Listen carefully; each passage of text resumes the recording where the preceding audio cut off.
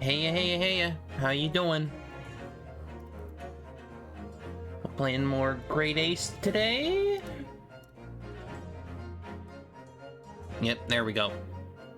Gonna be starting up case 4, so we're about... well, we gotta do this case and then we got more final one. Then we'll pretty much be done with this whole collection here. At least for now. Because I don't know if they're gonna be continuing this line of, games, but I guess we'll see. Other than that, let's start. Skull.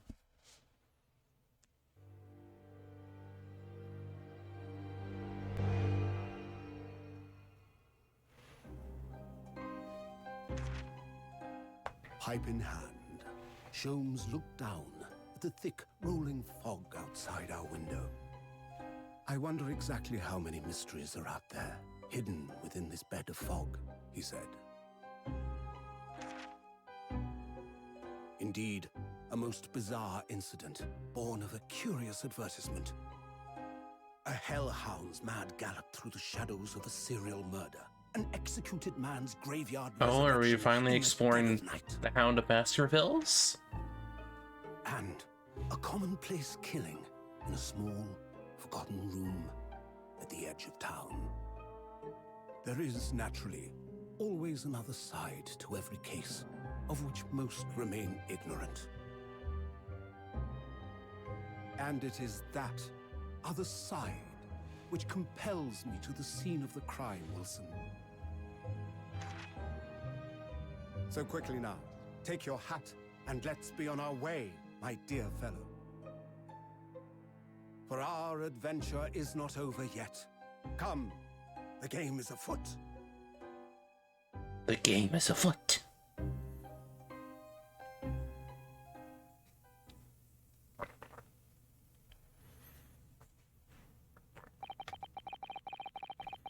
Eight days after that earth-shattering trial and Kazuma regaining his memory. We were in the foyer of one of London's most luxurious hotels, the Great Waterloo Hotel. Hey Lucy, how you doing? Glad you can make it. Hope you enjoy your little stay.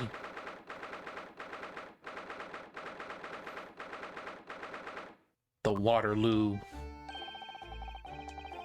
Professor Mikotoba is due to arrive at any moment.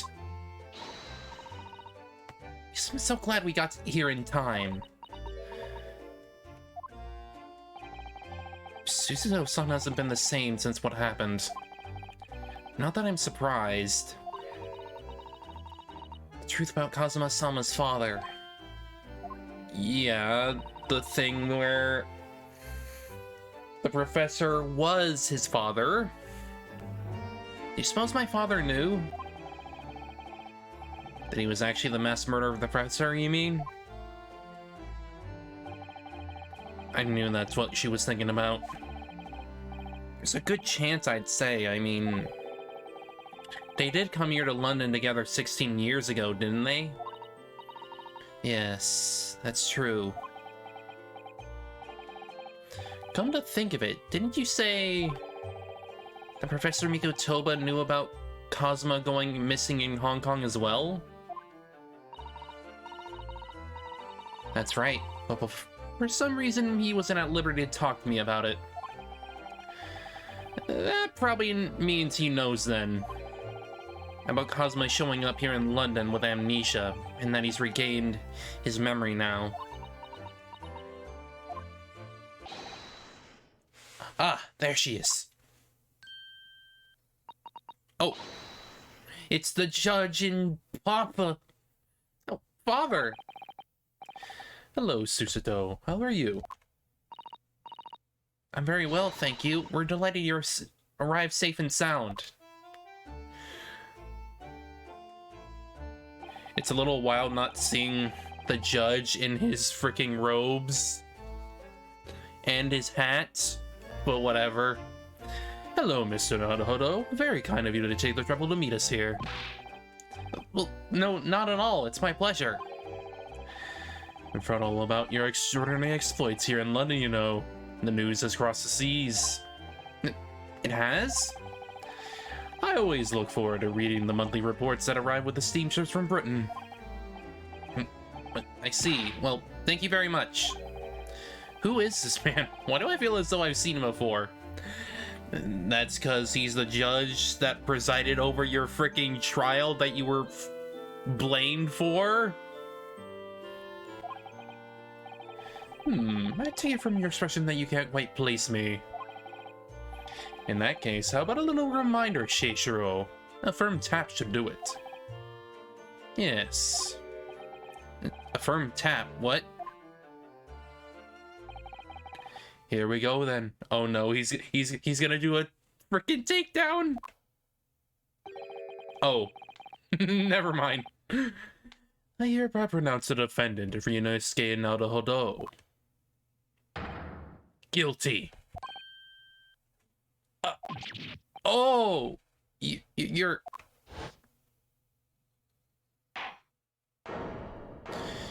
Yes.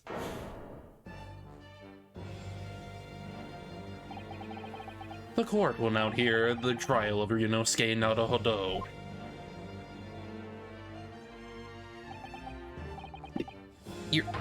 Your Excellency. Hello, Judge Jigoku. How are you? It's been a long time. Good, you remember now. That really did the trick. Guilty. Only I was declared not guilty, wasn't I? There was no laughing at the time. So London again after all this time. Hard to believe it's been 10 years. To be honest, I never thought I'd be back. Neither did I. I didn't imagine Japan would ever be invited to an international symposium like this. Though really, I doubt anyone did, to be honest. It's all thanks to you, isn't it, Seishiro? What are you talking about, Eugene? Of course, Judge Jigoku. He must complete the set. He's the other man, who 16 years ago came to London with Kazuma's father and Professor Miko Toba. He's the third visiting scholar. Well, all those passport checks and luggage searches at the border took a lot of time. I must say, I'm very envious of your ministerial status. You didn't have to go through any of that, did you? I knew you were jealous. Sorry? Ministerial status? Yes, didn't you know Seishiro here is also Japan's Minister of Foreign Affairs? It was his personal insistence that allowed you to take Kazuma's place here on this study tour. Guilty as charged. Oh, well, thank you very much. He's really every bit as important as he looks. Ah, yes, no, Naruhodo. I received a telegram from Lord Strongheart yesterday. Oh, you did? It appears that some things came to light in a trial you were involved with 8 days ago. About what happened 10 years ago. That tragedy.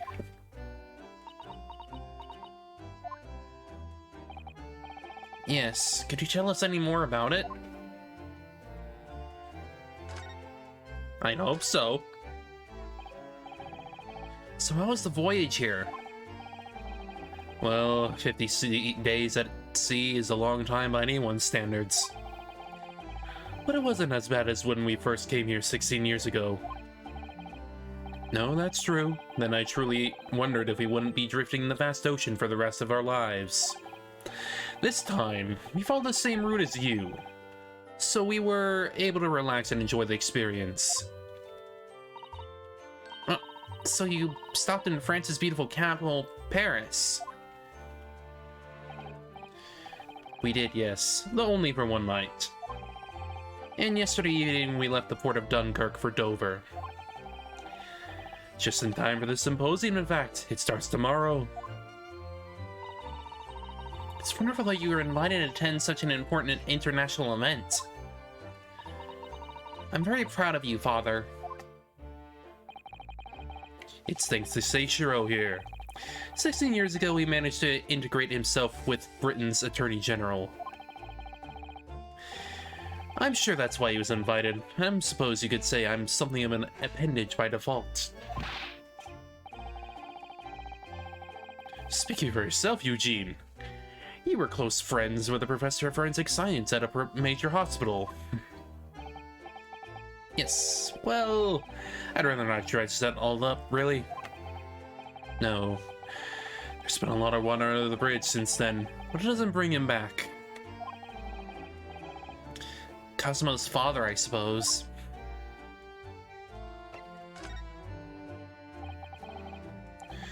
The professor, the killer who took the lives of 5 members of the British aristocracy, was actually Cosmo's father, wasn't he? That's correct. Genshin Aosugi.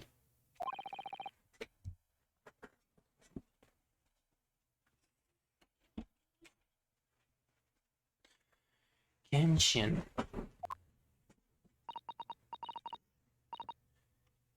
You knew, I presume, Father? Yes. He was a close friend at the time. Genshin came to Britain as a police detective. He was studying investigative techniques at Scotland Yard. I've never understood what drove the man to commit such heinous acts.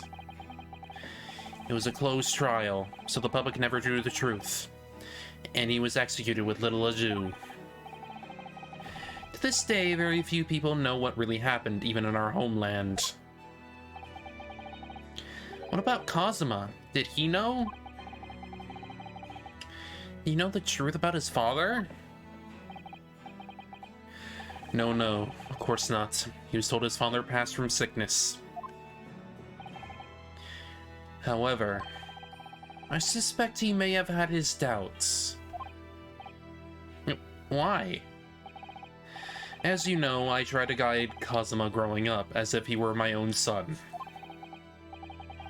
Then one day he came to my office at the university and said,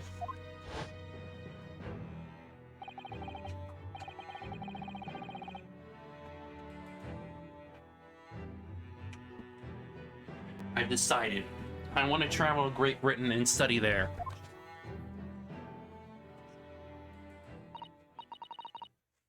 Do you think he wanted to come here to investigate his father's death? I don't know. When I looked into his eyes, I did know that there was no way I'd be able to stop him.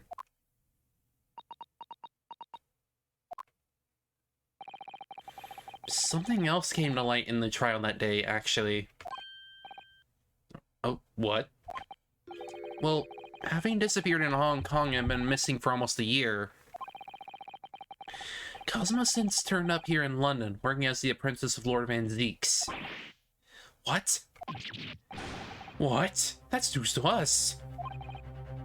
So, Lord Strongheart's telegram neglected to mention that part then.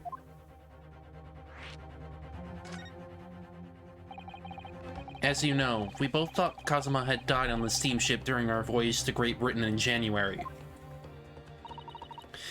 But he didn't die. He's alive. As you knew, didn't you, Father? In actual fact, no. What I did know is that when your ship docked in Hong Kong, he mysteriously vanished. We sent a team of investigators to Hong Kong to try and ascertain what had happened, but to no avail. But he's still alive. And here in London, you say? I never dared to even dream of it. Why on earth did the young man not make contact? The government and the police have been chasing clues fruitlessly for months now. Well, it seems he was suffering from amnesia. What? Amnesia? First came across him again here in London. He didn't know who either of us were. I see. He only regained his memory 8 days ago. It's unbelievable. Yes, it's quite miraculous. I wonder why Lord Strongheart didn't let us know. I must speak with him urgently. I wonder how Kazuma's been these past few days. Would it be for wrong to go and visit him?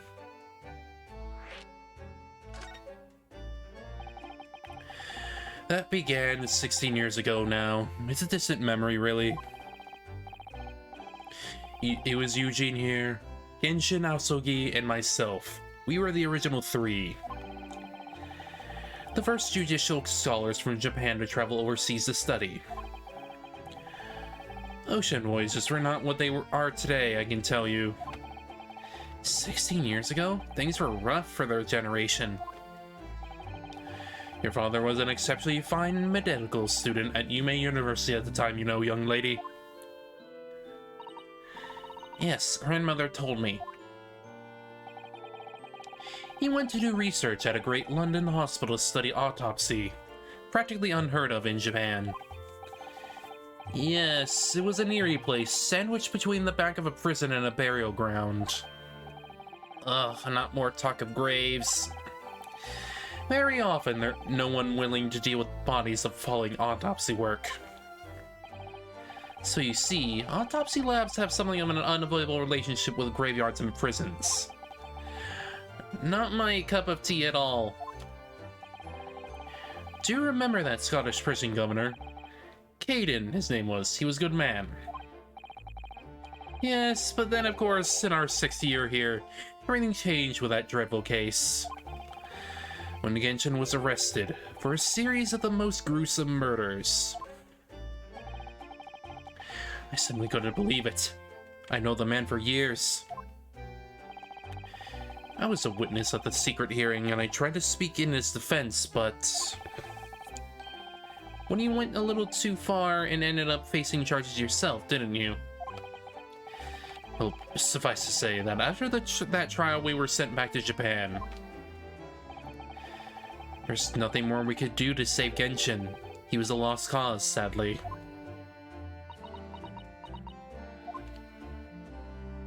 Unfortunate.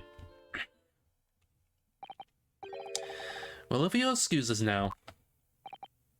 Yes, I'd like to get this trunk up to my room as soon as possible. I'm so sorry, I shouldn't have held you up here for so long. I'll cover the porter then. Just wait here. Sudo's gone off on a run. I'd like to stay and talk more, but I do have various preparations to make for tomorrow. Yes, of course, it must be a big responsibility representing our entire country. I wish you best of luck. Naruto, I hope you'll keep an eye on Susato for me. Keep looking after her as you obviously have been. Oh, no, I mean, if anyone's looking after anyone, it's her looking after me. Well, I do appreciate you being there for her after all. I've been a miserable father to her. I've thoroughly let her down. Sorry? What do you mean?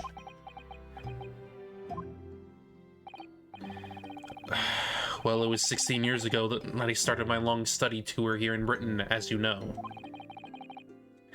The very year Susato was born. Yes, I heard. The birth of my daughter was the most joyous event in my life, but... well, sadly it was accompanied by the most tragic event of my life too. Oh, yes, Susato-san hinted at something like that. Her mother died then. It's a rather turbulent time at home. She died in childbirth, more than likely. Anyway, I won't bore you with the details. The point is, I became a rather less dependable than befits a grown man. And it was then that Seishu offered me the opportunity to study here in Great Britain. I was too worried about you to leave you behind. So perhaps I was a little heavy-handed when it came to persuading the company to me to London. So that's what happened in a nutshell. And that's also the reason why I now feel compelled to give my daughter as many opportunities as I dare. Though the world does not readily afford young women such things, I must say. I completely understand, Professor. Ah, one other thing, Naruto. If I may be so bold, I have a favor to ask you. Really? Of course. What can I do for you? Well, the thing is, I'm so sorry that took so long. Susato. Wait a minute. Wait a minute. Wasn't that guy in the background, like... Wasn't he, like, the boss of, like, the carriage... Like, the carriage business or something? Unless they reuse models, which I heard that they have reused models for this specific game, so I'm unsure. Allow me to take your bags. One moment, if you please, Porter. Of course, sir. Oh, and it's the same exact animation from that freaking trial, of course. The machine around your neck. It's a camera, I believe. Quite right, sir. Just 5 shillings for a lovely photograph to commemorate a wonderful stay at the hotel, sir. Well, I think given the occasion, we could justify the expense. Yes, of course.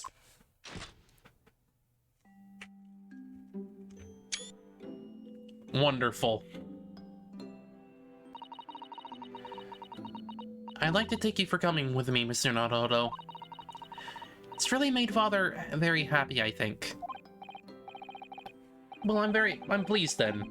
But we were interrupted before. Mr. Mikotomo was about to ask me something. Should return to Baker Street then. I expect Iris will have some delicious tea waiting for us. Yes, let's go. I'm getting more and more anxious about Cosmo, though. Perhaps I'll try to meet with Lord Strongheart later and ask after him. Well, I guess we're not gonna be able to know... We're not gonna be able to know what he wanted to ask us for a favor. Whatever.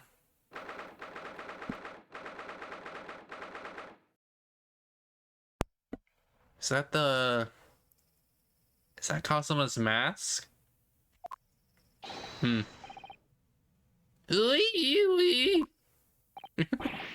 was that? A man screaming in the most unflattering way. Do you think... Could it have been Mr. Sholmes? Oh my, I do hope not. I don't do it anymore. Mon ami, mon ami. Stop this disgraceful display, huh? Who are these people? Look at their hair. It's bright red. Who are they, indeed? I think they must be clients of Mr. Sholmes. Right, you two. You're coming with me now. Down to the clink. No, not in prison. It's dark and damn it, I don't like it. Off is the darkness. It is my friend. I am not scared. But you're always scared of the dark. Shut your mouth, you idiot. I was going into the dark and plan our next daring heist. Oh, they're heisters. I like this. I don't like it. Well, tough. We'll finish this down at the yard. Now get moving. Bye then, Ginny. Have fun.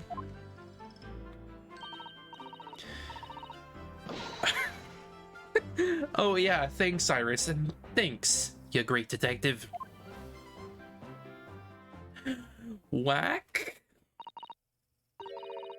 I guess they're gonna have some future relevance in the case, maybe? I don't know.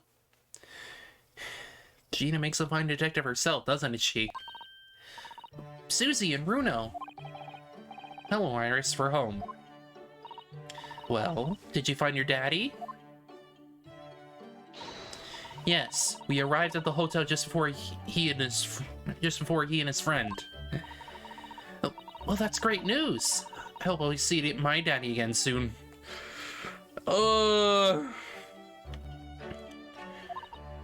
We really need to frickin' tell her. We need to frickin' tell her. Yes, of course. Dr. John H. Wilson. So, Iris, all that remains now is the greatest problems known to man. What?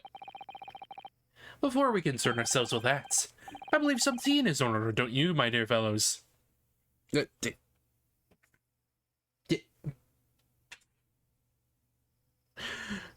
they freaking dye your hair or something?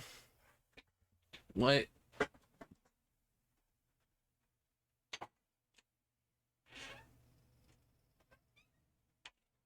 Did they freaking dye his hair? Did they dye his hair? Was that the whole point? I don't get it.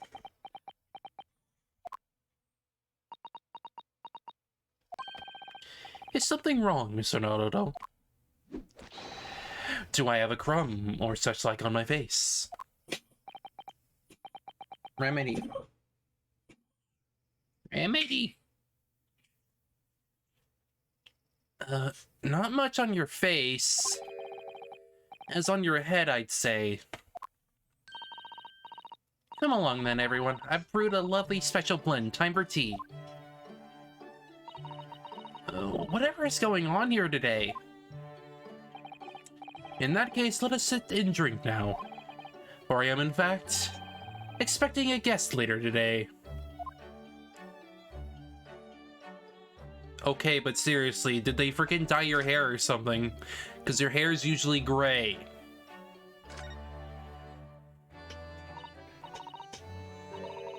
Mr. Sholmes, who are the two gentlemen that were here before?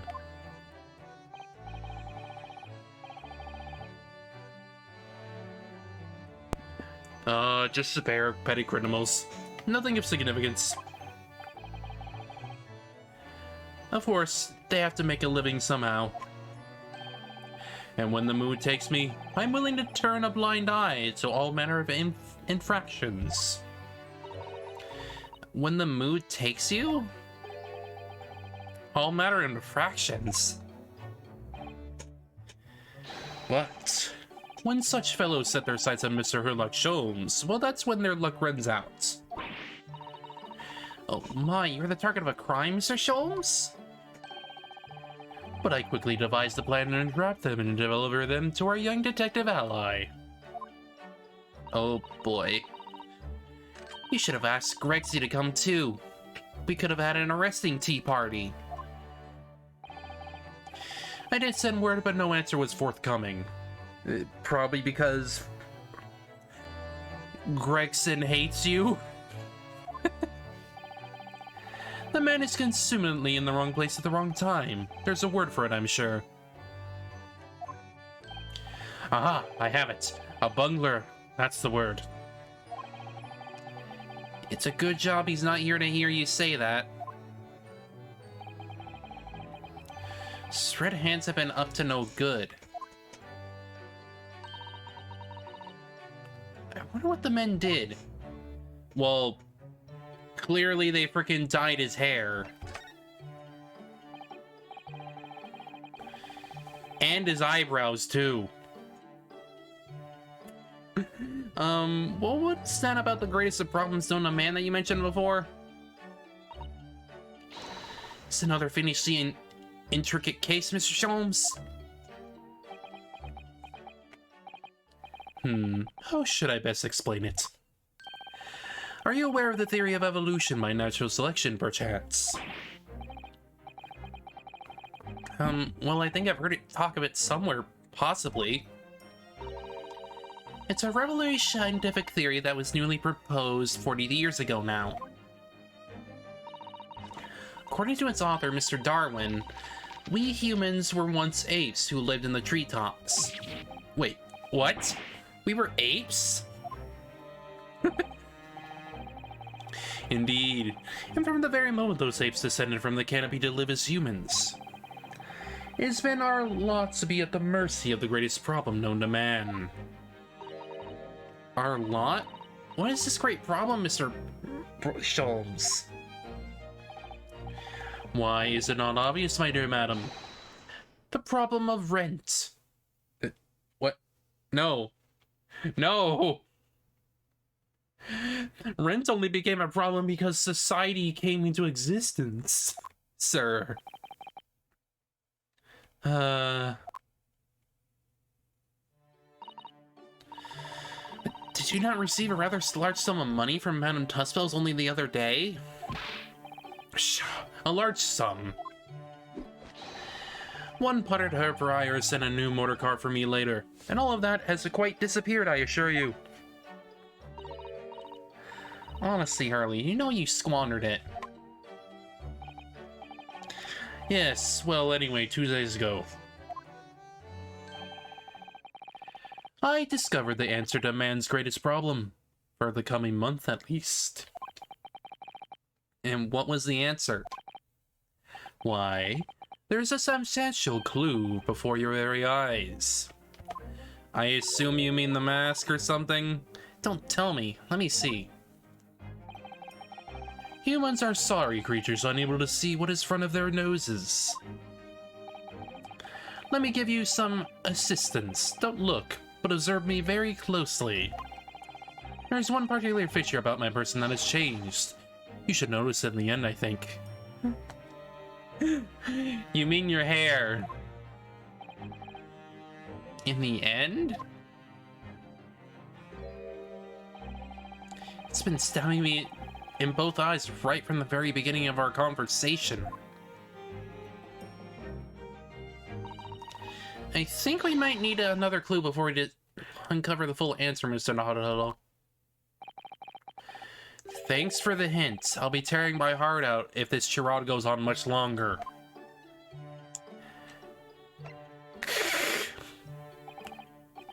Sholmes, isn't it about time you told us the truth? Just over a week ago you said to us,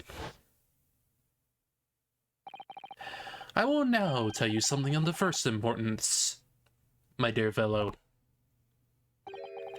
Great detectives are wont to lie. It will serve you to remember that.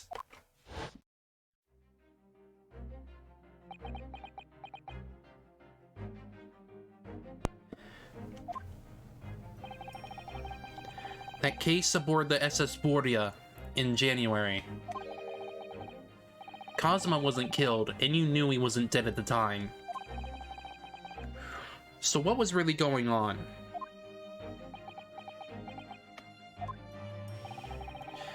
The fellow was unconscious for a very long time. If he hadn't regained consciousness when he did, his life would have been in mortal peril. Of course, a side effect of the prolonged comatose state was amnesia, as you now know. It was a simple enough task to silence the crew. How? After they carrying out of the cabin, I assembled them in the lobby area.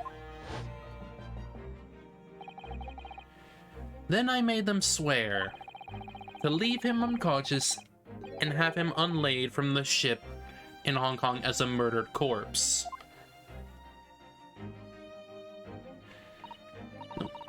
How horrible. It was necessary to find some material of which to persuade the crewmen to keep their word, of course. Why? Why did it do it in the first place? I will be at liberty to elaborate in due course. But for the time being, I would like to reassure you. I didn't foresee subsequent events. What events? His appearance in Hong Kong. Oh. I believe I may have made a gross error of judgment. Sholmes.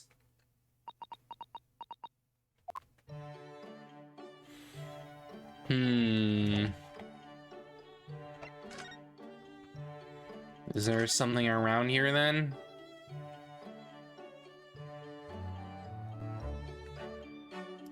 Is there something around?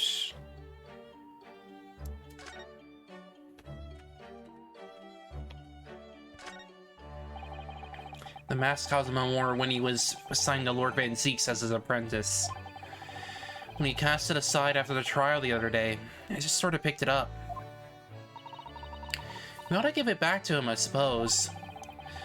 But he has his memory now back, doesn't he? Can't help feeling he might turn around and tell me to coldly to wear it myself. But isn't he your best friend?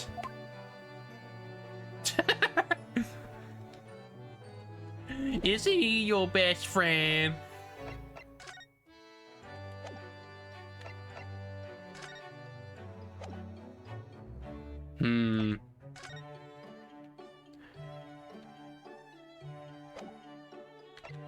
There must be something that I'm missing.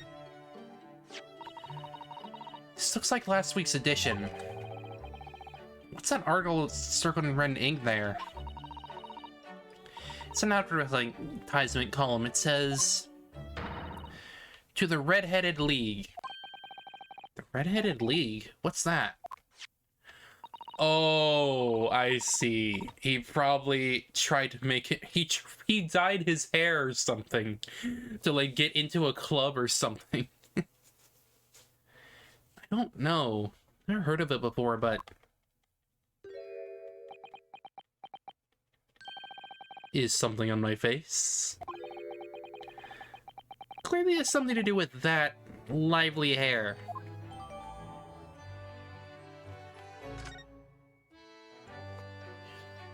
Yeah, that's what it was.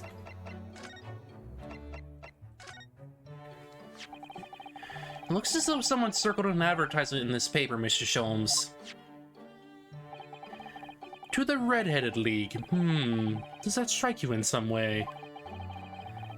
I was thinking that just maybe it might be related to your bright red hair.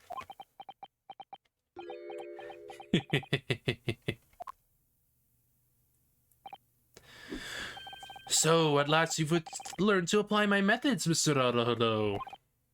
Sorry? In the first instance, and quite indispensable observation.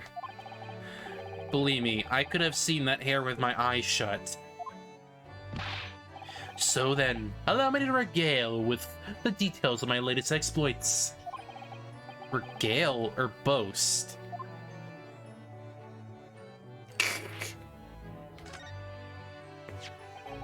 So what is the Red-Headed League, which seems to be the subject of the advertisement you circled?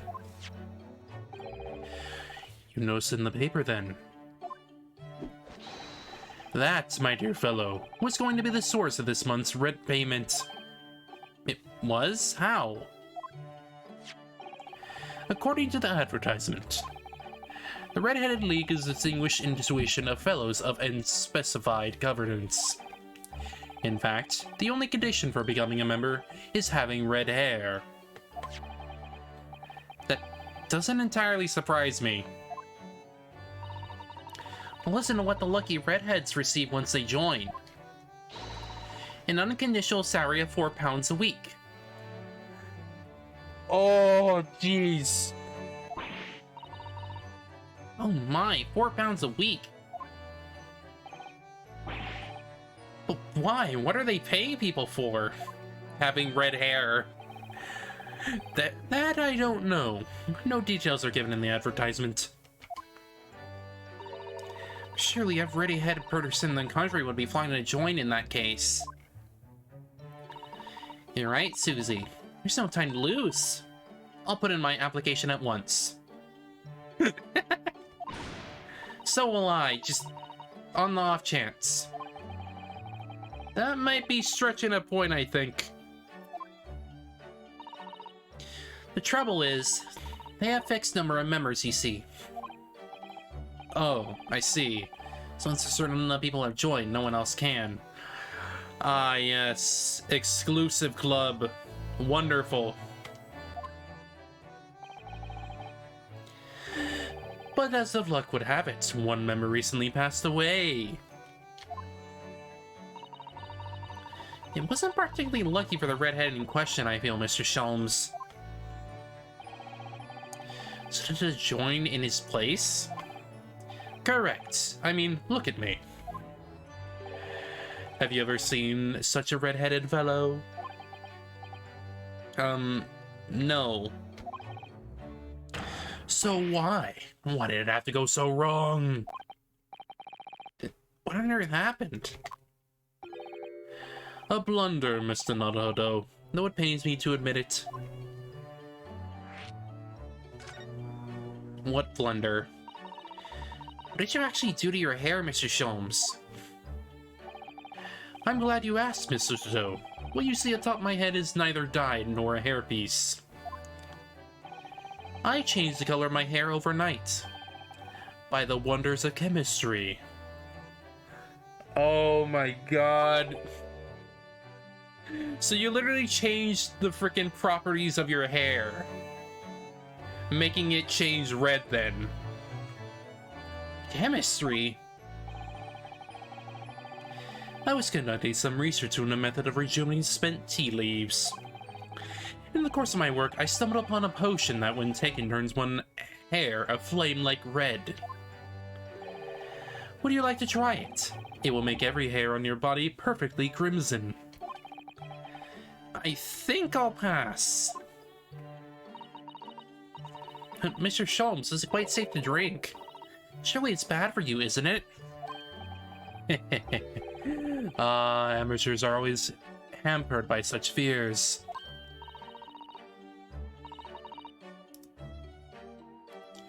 Oh, I should have never doubted you, Mr. Sholmes. You mean to say... But of course... To earn 4 pounds a week, one must be prepared to turn a blind eye to a little danger. That degree of red signals more than just a little danger, surely. So anyway, Hurley left full of confidence yesterday with his new red hair for the park on Line Street, where the Red-Headed League were interviewing prospective new members.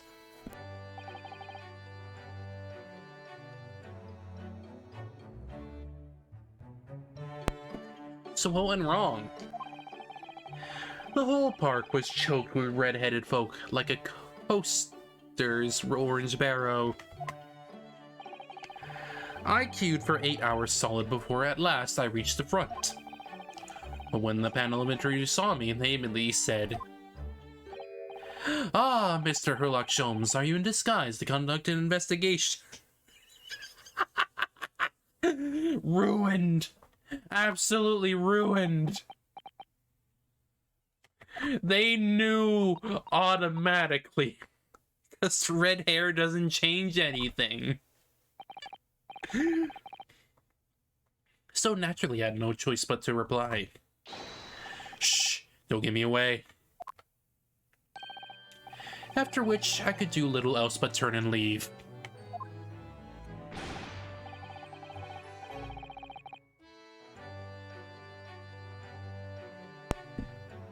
And then this morning when I looked in the mirror, irritation stirred within me. So I turned that pair into the police. What? Dear, what a disaster for Hurley and those two redheads.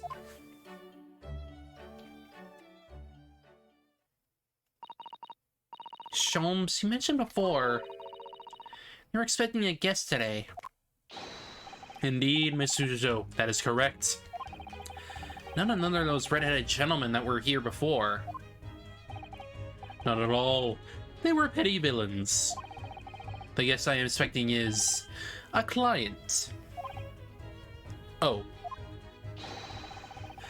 A young gentlewoman who wishes to appoint the services of this great detective, no less.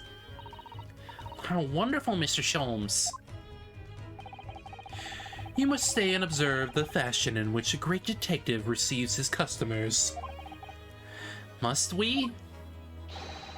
I have you in my clutches now, Rent. Just I have you in my clutches, redheads. Hearty laugh is making rather sinister thoughts, I feel. You know the lady isn't due for another hour yet. Don't feel as though you miss wait around if you have other things to do. Well, yeah, we do. I'm gonna go talk to Strongheart. And his totally not suspicious motives.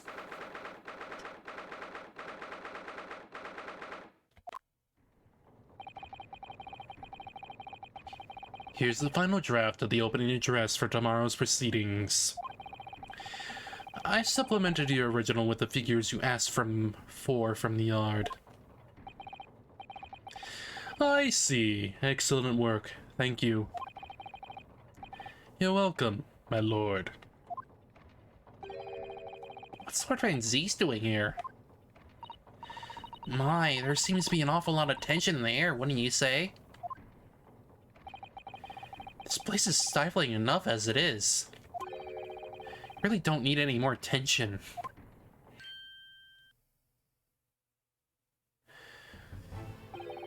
My apologies. I didn't notice you come in. Your small stature and dark dress make you all but invisible to me.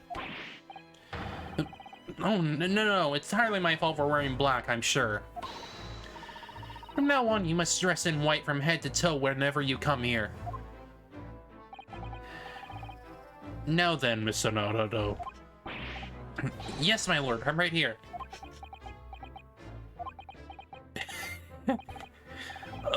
Kill me now. Is something wrong? Perhaps it's a little too hot in here for you. Not at all. I mean, I've never experienced a room at such a perfect temperature.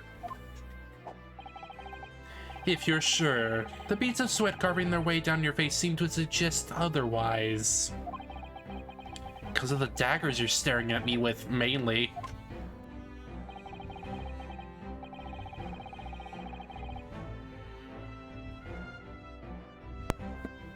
As you're no doubt aware, my International Forensic Scientific Symposium begins tomorrow. In fact, your father arrived here in London earlier today, I hear, madam. Yes, that's right, my lord. He's extremely honored to have been invited.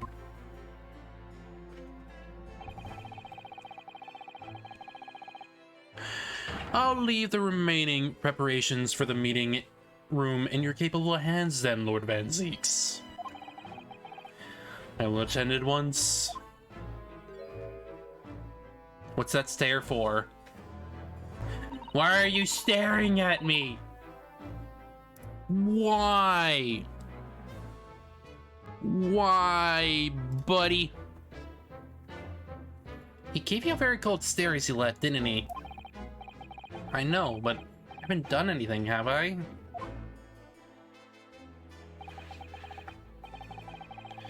These past few days, my feet have barely touched the ground, I must say. My dedicated right hand of my many years was recently put out of action in spectacular fashion. Oh, sorry to hear that. Is your left hand still of service? So no, he's talking about Dr. Scythe. Oh, of course. I'm very sorry about that. I was just, Fear not. You've done nothing wrong. Dr. Scythe's own wrongdoing precipitated the situation. You needn't concern yourself with it any further. Well, yeah, Dr. Scythe was a whole bunch of things in that freaking trial. She was the real freaking killer, for one. And she also freaking hid all their damn crimes from a previous time. That would be a lot easier to do if it weren't for the piercing stare you're giving me. Lord Van Zeeks is doing an admirable job of holding the forts. Though disturbingly, his apprentice has been missing since yesterday. Oh, missing? What's Kamikazuma-sama now?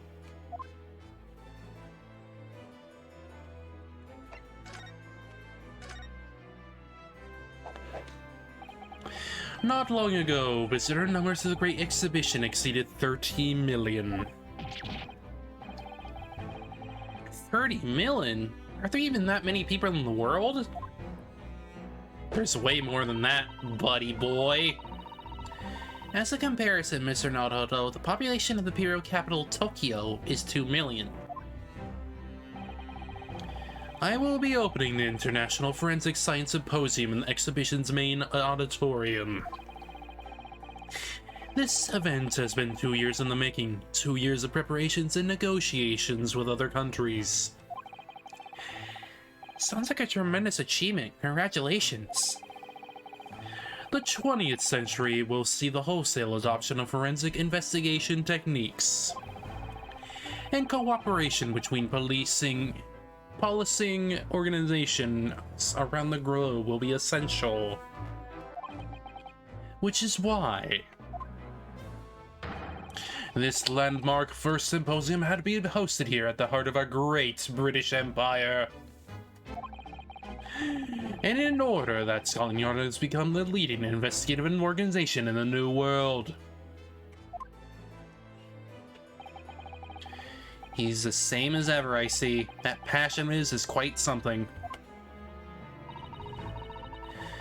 You're every bit as passionate in your own way, I'm sure, Mr. Naruto. I'm the only one in the first person in this country who truly cares about a future that embraces forensic science. It was my intention to become Her Majesty's Attorney General and reform the Yard from the ground up. So the disgrace of the forensic investigation team has been a bit of a bitter blow to my ambitions.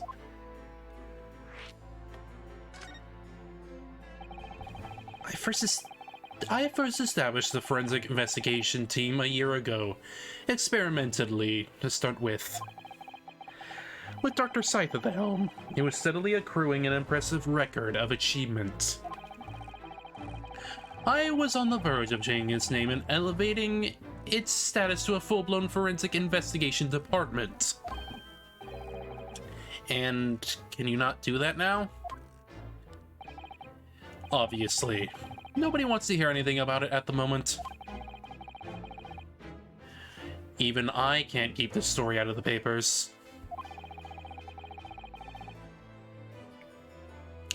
6 million Londoners will be cursing forensic science now.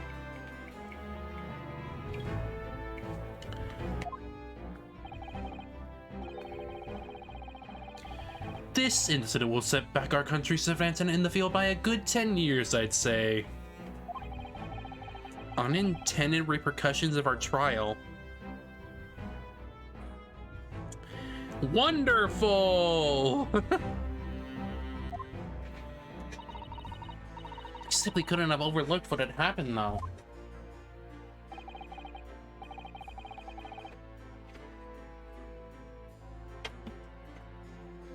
Of course not. We should all be grateful to you both. Anyway, I'll still reform this country's policing when I become Attorney General. This might delay my plans, but it won't alter them. Nothing will stand in my way. I don't know. I have a feeling that you're the guy that's been hiding and covering up a whole bunch of shit, so I don't trust you. About Lord Van Zeke's apprentice. Yes. That came as a surprise to me, I must say. That you and he are old friends. Why did he become an apprentice to Lord Van Zeke's in the first place? It came about 3 months ago. An unidentified Asian man was apprehended by border police. They found him hiding aboard a large goods vessel.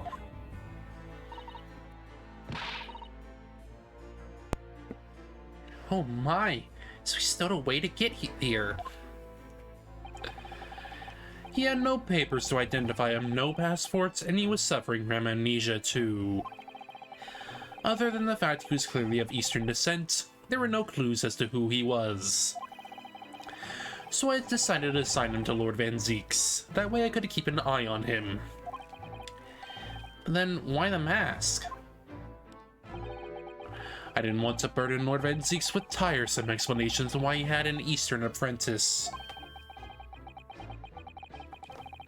Because it wouldn't be so much easier to explain why he was wearing a mask? He's proving to be a great help to Lord Van Zieks. I have high hopes for his future.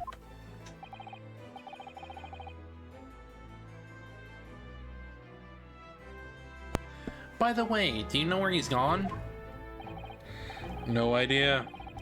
But I believe he's left London for the time being. Oh. I take it you also didn't know that the man's father was one of our country's most infamous criminals, I mean.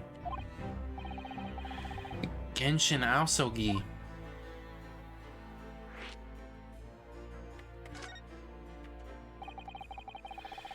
What we learned from that trial 8 days ago was a huge shock, finding out my friend's father was...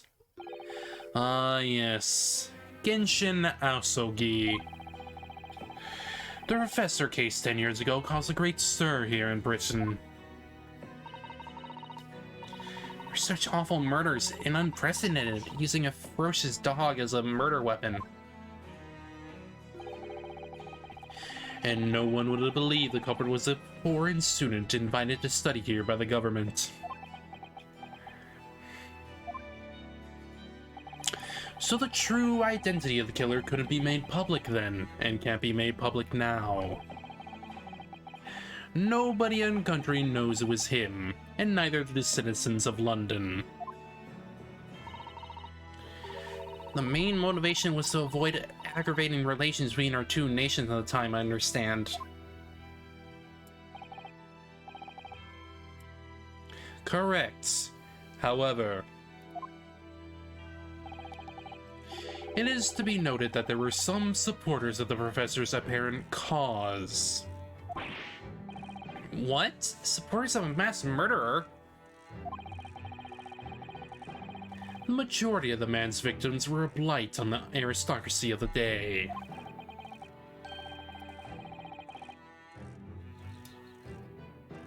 Somewhat ironically, their deaths actually benefited society as a whole. Or so a fair few thinkers in London believed anyway.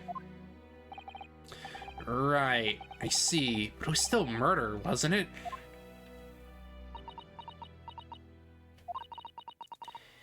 Seems very similar, doesn't it? To the idea of the Reaper of the Bailey.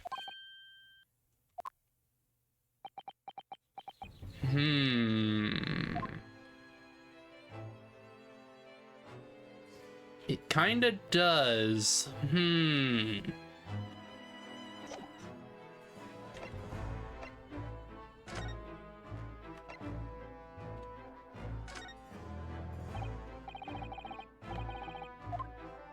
Nothing!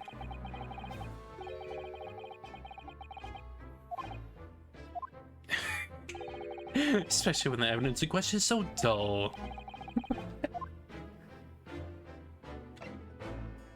I mean... Is there anything in here? Anything at all? It's not like it's standing out.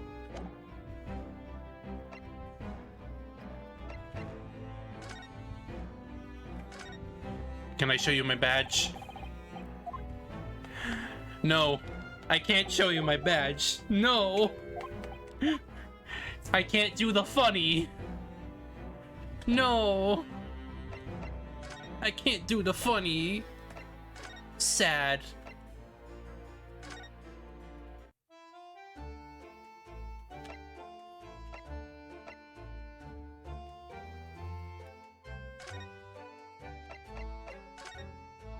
Uh...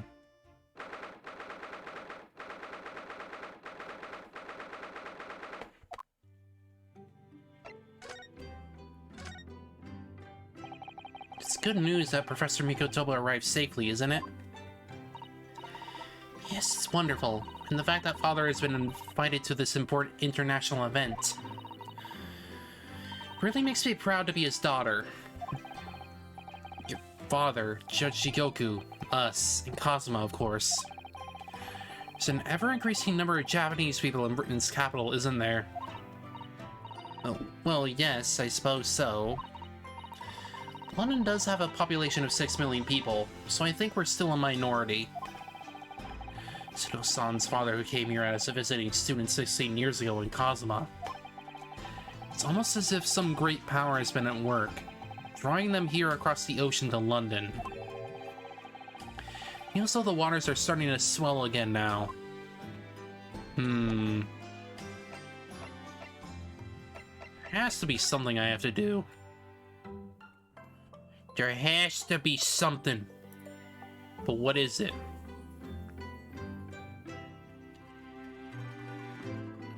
It has to be something.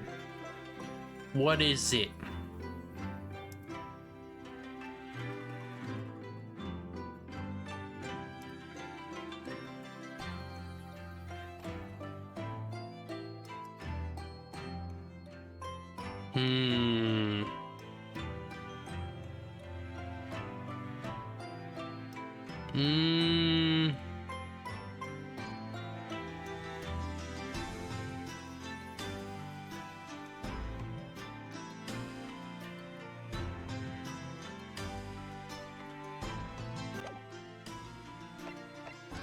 I mean, I guess we could probably go back here. Because wasn't there... Yeah. That's right, that's right. Ding-a-ling-a-ling. That means our guest is here. Aha! Here's my guest now. My latest client with money to spend. But you hope it's an exciting case, Hurley.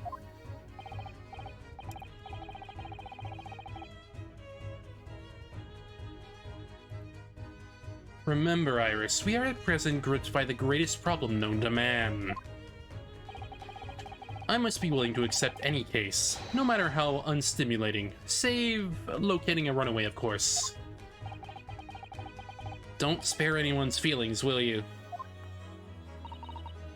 Oh dear, I'm afraid that Hurley can lack a little tact, especially just before the rent is due. Huh? Sholmes, Mr. Herlock Sholmes, please, oh please. Please find my husband, he's run away. Weren't you...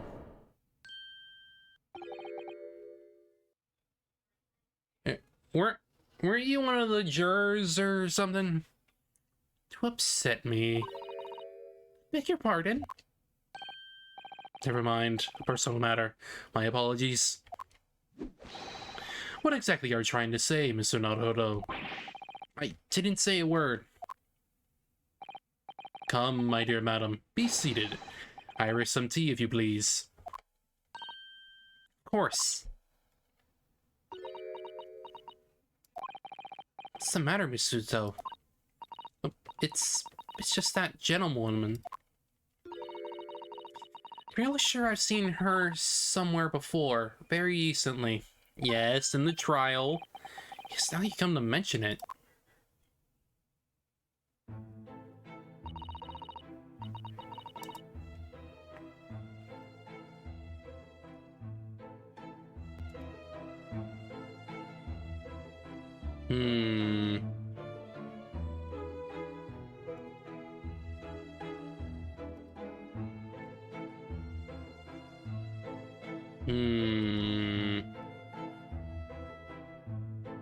Okay.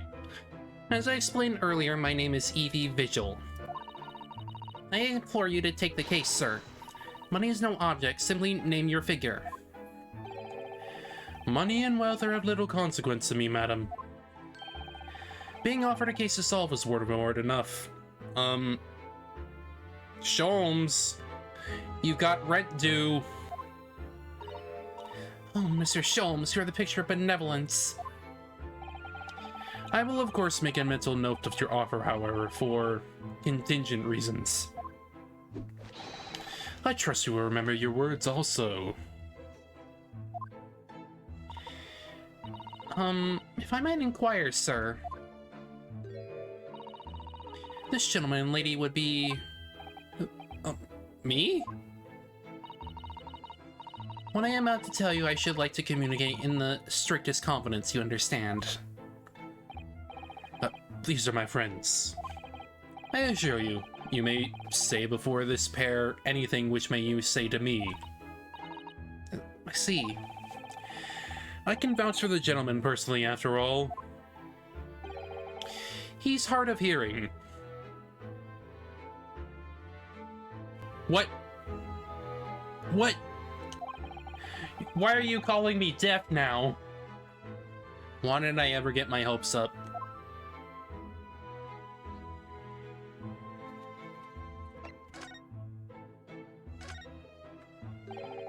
Forgive me for asking, Mrs. Vigil, but have we met somewhere before? Quite recently, perhaps? Oh my! Psh, oh, my dear fellow, what is your intention? Clearly you have no ability to differentiate the facial feature of the English.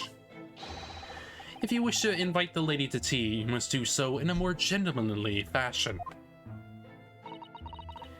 Is it possible that you're the nice young lawyer from the trial I attended last week? I knew I recognized her.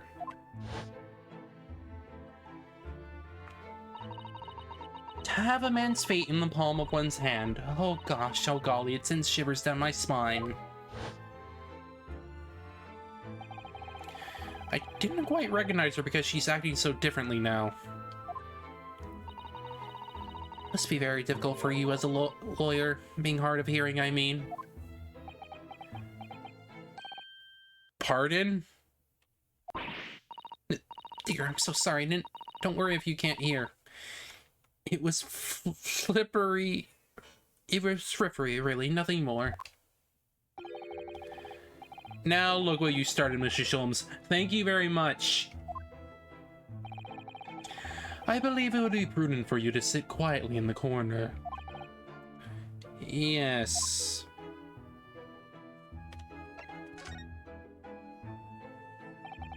Tell us about your husband, madam. Mr. Vigil, my daily, is 40 years of age. I have a photograph here.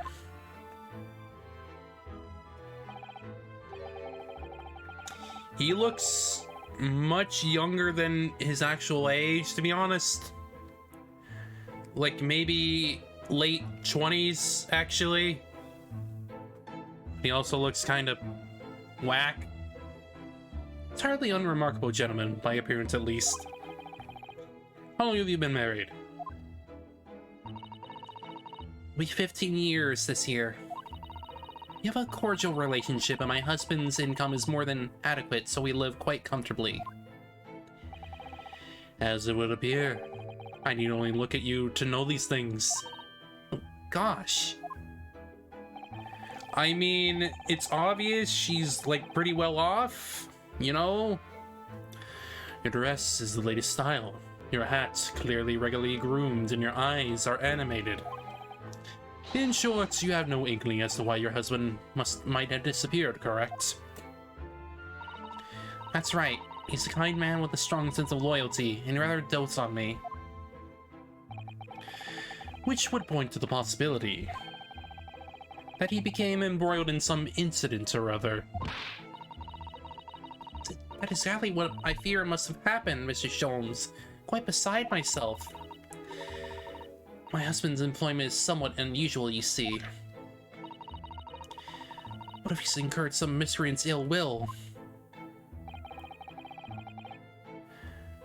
What exactly is your husband's line of work? He's a warder at the prison. Hard? That is somewhat unusual.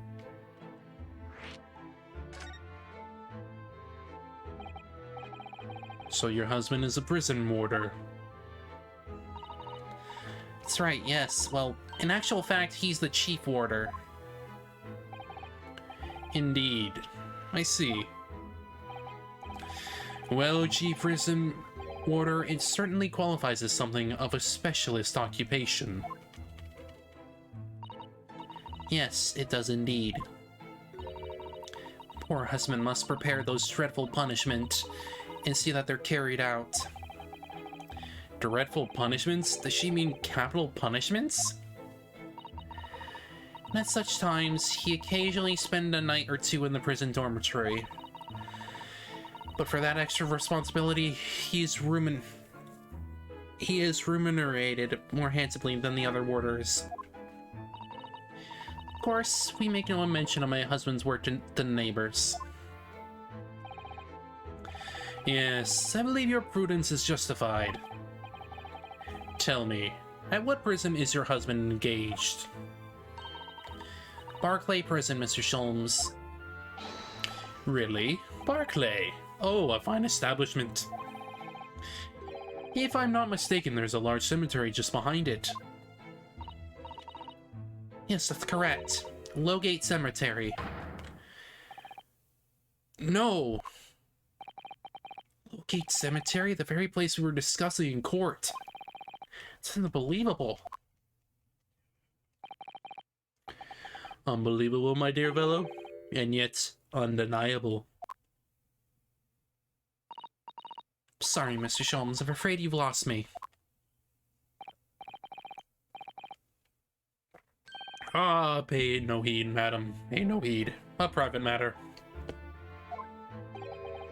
This can't really be a coincidence, can it?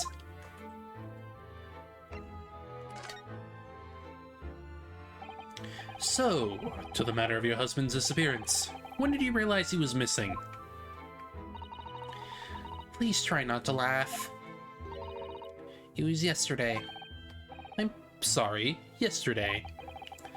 It really is recently, laughably so.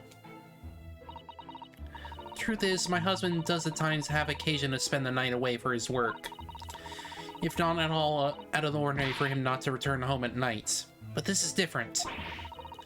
Not to make any contact for a whole day. That has certainly never happened before. My dear Daly, whatever could have happened? My dear Mrs. Vigil, please calm yourself. Now then, have you contacted the police? Why, naturally, but sadly, refuse to listen to my pleas as my husband has only been missing for 1 day.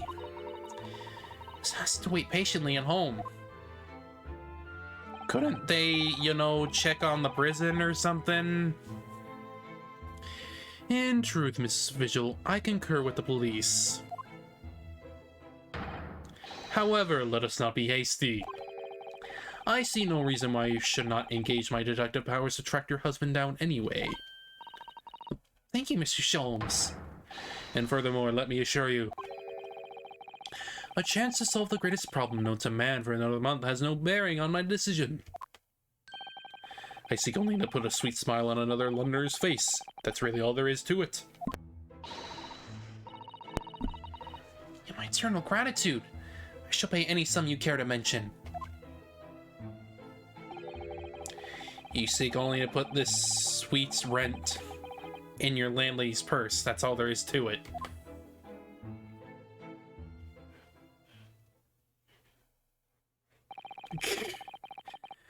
Thank you for everything you've shared with us, Mrs. Vigil. I believe I have the information I need to begin my investigation. Please report to me soon with good news, sir. Fear not, madam. In a day or two, I shall be contacting you with heartening reports, I'm quite sure. So soon? Oh, how splendid, Mr. Sholmes. Good news should be delivered early, I always say. You would be so kind as to leave the photograph of your husband in my possession.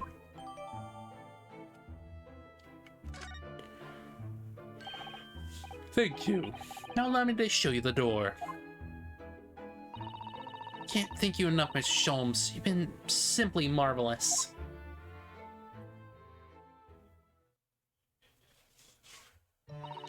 You know, I think it every time, Hurley. How do you come out with such nonsense? Good news in a day or two? Are you sure? I can't be sure, of course, but then I didn't swear it. I merely gave the good woman some hope. I hope to be able to give her good news, one might say. After all, the rent must be paid by the end of the day tomorrow. And if by that time I'm successfully loaded Mr. Vigil, we shall be mutually relieved. Wouldn't you agree, Mr. Naruto? Don't look at me with those pleading eyes. Well, my dear fellow, did you hear the details of the case? Yes, my hearing is surprisingly good, actually. Excellent. And what did you make of it? Well, I was surprised to learn where her husband worked. At Barclay Prison, I mean.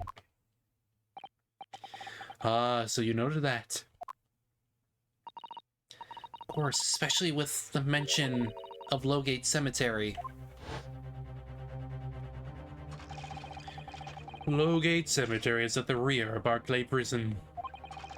So is renowned among us students as a university for being haunted by the ghosts of condemned convicts. Barclay Prison is where that notorious man was incarcerated. The professor. And now the warder from the prison has mysteriously disappeared, it would seem. It's all very peculiar. Indeed. But nothing you can't handle, I'm quite certain, Mr. Naruto. Sorry? Run along to the prison and see what you can glean. Would you? It's the prison governor you want. No doubt the man is equally worried. But are you going to go yourself? Sure, you needn't ask. I can't possibly be seen out with his hair.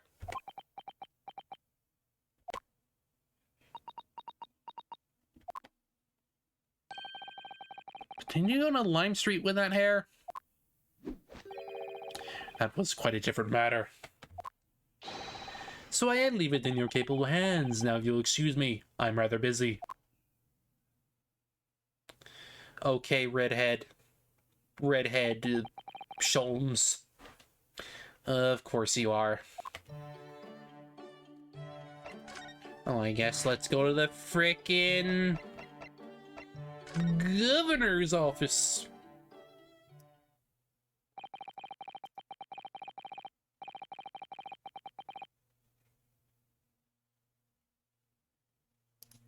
Barclay Prison is on the outskirts of London, backing onto a lonely burial ground.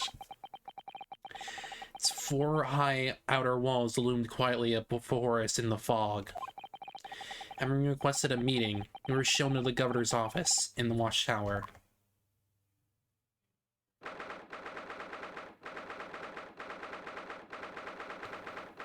What the hell?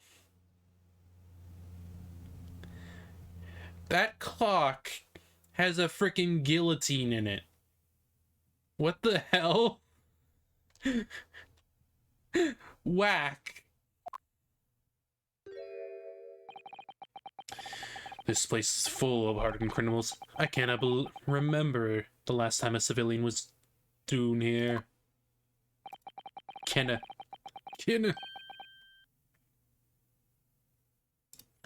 And you didn't want to talk to an inmate, but to me. He's a beefy boy. Do you ken who I am? I'm the governor, Barry Kaiden. Hmm? Oh, yes, it's a pleasure. I'm Yunosuke Naruto, a defense lawyer. And an Easterner, I see. Does that mean...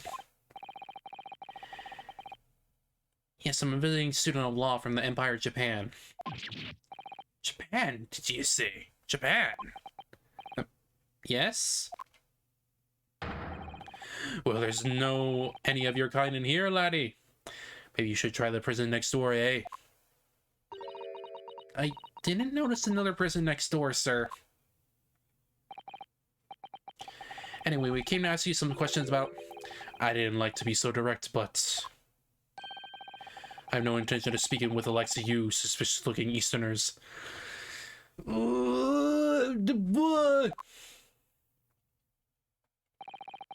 No, get out of my hair. So as soon as he finds out that we're from Japan, he reacts like this. That surely means he's a racist.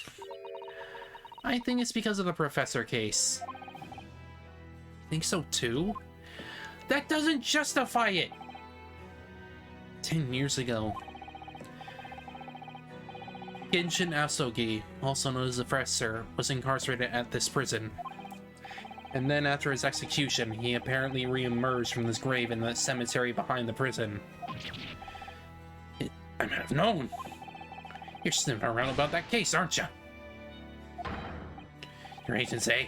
Under the Professor's great web, no doubt? No, we're just gone. Get gone with you, before I punch your lights out. We're going! Career that goes to that killer still haunts this place. We're not going to get anywhere here. This could somehow prove to this man that there's nothing suspicious about us. Governor Kaiden. I should just say Kaiden. What are you thinking, Miss Tuto? I feel sure that name came up in a conversation recently somewhere. I was wondering if whoever mentioned him might have some ideas to help us. I'm gonna think of it. I have the same feeling. Fine, boy.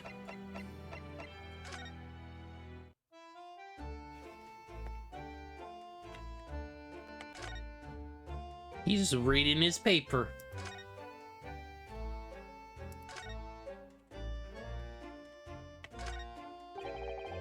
It's Professor Mikotoba over there. Ah, hello you two. Take a moment to catch up on the world now that I'm unpacked.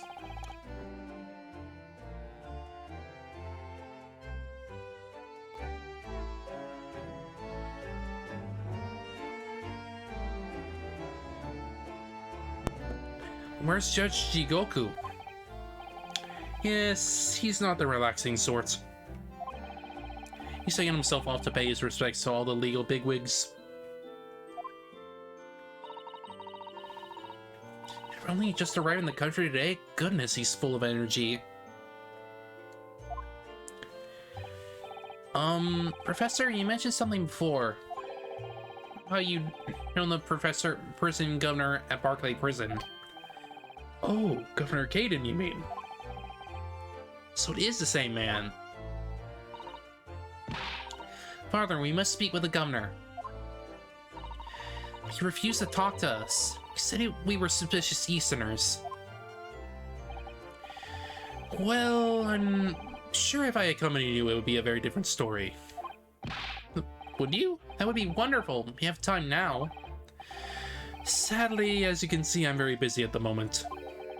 Busy drinking coffee on a comfortable settee? No, I have a rather lot to prepare for tomorrow, you know.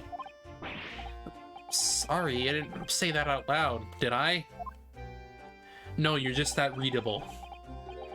You Mikotobas are alarmingly good at reading people's thoughts. Could it be that you, Naruhodos, are alarmingly bad at hiding your thoughts? Oof. Oof. Phoenix has that same exact problem. Let's not fall out now. I have an idea.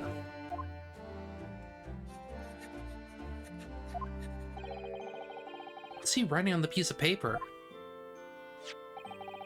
Here's a letter of introduction for you. Hopefully when he sees my name, he'll change his tune. Thank you.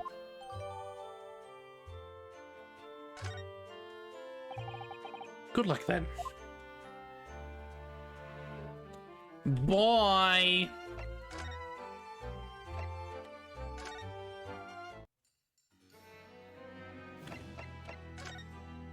I'm gonna throw this piece of paper in your face! Just cast your eyes over this, Governor Kaiden. What's this then? You cannot pull the wool over my eyes, good for nothing Japanese student. Mikotoba. That's the young jock from the forensics laboratory. That's Mikotoba? Yes, exactly him. Oh dear, perhaps I should have said something sooner. I'm Yuji Mikotoba's daughter, Susato. Jigs! You're the young man's daughter. And you didn't think to mention that before? I do apologize. Aye. Well, you'd best take a seat then. Can I offer you a cup of tea, perhaps? And don't forget to try one of these wee handcuff biscuits. Whack!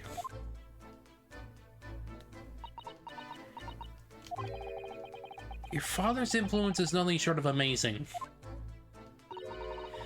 I'm bitterly regretting not announcing who it was from the outset now. So then, what can I do for you, Hen? Well, we're currently investigating a case. It's one of your warders, you see. He's gone missing. Missing?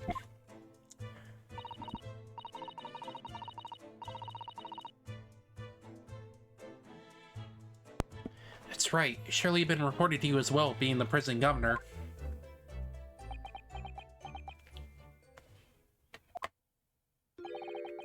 I haven't heard anything of the sort.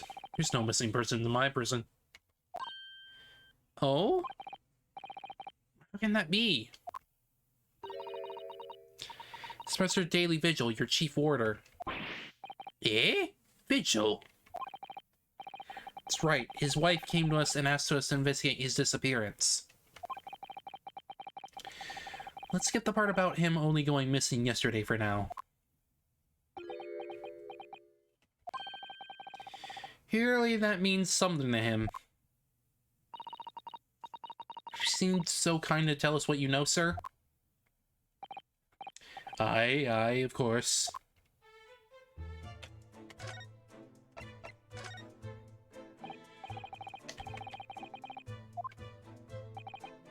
Oh, would you rather have a wee handcuff biscuit? Oh, no thanks, sir. You just cast your eyes over this. Or maybe you prefer real handcuffs, eh? No, neither for me, please. Lovely offers, though. Can you frickin' hold it back a little bit, dude? Please? We understand that Mr. Vigil is the chief warder here at the prison. Aye, that he is. Strong sense of responsibility and dedicated to the job, no doubt about it. He was a fine warder. Sorry, did you say was?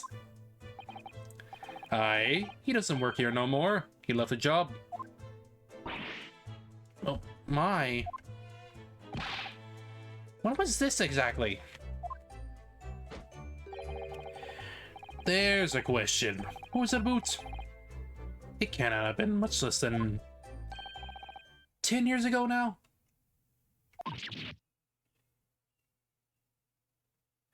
In the criminal justice system, present-based offenses considered especially heinous. In London, the dedicated lawyers who investigate these vicious felonies are members of an elite squad known as the Ace Attorneys. These are their stories. Amazing. I'm good. How are you doing? Good intro there.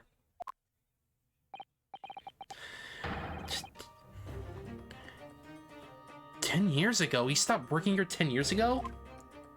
Cool. Right now, we're just kinda... So basically, we're just trying to find out about a missing persons case. A guy's been missing for about a day. That kind of stuff. Aye, as I mind it, Dickon. I haven't heard the fella's name in all that time. That's a word he's gone missing, though. Mrs. Vigil made a mention of it. I think perhaps Mr. Naruto that his wife simply doesn't know. I think she's unaware that he no longer works here. Governor Caden, can you tell us what happened? When did Mr. Mitchell give up his job here? That's important, is it? Yes, I believe it may be. What are you thinking, Mr. Naruto? I can't help wondering, given that it was 10 years ago. It's exactly when the professor was being held at this prison. More than likely, yeah.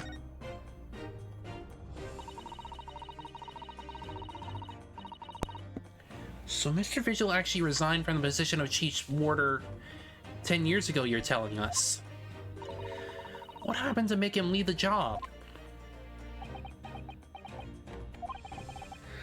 In actual fact, he didn't leave the job willingly. He had no choice in the matter. You mean he was dismissed?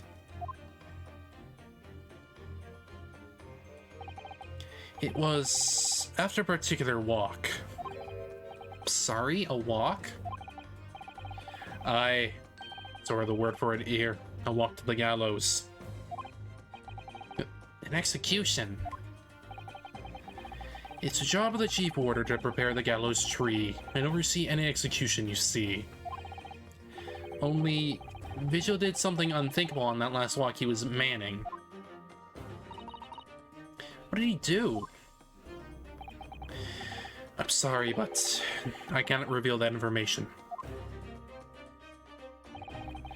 But I can tell you that it's a very rare for a Chief Warder to be relieved of his post. Why wouldn't Mrs. Vigil know anything about it? She appears to be under the impression that her husband still works here. I wouldn't make anything about that, I'm afraid. Can you perhaps answer one more question about the circumstances of his dismissal? And what would that be, Hen? That last execution that Mr. Vigil was responsible for overseeing, was it by any chance the professor's? My thoughts exactly.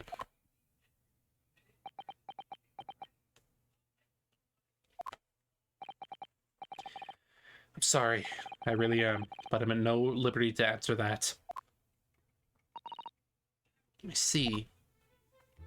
Unfortunate. Mother came to Britain all those years ago in order to study forensic medicine. Seem to have been well acquainted. The dead room, the prison, and the cemetery have a lot to do with one another. After all, they need fresh corpses for forensic research. Do you ken? Yes, I can imagine. Inside a medical site isn't always perfectly palatable. Your father worked in the laboratory just on the far side of the graveyard. In the basin of St. Sinners. It's still in use today. St. Sinners, that's come up before, sure. Yes, that's right, we've been there. Miko Tohan and I used to ride in a carriage together and negotiate terms. For more fresh material, I suppose. Aye. And we used to sit in here for hours and gab on a boot dissection and all sorts. Ugh, it takes me back. Over a pot of tea and a plate of cuff biscuits, of course. How charming.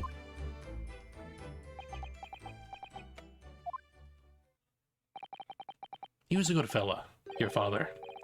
Reliable and dead set on his work. But I'm afraid I'll never understand you Japanese. Because of Genshin Asogi, I suppose.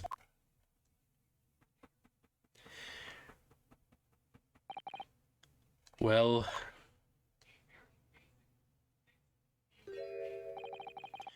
I cannot tell you anything else. Thank you so much for your time, Governor. Oh, one moment before you're away, I'm sure I have it here somewhere. Ah, found it. Here, take this as a wee souvenir of your visit to the prison. What is it? That's Vigil's dismissal notice. It's 10 years old now, of course. Are you sure? Aye. It's no trouble at all. It's no the original mind. Fair enough. Thank you very much, Governor Caden. Well, in return, do me a favor and never come back here. That case is closed.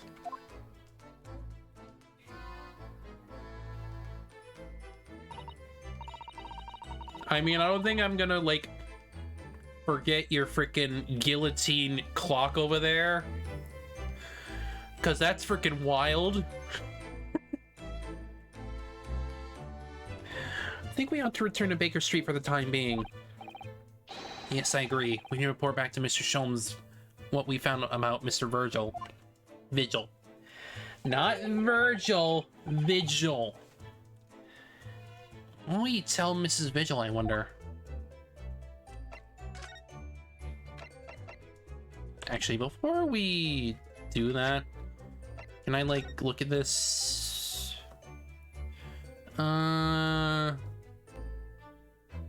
All rights to redundancy pay and other financial benefits are fully revoked. Aiding and abetting the escape from this prison of convict just prior to his execution. Wait. You're telling me he tried to help the professor escape? Details of the escape are still being investigated. Full caution when the inquiries will be expected. Indications are that the jailbreak plot was conceived prior to the convict's incarceration. It's believed that the convict engaged in some form of full negotiation with the prison staff or secure assistance. Full disclosure and information regarding these negotiations will be demanded.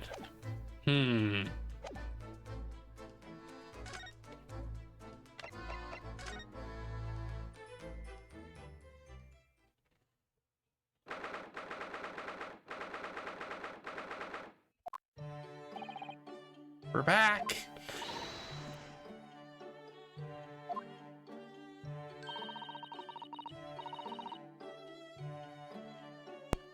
Thought you'd be back before long, so I baked some scones for us all.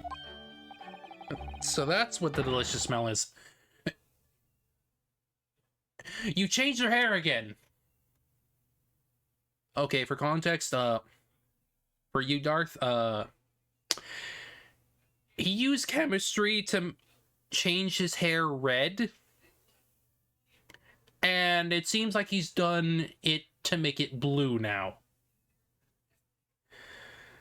Oh, greetings, my dear fellows. You've returned a good deal sooner than I was anticipating. Hello, Mr. Sholmes. It does. But, yeah, it was red before at the start of this case. He literally just used chemistry and then just made like a freaking potion that changes his hair red. I assume he's done the same exact thing here for blue. Hello, Mr. Sholmes. Say nothing. Your thoughts are written all over your faces in any case. Turns out that it may have been advisable to test my hair color restoration tonic before application. Oh my. Hooray! Tell me, what of our warder friend? Have you garnered some new information? Oh, yes, so something very surprising, in fact. It's not on a patch of your hair, to be honest. It certainly isn't, but still, we discovered that... Sholmes? Drop everything, Sholmes. It's more important. Sheena? I can't Adam and Eve it. What happened? What's happened? Clearly a very grave matter indeed. Or Miss Lestrade made no mention of my hair whatsoever. It's the boss. Gregson? What do you mean? Inspector Gregson? The boss is... He's dead. What? Gregson's dead? No, we don't get to listen to his theme anymore. Sad. What? They just found his body shot with a pistol. What? Inspector Gregson was murdered? No, not Grexy. Come in, my dear girl. Tell us the whole story.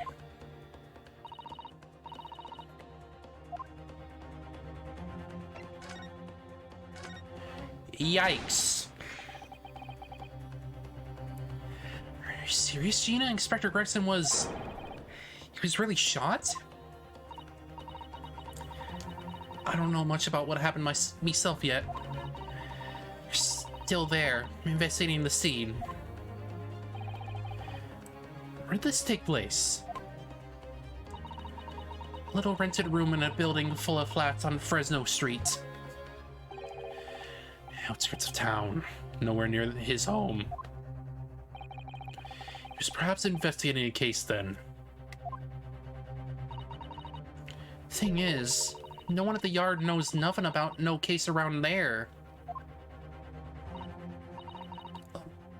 How strange. Boss was... You're so good to me.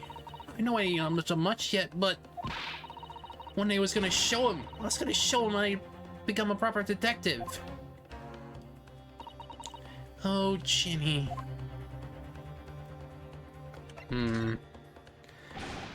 So who did this? Do you have any idea who the culprit is? They got him already. Already? Caught the shooter so soon? A witness reported something was going on, and the boys got straight down there and took care of him. Who? What awful person did this? Who? I still can't believe it myself. Who? Gina?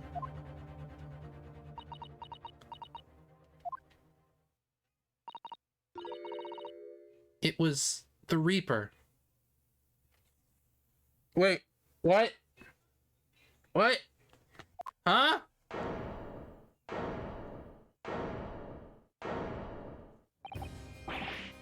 Huh? Okay.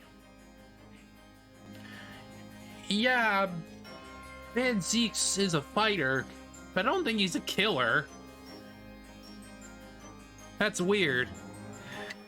Wait a minute, you don't mean... They've arrested Lord Van Zeeks for it? It's right. That Reaper bloke's gone and shot the boss. Lord Van Zeeks? Wait, yeah, that doesn't make any sense. He doesn't ever carry a gun on him. He always fights with his sword. That makes no damn sense.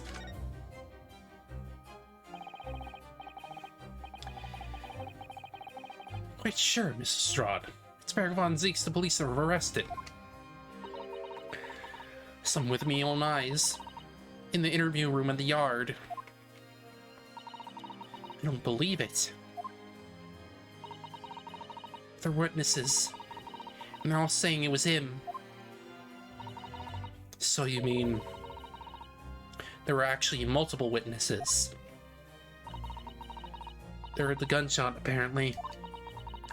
And when our lot got to the scene, There's only the boss and the Reaper bloke in the room.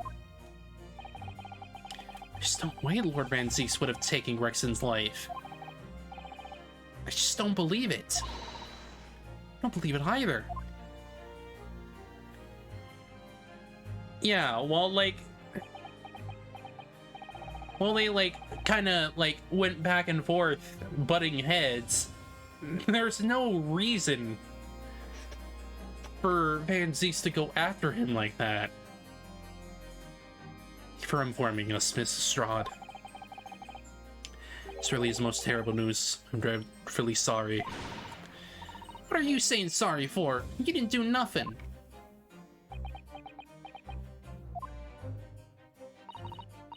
Oh, anyway, I'm taking a cab over to the scene right now. Please come and all, as soon as you can. You gotta help.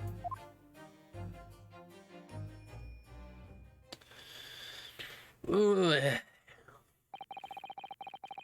The detectives lot to appear wherever some sinister plot has unfolded.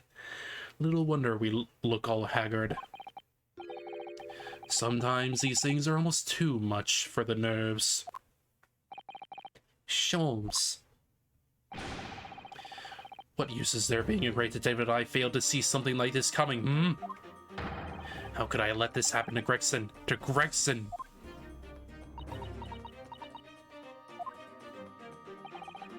Mr. Naruto, I shall leave at once to begin my investigations. Of course, yes, we will too. It would be helpful if you could talk to Mr. Reaper and see what you can glean. I'm sure you were intending to do so anyway. Until later, then. Bye, blue-haired Sholmes. Inspector Gregson dead, and Lord Van Zieks arrested. Reno, Susie, I've called you a hands-up. It's waiting outside. Thanks, Iris. Shall we, Miss Susato? Yes. We gotta defend the Reaper this time.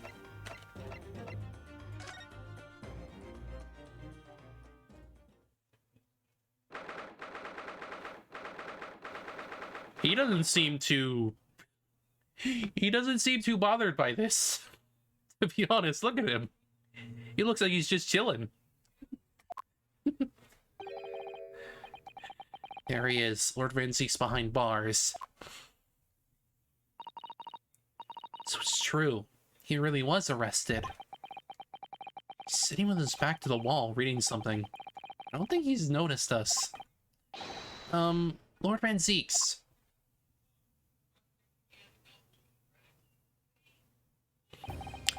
Fancy meeting you here.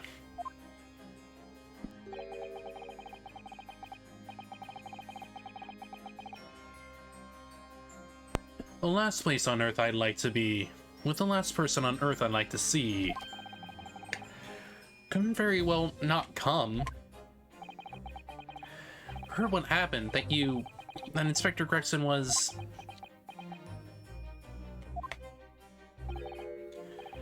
Go home. This has nothing to do with you. But... Forgive me, Lord Van Zieks, but I must disagree. Inspector Gregson was very helpful to us on a number of occasions. We're indebted to him. At the very least, we owe it to him to find out the truth about his death. You must help us with our investigations, please. There's really nothing I can tell you. Or are you just reading at the back of the cell there? Something related to the case? This? The Yard isn't quite so cavalier with its information as to share case details with a suspect. This is a letter from an old acquaintance. Who might that be? Someone you know, as it happens. Albert Harebrain. Of course, yes. I keep forgetting they went to the same university. And I would like to read my correspondence in peace. So let's get this over with, shall we? What is it you want to know? Strange. And let's face it, Lord Vainseeks never minces his words. They seem to have less bite than usual somehow.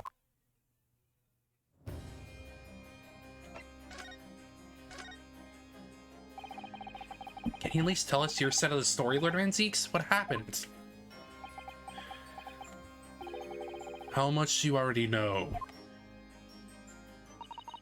We know that the inspector was shot dead in a small rented room on Fresno Street. And were found there by police when they arrived on the scene and immediately arrested. We were told that there was nobody else in the room, and there were some witnesses who heard the gunshots.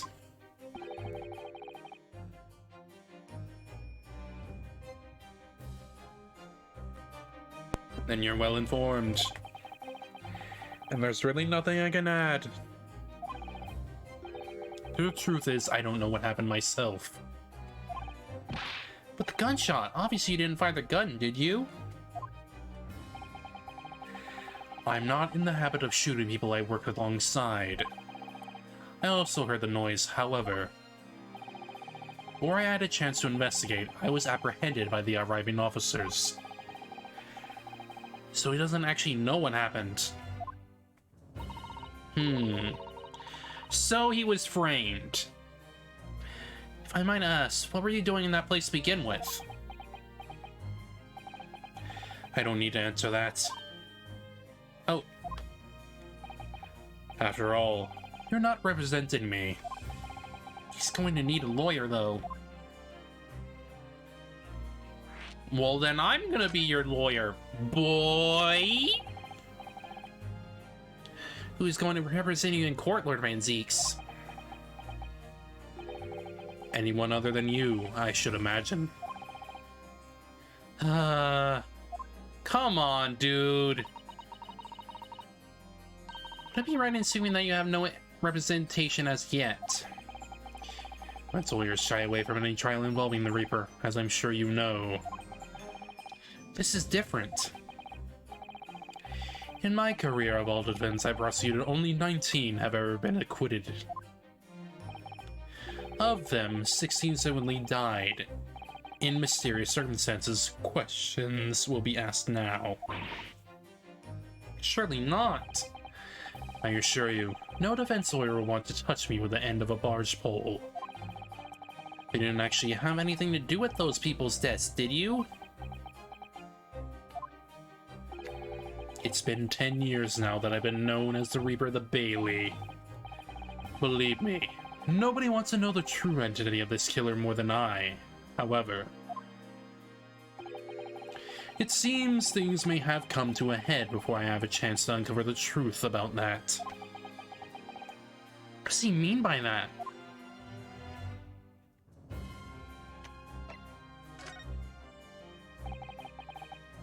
After the trial, Harebrained was supposed to go straight back to Germany, I thought.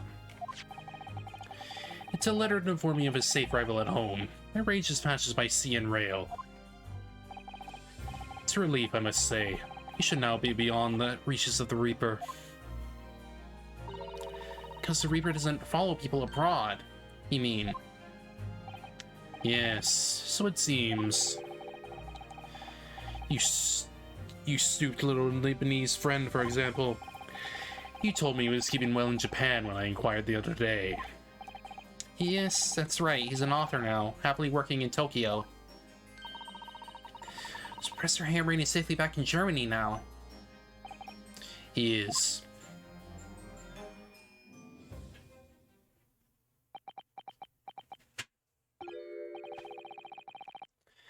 So it appears our conversation has run dry. Just 2 seconds silence, that's all. Well, in any event, you'll excuse me now. I wouldn't like to detain you. I was wondering, Lord Vainseeks, if you like, I'd be happy to advocate for you. You trust me, do you? Yes. I've heard you speak many times in court, seen how you treat people. So I'm quite sure that you would never have taken another's life. It's just my feelings can't be used as evidence in a court of law, sadly. It's a very gracious offer. However, I trust no one. What? Not the police, not the judiciary, and not you nipping knees. Please. I have no intention of engaging your services. The chasm between us is just too wide and too deep, it seems. I'd appreciate it if you don't visit again. Then neither of us will waste any more time.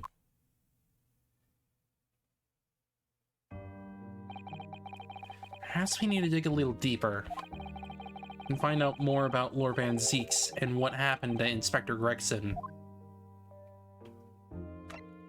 Yeah, maybe then he'll freaking listen to us. Maybe. Who knows?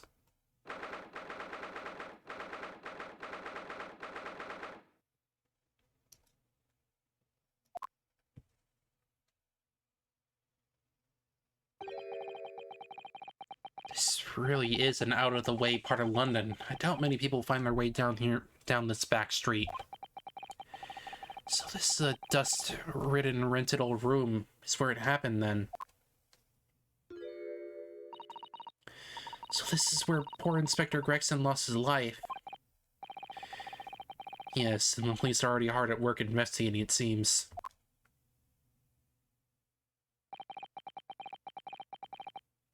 I don't see Mr. Sholmes anywhere, though. Perhaps his investigations have taken him elsewhere. Oi! What do you think you're doing there? Every one of the drawers has got to be taken out so you can look underneath it all. I want the space above this ceiling checked, and don't forget to look inside the chimney stack, too. Blimey, ain't you never gone over a house looking for dough when the owners are out of town? She just obviously got some unique investigative technique she wants everyone to adopt.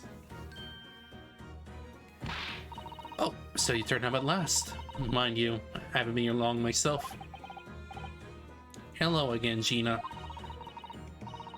Sholmes only just left. You're lucky you missed that. He went prancing around in here, pointing at stuff and licking at, and then just scampered. He's finished investigating already, you mean? Yeah, he didn't stop to say nothing to no one, not even me. Gee, wouldn't you mind if we investigated too? Listen, Odo. You're a lawyer, right? Yes, why? Oh, you're not thinking of trying to help that Reaper bloke, are you? Oh, poor Gina. Never going to forget, is she? That trial will haunt her forever. Gina, if you don't mind me saying, Lord Van Zeek really is responsible for this crime. He will be duly and fairly judged in court. But if he isn't, then you'll be let free. Explosive, right? Yeah. Go on then, Odo. Get investigated. I want to know the truth about what really happened here. Thank you, Gina.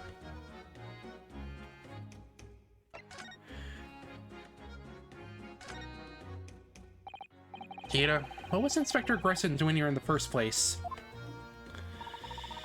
That's what I want to know.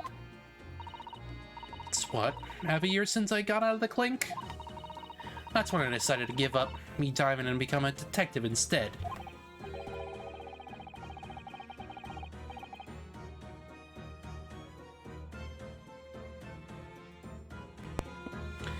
Oh yes, Mr. Sholmes twisted Inspector's arm to agree to take you in on his apprentice, didn't he? Something like that, I think. Anyway, the point is, I didn't really know much about the boss till then. Turns out, he's a bit of a legend in the yard. Goodness, really?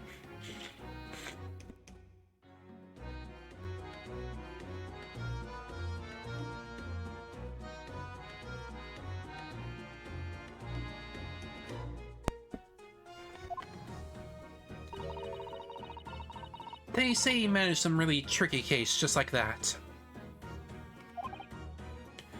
He did? Yep, and ever since then, he started going out on all sorts of investigations, but always on his own. No one else on the yard even knows what half the cases he's working on are, apparently. That's not how it's supposed to work, is it? So what's the legendary inspector doing in a dingy little room like this?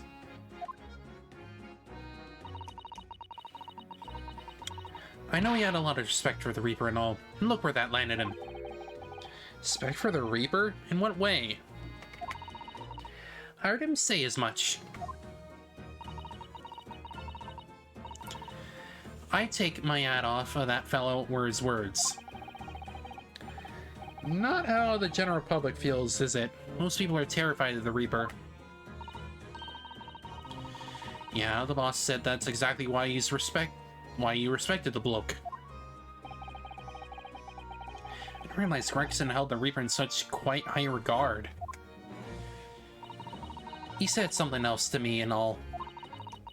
And I didn't need to worry about the Reaper, because he only goes after people what are bad. Did kind of set my mind at ease when he said that. Right.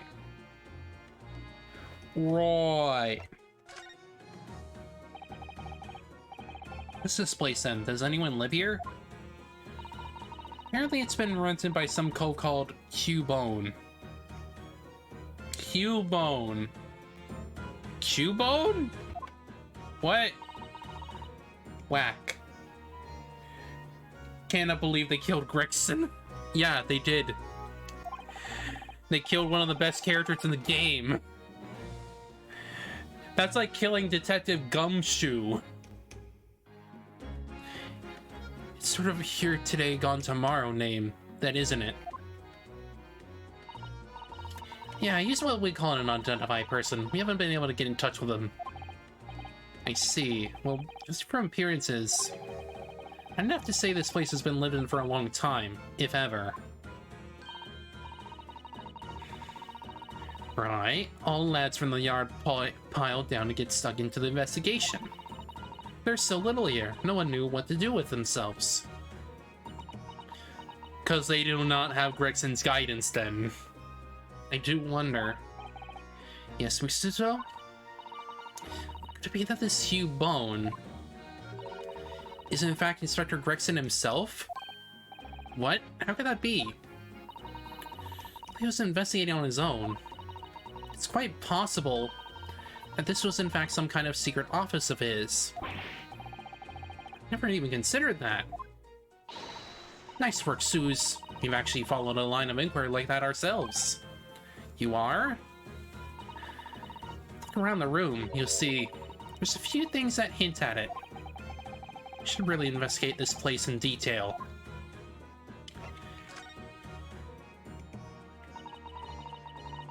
I see, that's where the poor inspector was found, over there. Yeah, that's right. They said he was a single bullet with what did him in. Apparently the bullet went right through him and struck that candle tree on the wall. Yes, it's blown one of the candles apart completely. And the gun used is there on the floor. It's the Reaper's, isn't it? No denying that. What? Really? How do you know that? Take it easy.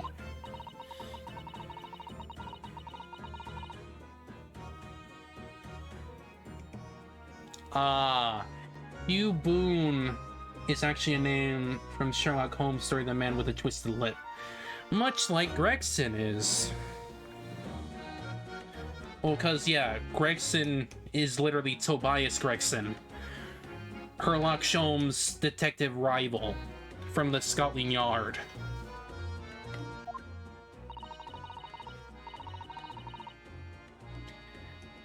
I'm only saying what I've heard. I don't know much about guns myself. Some bigwig lawman or whatever who said so. Why don't you ask him? A bigwig lawman, is it? Anyway, Fresno Street runs along under that window there. There are some street sellers just outside who heard the gunshot. Oh, but I don't recall seeing anybody outside. Yeah, they've been taken down to the yard for questioning, that's why. We're talking about the yard's legendary inspector here, after all. They've been getting a grilling.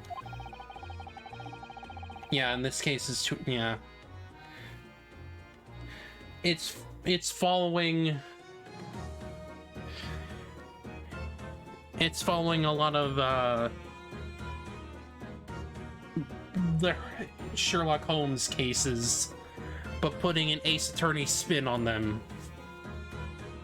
You think we might be able to sneak with those street sellers ourselves? I doubt it. Lads of the yards will just want to know what you're stewing for, and you'll be up for a grilling and all. So we can't interview the witnesses then. Shame. Well, let's go investigating then. Oh, it's a photograph stand. I suppose it must be a picture of Inspector Gregson's family members. What's the matter? Your eyes look like they're about to pop out of your head. They are, look! Mr. Nododo, quickly! Huh? Wait a minute. Wait a minute, wait a minute, wait. Wait.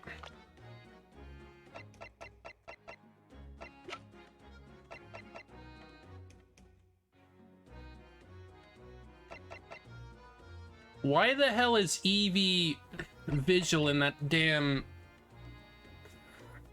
Wait. Is Daly the freaking killer?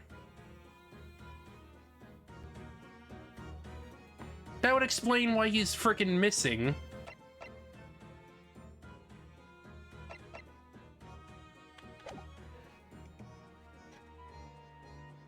That would explain everything why he's freaking missing. What the hell?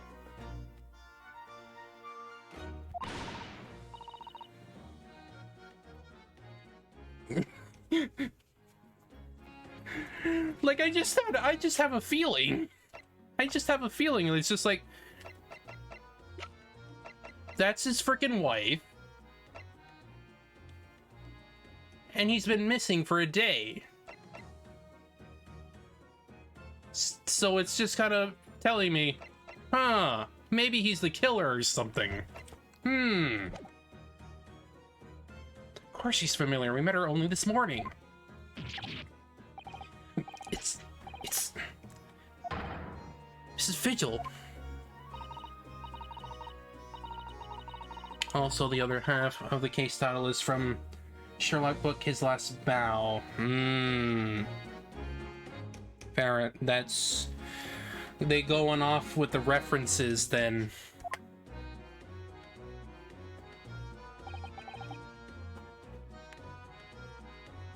To be frank, I don't think I've ever been more stumped.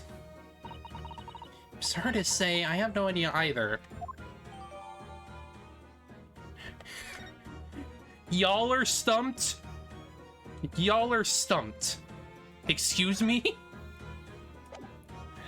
How? Like, I don't know. There's like some little things that just makes a little pointed in the direction that Mr. Vigil is the killer. Empty fireplace makes the room feel even colder than it would be otherwise, doesn't it? It's thick with dust. Look. I think it might be fair to say it hasn't been used in a very long time. In other words, whoever lived in this room must have been extremely hardy in cold weather. Or nobody lived here at all, and merely visited when the occasion arose. I wouldn't like to say which is more likely. No, that's right. It's one or the other. I would say they more than likely just freaking visited. Looks like some sort of notice board or something. It's absolutely covered in scraps of paper. Mr. Nododo, look! This, you mean? It's an autopsy report, isn't it? These are case notes here, and details of prison inmates. Wait.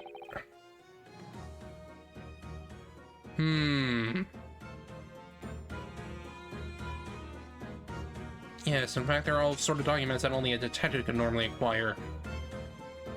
Well, no. Mr. Vigil was a former chief warden, so he would have access to these things. What on earth went on in this room? Some old newspaper cuttings and this one here. Yes, the advertising you mean. To the Red-Headed League. But why? What's that doing here? Whoever occupied this room was clearly interested in it for some reason.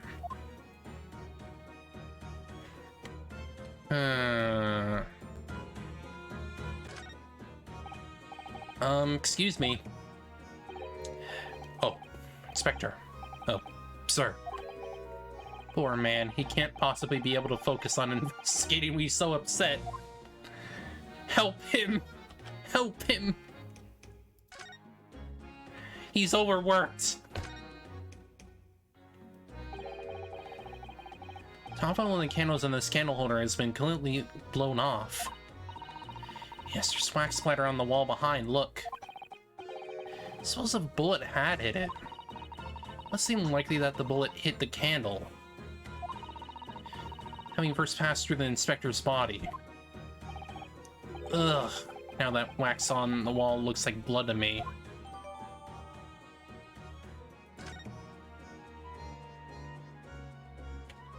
Who are we?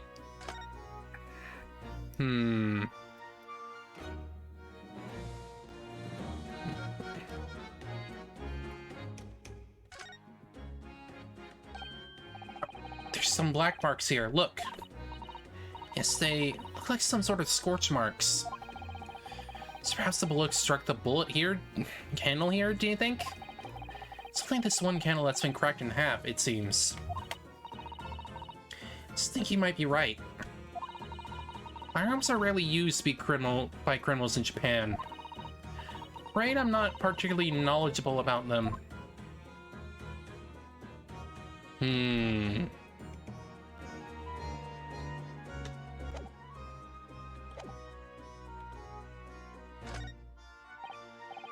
Excuse me. If you're looking down on us from the great beyond, Inspector, don't worry. We'll look after things at the yard. I've been through some deep thoughts there.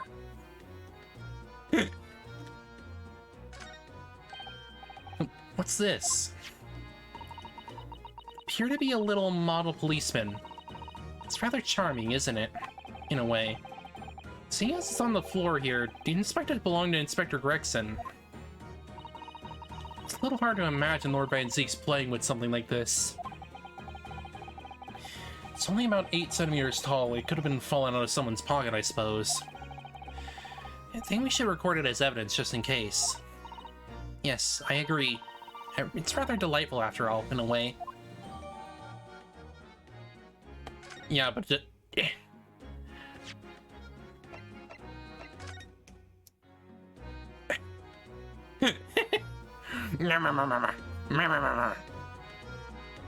policeman. One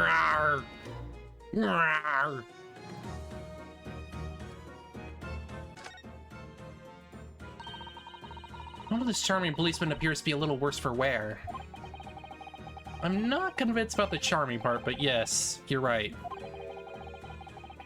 Looks like it's been fairly heavily manhandled. Must have somebody enjoyed twisting it around for fun. Shall we try twisting it around and around too, for fun?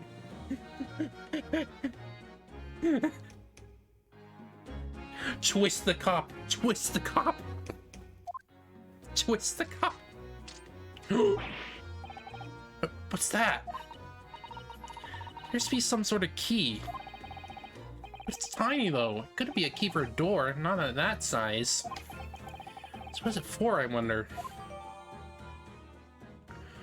Whack. Whack. Just okay. Looks like some sort of key. Yes, it does. Very tiny and simple key. What's a little key doing inside a figurine of a policeman in the first place? What's it for? I don't know. Just know that's freaking weird.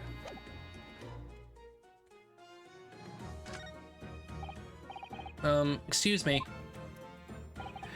Sorry, sir. Can't see a thing, sir. Too many tears, sir. Right, perhaps I better leave you to your work then. Gregson. Can I not?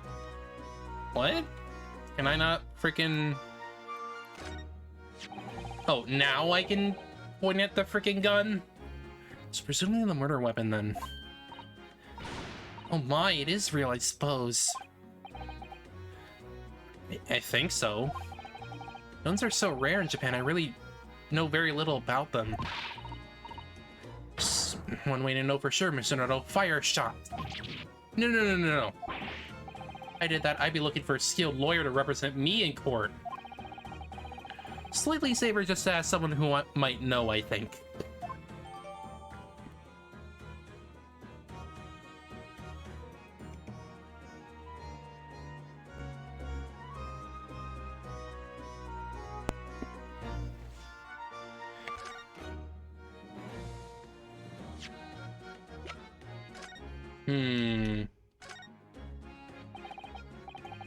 Suppose this must have been the murder weapon.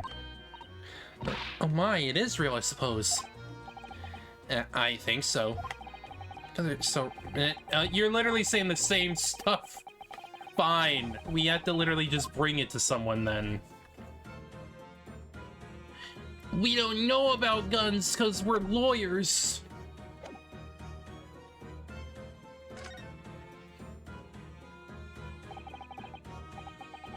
I suppose this is where the victim... That's right. The rope is laid around the body to show exactly how it was found. Or Inspector Gregson himself already must have taken away. And would probably be under Dr. Sight's scalpel by now, if not for what happened last week. The shape of the rope. It appeared that the inspector was curled up in a ball.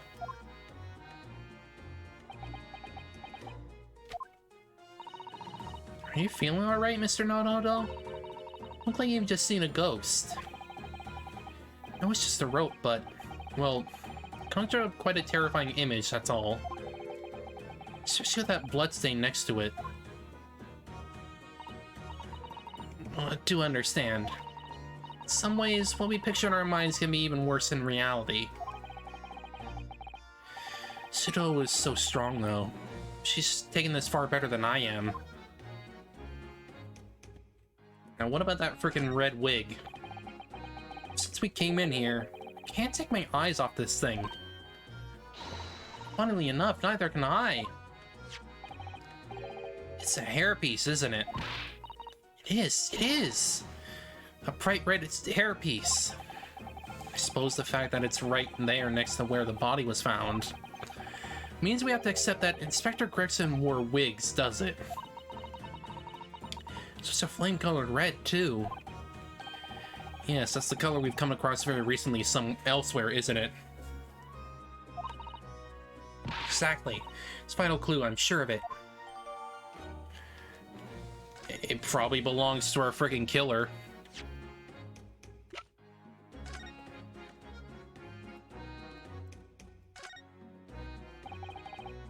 I always wonder what the underside of a hairpiece looks like. Doesn't surprise me at all, Mr. Naruto. You always want to see what lies beneath, don't you? I'm not sure that's quite how I put it. Must have to use lots of bird lime to keep it in place on your head. So it doesn't get blown off in the gust of wind, I mean. Might be a little inconvenient when you want to take it off again, don't you think?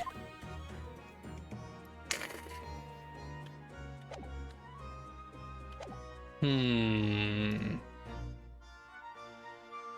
Hmm.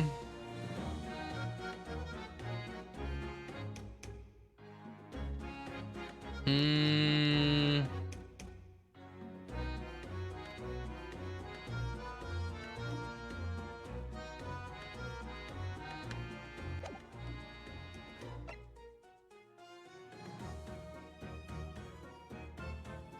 I guess we have what we have now. And we have to go here to talk about taking up the case or something? Maybe. We tend to have to go to him quite a bit. You made good time. I took an express train back to London. Can hear Lord Strongheart, can you?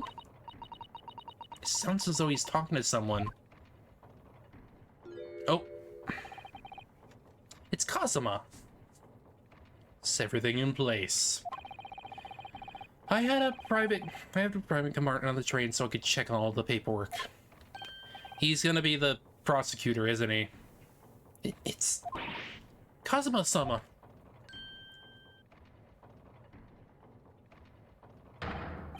Ah, your timing is impeccable.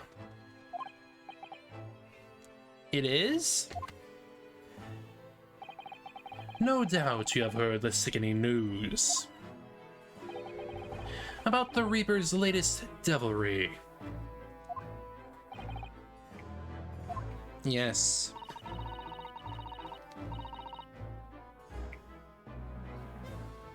Sure you don't believe it, of course, though, Lord Strongheart.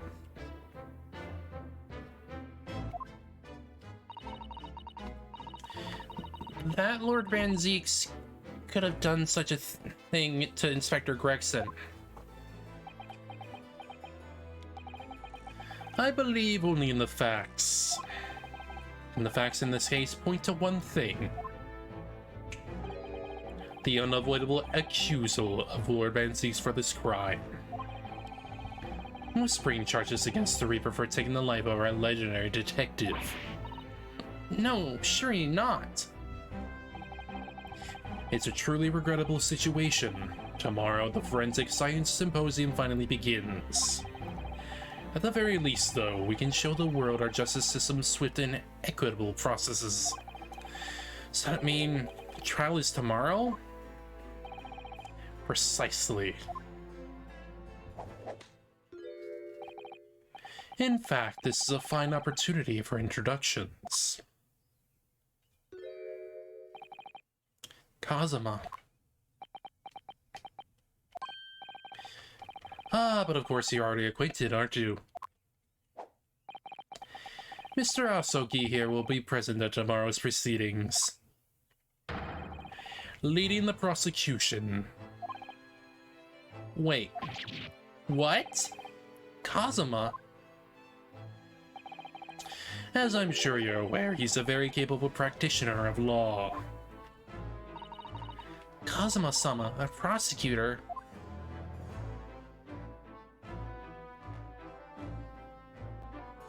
Him standing behind him gives me the feeling he's a lapdog. Just a feeling. Just a feeling. I'm sure you could imagine that tomorrow's trial will be closely followed all over London. In fact, no, people all over the Empire will be watching it closely to see how it unfolds.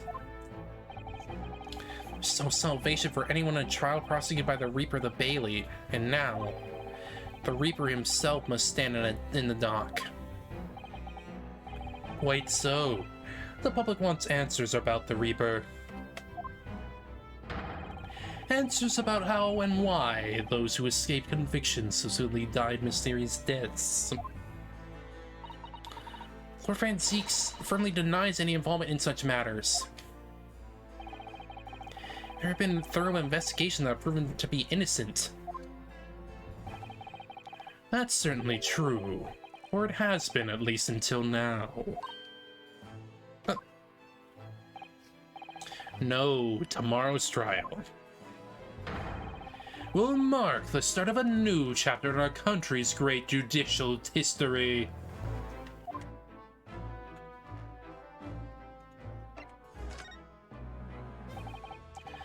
So Cosmo will be prosecuting tomorrow? That's right. But he's a defense lawyer, Lord Strongheart. Accomplished young law practitioners cannot pick and choose their roles.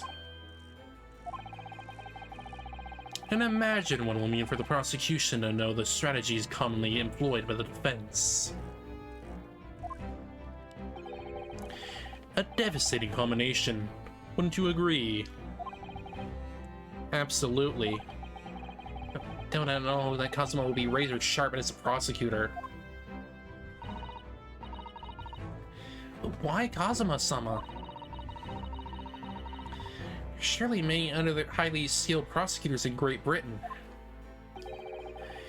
It was a personal request. I asked to be assigned to the trial. You asked for this? But why? It'll all become clear tomorrow. I'm guessing you intend to stand for the defense, don't you? Although, the Reaper appears to be turning down all offers of representation. I'm surprised such a personal request would have been upheld. It seems unprecedented, quite exceptional in fact. You are quite right, Miss Mikotoba. Tomorrow's trial will be unprecedented and exceptional in every way. After all, the accused is one of Britain's greatest prosecutors, the pride of the Empire. It would be unwise to give the public a reason to perceive it as the judiciary closing ranks. So that's why you're having to let a foreigner handle the prosecution. Ryunosuke, let's see how your skills have been honed. After practicing law in this land for so many months. Kazuma, I don't understand why you're being so hostile to me now. This isn't going to end well, my friend.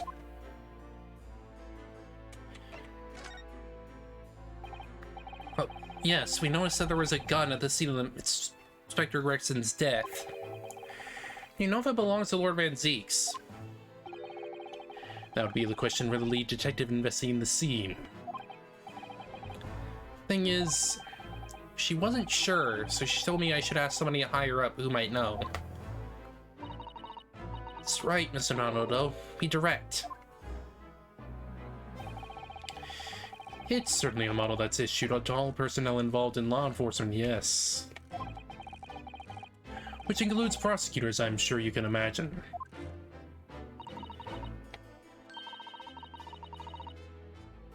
In that case, it could actually have belonged to the victim.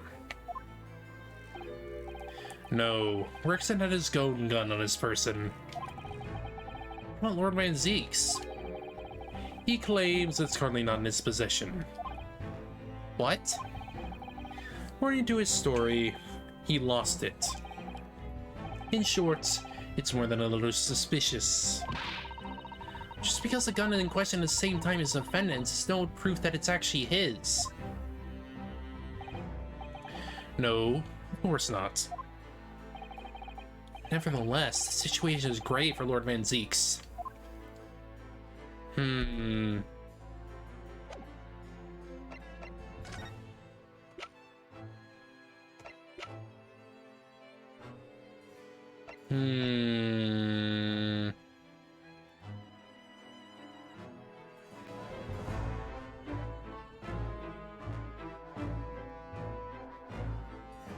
Maybe I should just talk to Kazuma himself?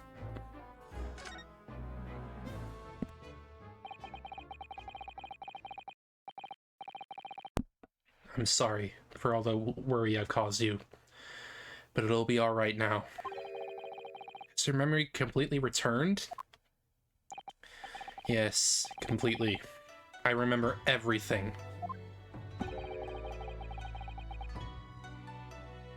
Including what I was coming here to do. Right. Kazuma-sama. I can't tell you how happy I am to see you alive and well like this. But how did you come to be here in London when you were suffering from amnesia? It was the voice. This past year, I've been hearing it in my head constantly, saying the same thing over and over. Go to London. That's where your destiny awaits.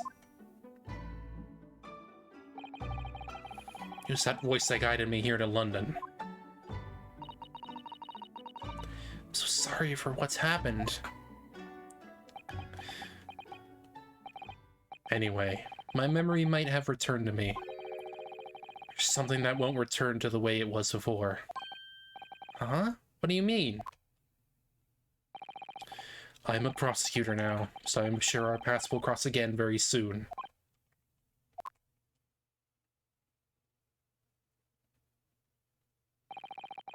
Doesn't look like we're going to glean much more here. Well, thank you very much, Lord Strongheart. Remember, this first trial will go down in our Empire's history. There's much you could learn from the public gallery.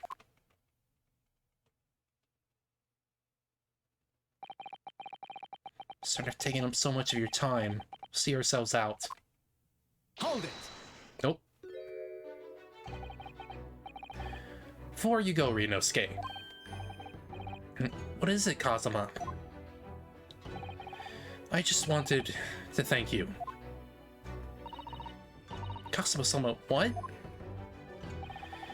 You took my determination to heart and brought it with you over the ocean in my stead. And you carried out my role to perfection.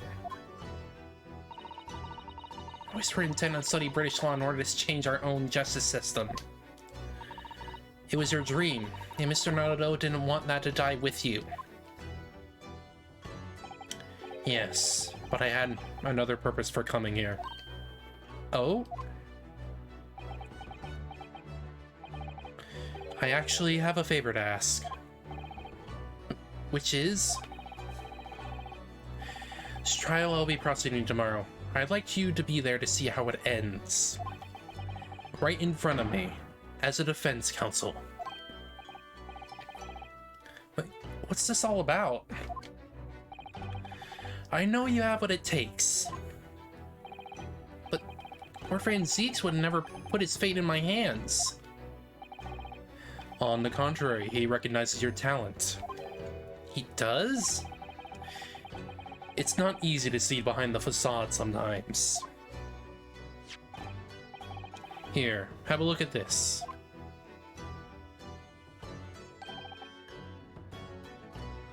That would be his brother himself and Gregson.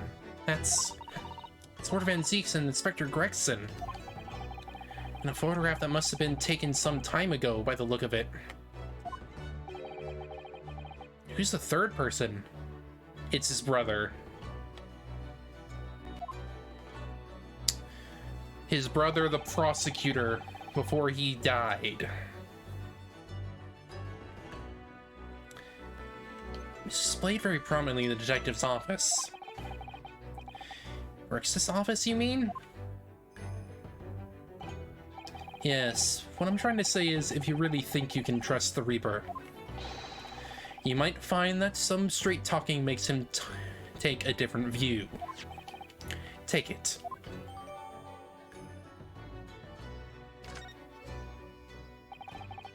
I don't understand. Why are you giving me this? Just hurry, Inosuke. Visiting hours with prison are almost over. What are you doing, Kazuma?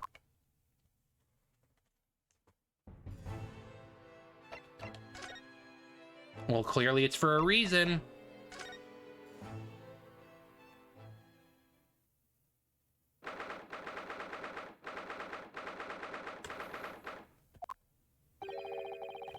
Rensis is still reading that letter. Probably because it gives him comfort. Been gone quite some time, though. He's an incredibly slow reader. It's an incredibly long letter. I might even be able to read English faster than he can. No, he probably just... I'm just gonna assume he wants to, like, treasure it. Because it brings him relief that Harebraine's okay. His friend, you know? I was intending to ignore you entirely. But I can't turn a deaf ear to such an insulting Nipponese. Sorry, I didn't think you'd hear that. I had the case notes brought to me in secret. I was reading them to pass the time. So we heard that your trial is set for tomorrow. Which is none of your business. So, have you found a lawyer? How many times must I reiterate the same thing? This has nothing to do with you. In other words, no. Just tell me it's Lord Strongheart, and the prosecutor for your trial has been decided. I'd expect nothing less, though I have no idea who it is. It's going to be Kazuma Asogi. Asogi! That made the color drain from his face. Well then. It seems I'm going to have to engage in conversation with you again after all.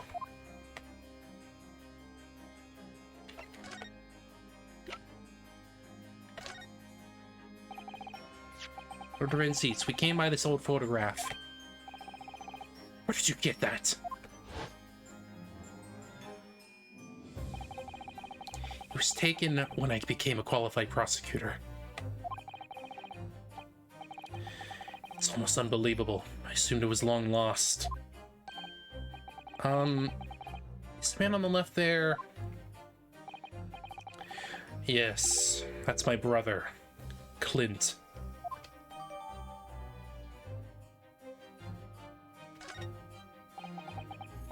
Had to be, really.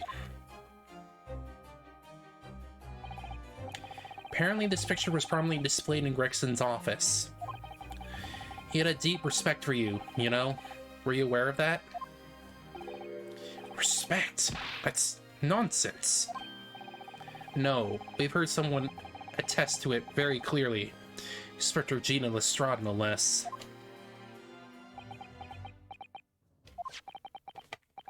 Well, maybe once, yes.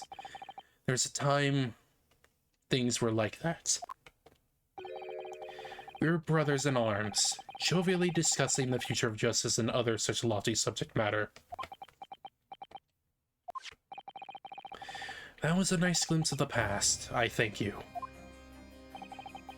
I feel as though I got a nice glimpse of the past then, too. There's a glimmer of light in his eyes, a brief twinkle, an insight into the true nature of this man known to all as the Stone Cold Reaper of the Bailey. He's a frickin' tsundere. He's a frickin' tsundere.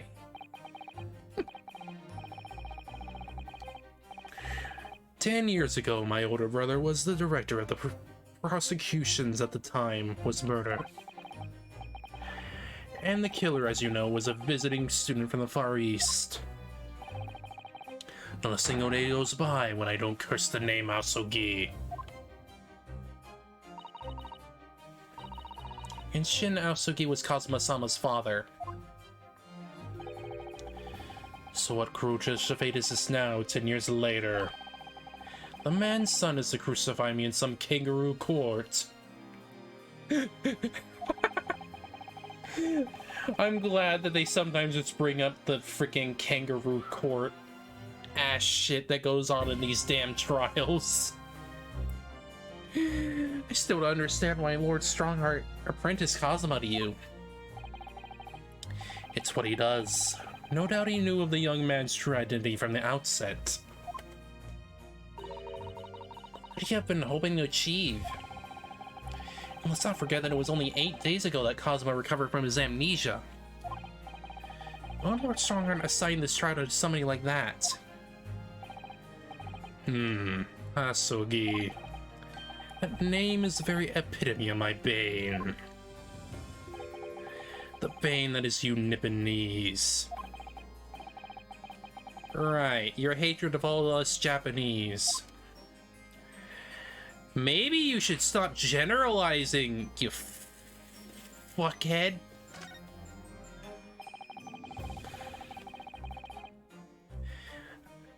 He's just been appointed as a prosecutor when it happened 10 years ago.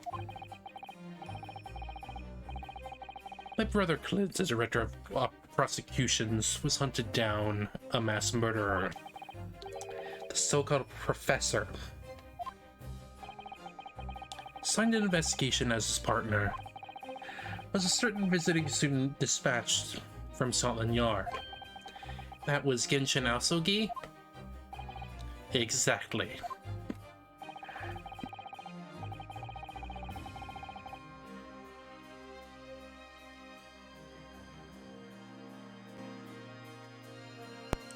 I developed a deep respect for the man.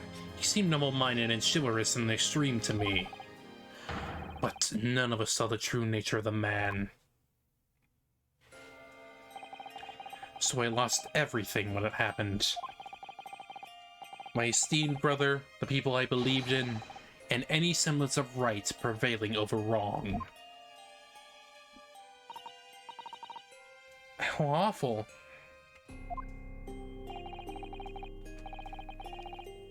To avenge my brother, I prosecuted Asogi's trial.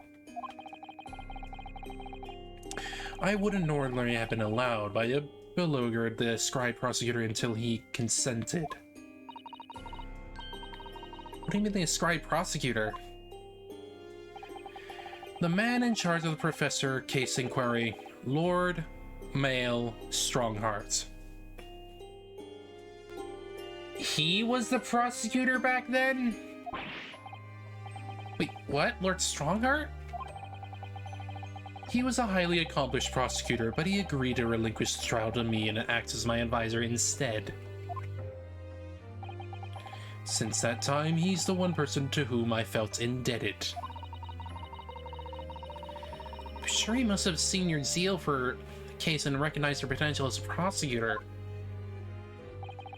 Anyway, time passed, but then earlier this year, who should arrive in London but you? And of all things, as a lawyer.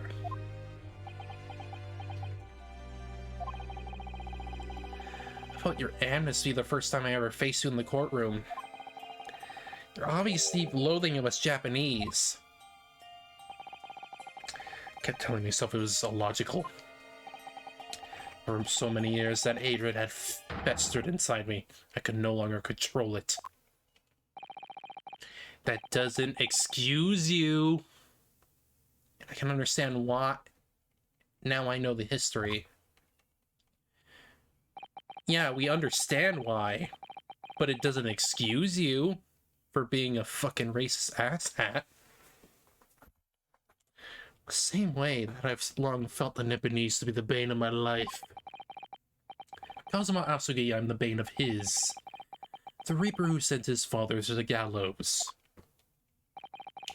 He's looking for revenge, and he intends to take it in court tomorrow. I don't think that's necessarily the case. He seemed to have ill will towards his father, at least in terms of that freaking wax figure. I don't know if it's actually revenge is the case. Just transferred to the Paris police. Prefecture had finally been arranged for the coming month. They'll never make it to the fronts now. It's a tragedy. Yes, come to think of it, he did mention something about that, didn't he? I wonder, does it happen often? Being transferred internationally, I mean? It's the first time I've ever encountered it. Oh. Paris police welcome an English detective is almost inconceivable. I cannot imagine what kind of magic Gregson must have worked to put that arrangement in place. Something that mystery has even the Reaper perplexed. I'm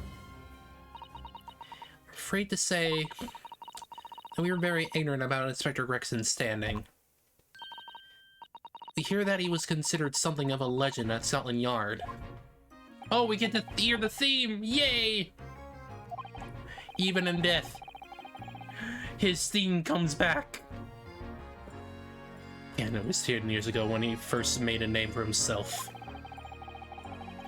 I uncovered a decisive piece of evidence that exposed the professor's identity. If it wasn't for Gregson's singular approach to the case, the discovery would never have been made. What sort of approach? After my brother's life was taken, the inspector pushed for a full autopsy. My, 10 years ago? Why is that so surprising? Autopsy was considered a desecration of the body at the time, and rarely performed. And my brother was, of course, a noble. That made the idea of it even more unthinkable. But something Gregson had dug up in his investigations made him determined it was necessary. His powerful conviction somehow influenced the House of Lords. As a result, I could avenge my brother's death. So, you must have had a great confidence in the Inspector's abilities then. It's even more inconceivable that you would have taken his life.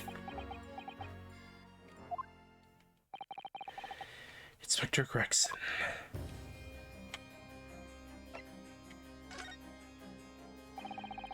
About the gun used to shoot the inspector was found on the scene. Ah, yes. That's not mine. Really? Because common opinion seems to be that it is.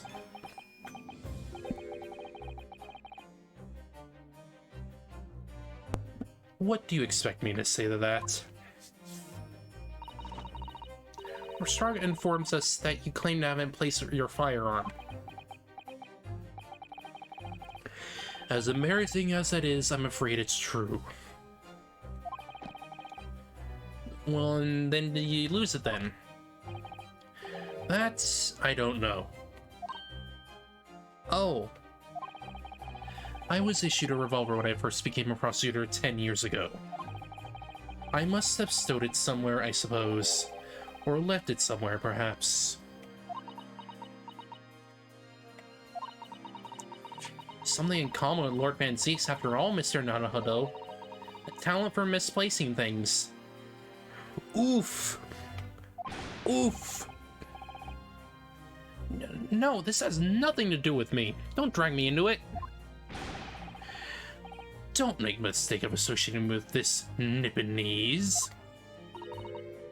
Oh dear, the rift is very wide, isn't it? It's not decisive evidence, clearly, but it doesn't look good, that's for sure.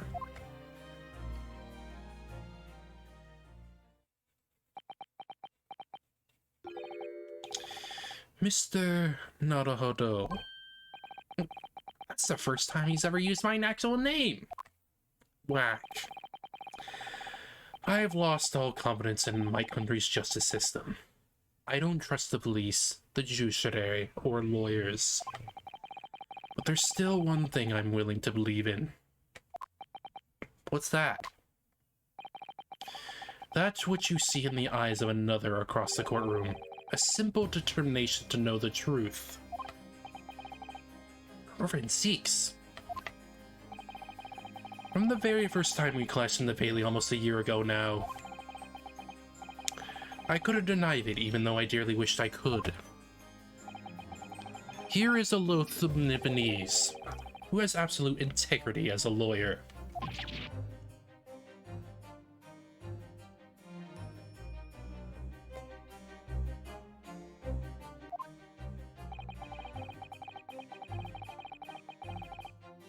There are only two other men I've known with that same look in their eyes.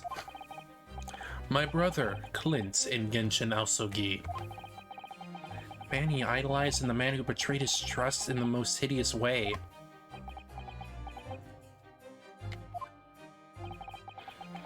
When you showed me that photograph just now, it reminded me. You mean this photograph?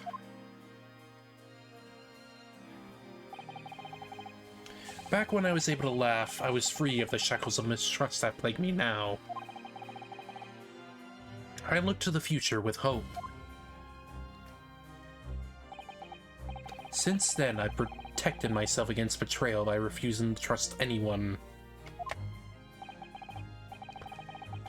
But at times, the mire into which I've sunk makes it almost impossible to breathe. I'm so sorry. So, Mr. Naruhodo, I want to believe in that look in your eyes. I need to believe in it. Excuse me. In tomorrow's trial, will you advocate for me?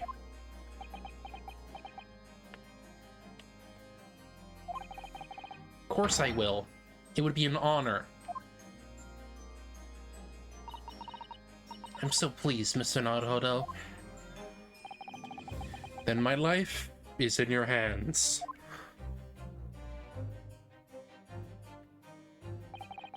For Lord Van Zieks, that must have been an incredibly hard thing to ask. Which is why I simply cannot let the man down. Tomorrow, in the Old Bailey, against my old friend, Kazuma. Here we go!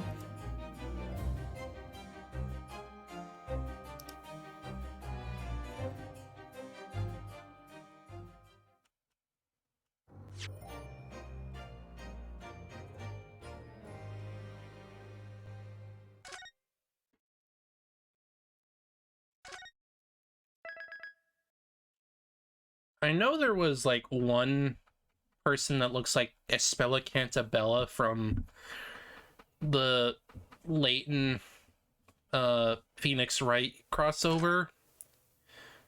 Like there's what that's kind of why we have the whole that's kind of why we have some characters that look very similar to some of those characters. So maybe we'll see another one. Maybe we'll see the Espella look-alike. I don't know. There's that odd, old, familiar feeling at the end. The crushing pressure of this historic courthouse.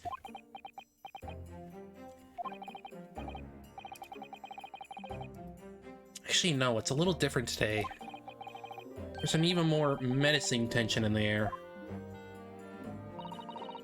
There is a menacing tension in the air here today, isn't there? I suppose. Yes, I think so. It can only be the result of the menacing appearance of the defendant. A little more courtesy, if you please. I do apologize. However, you're certainly not mistaken. This trial is far from ordinary. What do you mean? I'm not privy to the details. However, I understand that no jury has been selected. Trial without a jury? Well, that's just like trial of the professor 10 years ago. A closeted court, a closed court.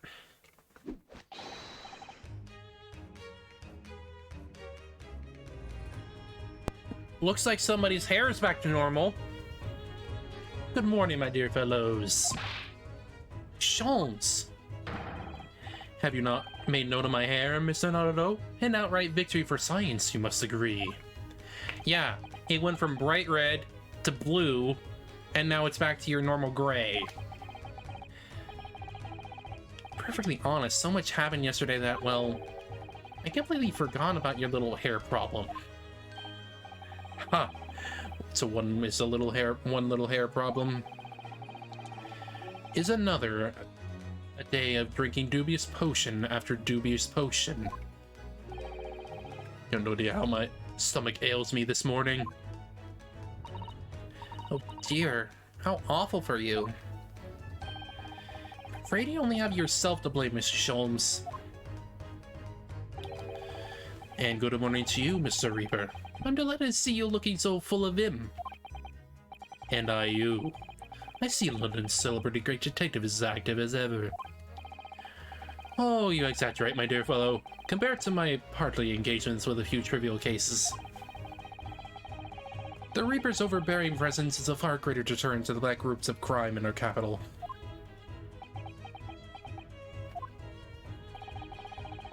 And whilst I may not agree with your methods, there's at least one point on which I would readily commend you. What an honor. And that would be... your eye for a good lawyer, sir. Mr. Sholmes! After all, behind this lawyer is a very great mind. My own. What are you trying to say? I wish only to say that you should be prepared for quite a trial, Mr. Reaper. Sorry to barge in. Gina! What's that on her arm? It's a morning man, I suppose. Father, shouldn't you be at the symposium? It's been postponed, so I have some free time. I decided to come along with a police inspector to see our country's up-and-coming student in action. I shall be very interested to see the fruits of your studies over the past year. Well, it's an honor to have you here. Let's hope there is some fruits to see. Odo. Oh, yes, Gina? Why do you agree to this, eh? Why do you take him on? This Reaper bloke. Everyone's saying it was him what killed the boss. Sorry, Gina. I just don't believe that. Well, it weren't him. Who was it? I don't know that yet. I still think it's freaking... I still think it's Mr. Missing here. Mr. Daily Vigil? I don't know that yet. Garrett calls him what? Reaper's just a name. He's just a person at the end of the day. And if it turns out it was him who killed the boss, then God help him.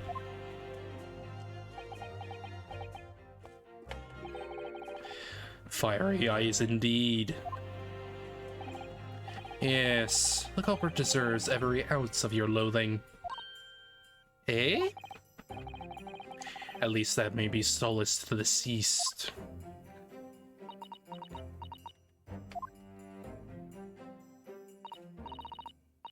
Please, Odo. Get whoever did this. We're the boss. Oh, Gina. I hate feeling this useless. There's nothing I can do. So you gotta find out who did this and make that rich pay. Consult the defense and a defendant. Court will be in session shortly. Make your way into the courtroom at once, please. Alright then, here we go. It's time, Mr. Naruto. Lord Van Zeeks. Bam, bam, bam. One who lost his treasured brother to a mass murderer. One who lost his treasured father in a foreign court of law. And one who lost the man who helped her escape destitution. All that misfortune, all that pain, on course to collide headlong in this trial. It's time to shine a light on all those dark events. And whatever truth is revealed, we're gonna have to look at it straight in the eye. Let's go!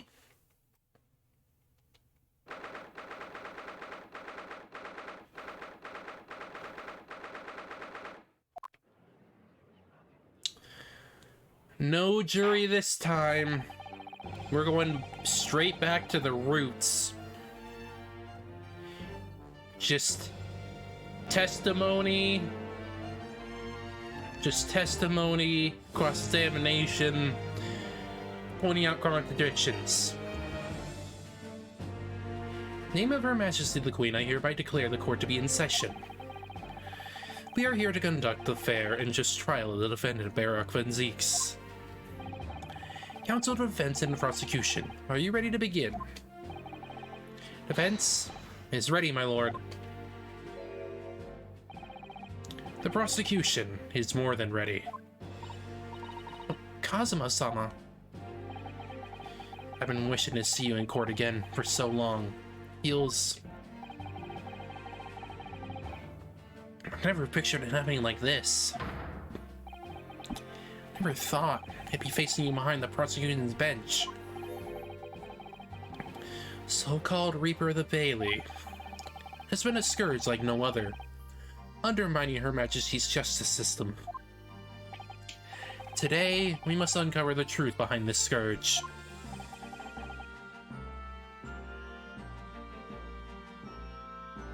In other words, this trial is going to be a lot more far-reaching than Inspector Gregson's murder. The truths revealed by these proceedings may have unpredictable repercussions through the judiciary. Accordingly, they are to be conducted as a closed trial with no members of the public present. By Her Majesty's direct orders. How will that work, my lord? The burden of all arbitration and education falls on my shoulders. Therefore, as you will see, the jurors' bench shall remain vacant today. No members of the public are present. Might I ask who is currently occupying the gallery, my lord? They are members of the judiciary, here to witness proceedings and ensure an equitable trial. Members of the judiciary? Oh my, this is a very unusual trial already. There are, of course, another unprecedented aspect of these proceedings on which I must elaborate. The counsel for the prosecution and defense are both aliens of Great Britain. I believe it takes an outsider to see the truth sometimes. And as I stand in this courtroom now, I am quite certain. This is the reason why I had to come to Britain. Kazuma? Very well, let us commence proceedings. Prosecutor Aosogi, your opening statement, if you please. Certainly, my lord. The incident took place on the 1st of November at just after 5 o'clock in the afternoon. Location was a building of flats on Fresno Street on the outskirts of the city. The victim's body was discovered there in an old single-room rental property. Yes, Inspector Tobias Gregson, a name very well indeed to this court. At least for his miraculous resolution of one of this country's grimest cases 10 years ago. Professor case. I'll show you about the time of the incident.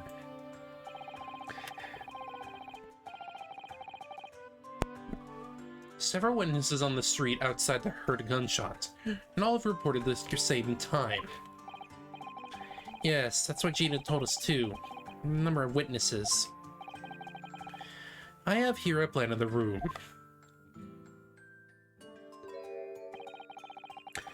The victim was found curled up in one corner. It's believed he was shot from the front at point-blank range and died instantly. How has the range been determined? There were scorch marks around the entry wound. Such marks are caused by the gunpowder used to fire the bullet. A powder hot enough to leave scorch marks is only injected a few inches beyond the end of the barrel.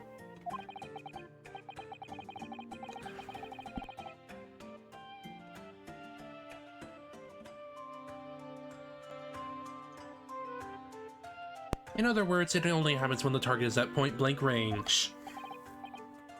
I see, yes. Thank you for the detailed explanation, Counsel.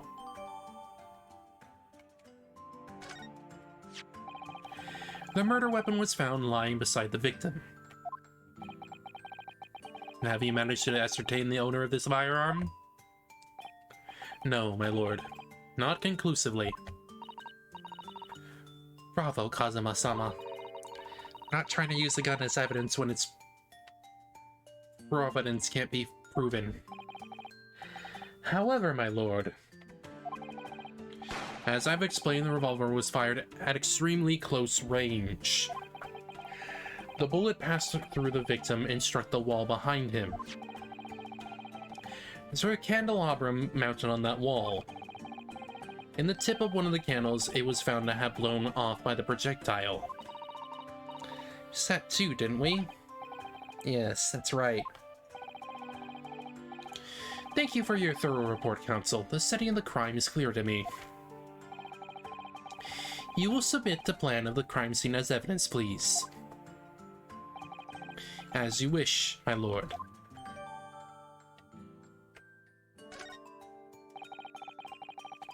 Is this Fresno room Inspector Gregson's private abode? No, my lord.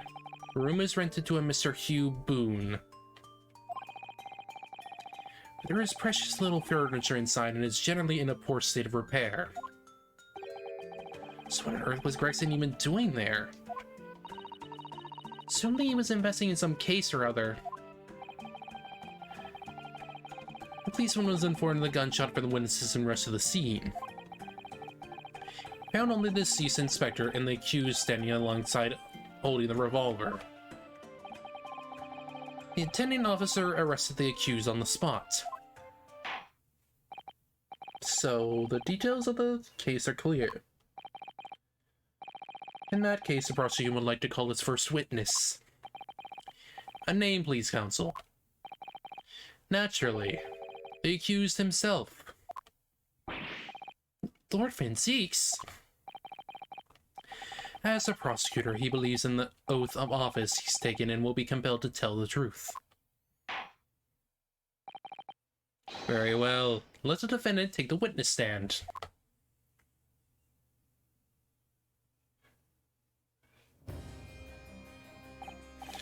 So, witness, state your name and occupation for the court. Barak Van Zieks, Old Bailey prosecutor. I presume, Lord Van Zieks, that you heard Prosecutor Asogi's opening preface. I did. It is alleged that you were found at the scene of the crime. That you were arrested by the arriving police officer. Can you confirm this? Yes, my lord. Sure, the court would like to hear you explain some things away. Namely, why you were there in the room on the Fresno Street at the time in question. And what exactly took place. I intend to explain away nothing. I will simply tell the truth. I must say, Lord Van Zieks, I never imagined this day would come. Or rather, I didn't want to imagine it would come. But since you became known as the Reaper, part of me has been dreading it.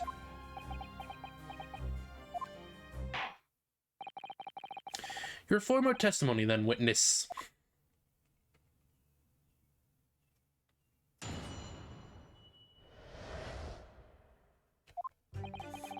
I was investigating Gregson, and my inquiries had led me to that address. When I first entered the room that day, it was dark inside and I saw no one. A moment later, I heard the gunshot. I spun around and saw the revolver on the floor.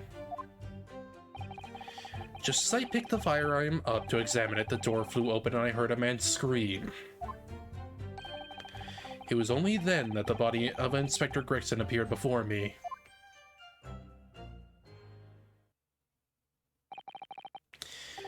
That testimony was the whole truth. It was. So you heard a gunshot being fired in a room with no living occupants. And moments later, a corpse somehow appeared before your eyes. Is that it? You're right. You haven't explained away anything. In fact, that would barely qualify as an excuse. I thought you were my mute apprentice.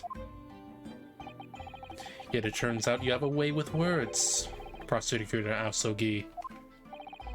Appear to be a singular tale indeed. Singular is the word. It's laughable. It's gone into Kazuma. He's not behaving like himself at all. Very well, then. Counsel, you may begin your cross-examination. Yes, my lord.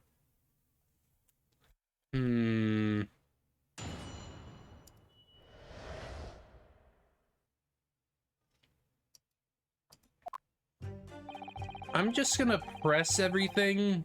Hold it! Because something tells me I need to do that. I've seen the Inspector. What on earth for? Not at liberty to say. Sorry? I'd identified a distinct possibility that Gregson was involved in a case I was investigating.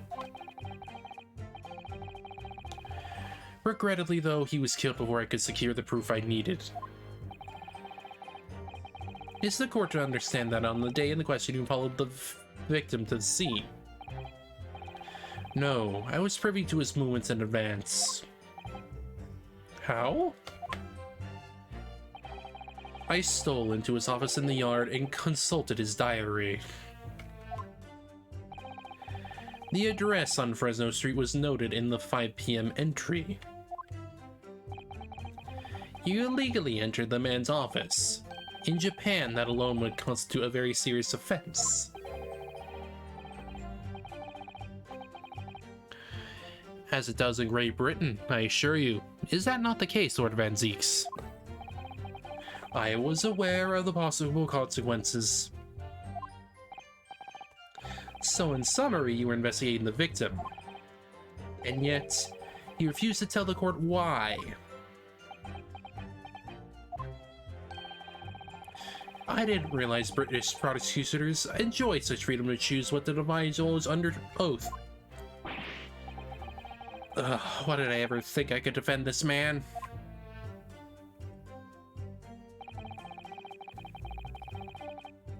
Hold it! Had you ever been to the address before? No, never. I lingered to the place as a result of my investigation into Gregson's activities. There was no light inside when I entered, so it was all but impossible to make out anything. 5 p.m. the sun would have only been gone down. It would have been reasonably light outside. The room has a window, but it was boarded shut. Very little light found its way into the room from the outside, so extremely murky inside. I wouldn't have noticed it if the victim was already lying on the floor. There is no artificial light in the room, you say? You're quite sure? I'm quite sure that the part of the room where the body was found was very dark. I have a feeling there was a small oil lamp burning on the desk, though I couldn't say for certain. Look, Mr. Naruhodo.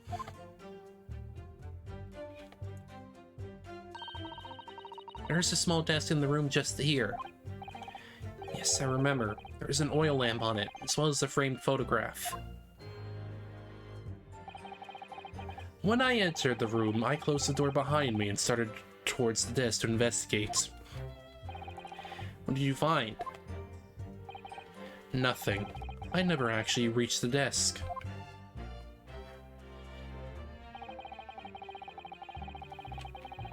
Hold it! So, who fired the gun? I have no idea. I didn't see anybody else in the room. Say it was very dark in there? Yes, that's right. All I can tell you is I didn't sense another's presence. And could it be that the gunshot actually originated from somewhere outside the room?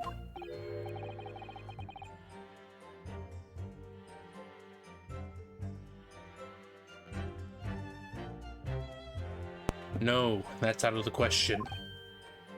Oh. Without doubt, the sound emanated from inside the room. I could smell the gunpowder. This is gonna be from bad to worse. Say that's the point at which you would notice the revolver on the floor.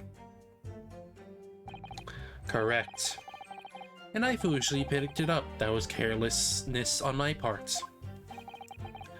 Presumably then, the gunshot you heard came from the firearm that you somewhat hastily took into your hands. In point of fact, my lord, I believe it did not. What? The barrel of the revolver I picked up was cold, and there was no smell of silent spent powder. But then, where on earth is the gun that was fired? Whilst I would like to oblige you with an answer, I'm afraid I can't. I too would dearly like to know that.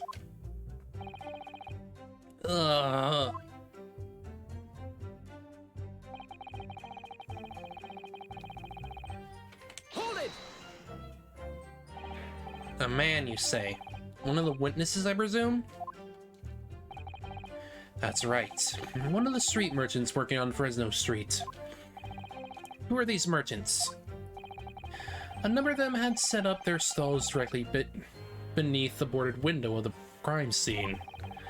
A match seller, a newsmonger, and a peddler. They've all given statements saying they had heard the gunshot. Without thought of danger, they ran inside to see what had happened. Yes, Gina told us all about that yesterday, didn't she? They burst through the door with some force, it would seem. They did, and almost gave me a heart attack in the process. But you're supposed to be the Reaper. The first man to come in immediately noticed the revolver in my hand and fled. Policemen patrolling on Fresno Street heard the commotion and was able to arrest the accused shortly after the incident occurred. Anyway, the man's scream drew my attention in that direction. It was only then that the body of... Yeah. What do you mean by that? When did the body appear? Honestly, can't explain it, but it's the truth. As far as I was concerned, the body hadn't been there until that point, and then suddenly, there it was. Did she perhaps hear the sound of the victim falling to the ground just beforehand? That moment when I heard was the sound of the door flying open and the scream of a man who came inside first, and nothing more. I see. After the man fled, I examined the body. I was stunned to find that it was Gregson. Most curious circumstances indeed. How the inspector was killed or how his body seemed to appear out of nowhere, I have no idea. Objection! Surely the court has heard enough. My lord, the cross-examination has clearly revealed that the accused, Barrick von Zeeks, is lying on multiple fronts. What is that supposed to mean? Good gracious, counsel. Ben is lying, you say? In his testimony just now, he claims that he failed to notice the victim's body because the room was dark. That's correct. No, that's impossible. As proven by this candelabrum. How does that prove anything? If you examine the tip of the long candle, you can see it has been blown off by a powerful impact. One would assume that the projectile from the firearm passed through the victim and struck the candle. The problem comes when you consider the other two candles, which are clearly of a different length. Yes, I can only see that the candle that appears to have been struck by the bullet is long. We could reasonably expect someone to have lit all the 3 candles together. Which begs the question of, why only one has ended up longer than the others? It must be because that particular candle was extinguished, others were still burning. That's right. When the candle was hit by the bullet, it obviously went out. The other 2 candles would still have been burning, so the fact is, the victim's body would have been illuminated by the light still thrown by the candelabrum. And the accused claim that he couldn't see the body clearly contradicts those facts. And now to the next lie. There's more? The accused also claims never to have visited the scene of the crime before. That's the truth. In that almost empty room, the police discovered something very unusual.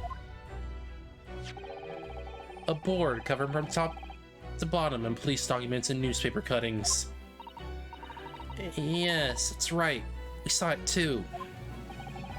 It goes without saying that the contents of the police documents cannot be divulged. However, they included a number of reports from various historical cases.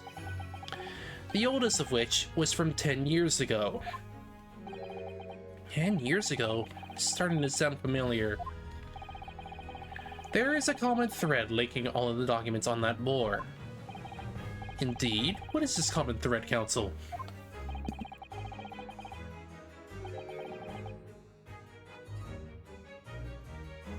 They all relate to the cases prosecuted in court by Varrock von Zieks.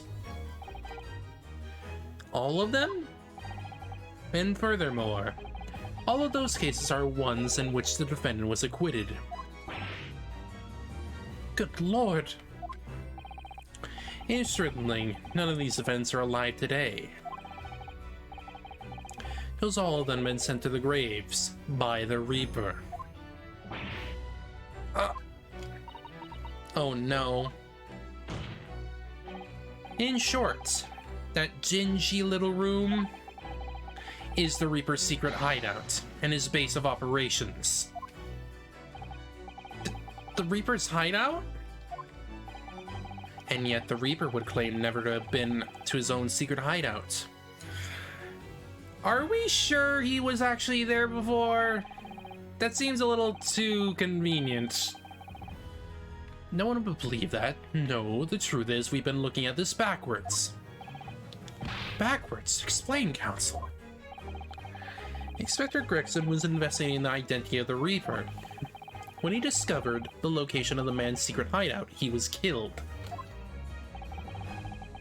As I'm sure everyone can imagine, by the Reaper's hand. What? Yeah, no, there's evidence that says stuff to the contrary.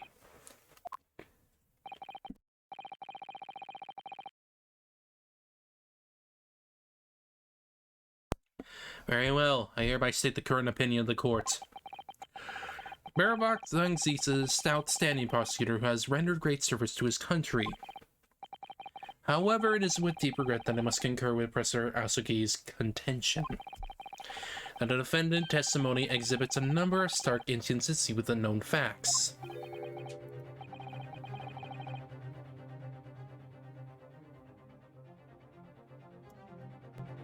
All I have done is state the truth as I know it. Houseman's done a brilliant job as ever. He's drawing on his experience as a defense attorney to build his prosecution case. It's formidable. Counsel, you will submit the board that you just showed the court as evidence. I believe it to be fundamental in establishing the facts surrounding the Reaper's existence. Thank you, my lord. And now, the prosecution would like to call new witnesses to the stand. Well, first of all, let me actually look at this frickin' thing. Wait. That's a handprint. What's this? Mr. Noto, look.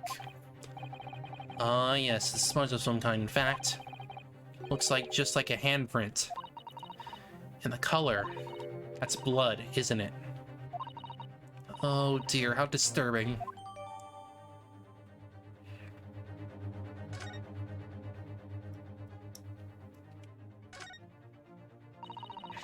There are details of a whole raft of cases dating back years on here, aren't there? Paper from 10 years ago is browning with age, look. Out of interest, the most recent thing appears to be this newspaper cutting here. Oh, it's the same Red-Headed League advertising that Mr. Sholmes had picked out. Do you remember? There was a red hairpiece at the scene, too. Inspector Gregson, an exponent of the Red-Headed League, then?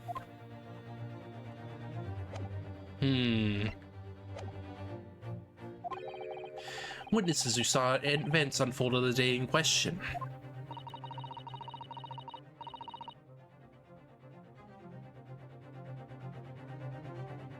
Those were mentioned in the previous testimony too, if you remember. Yes, the street sellers who heard the gunshot and went running into the room. Very well, lead the witnesses in. Defendant may step down from the witness stand. Certainly, my lord.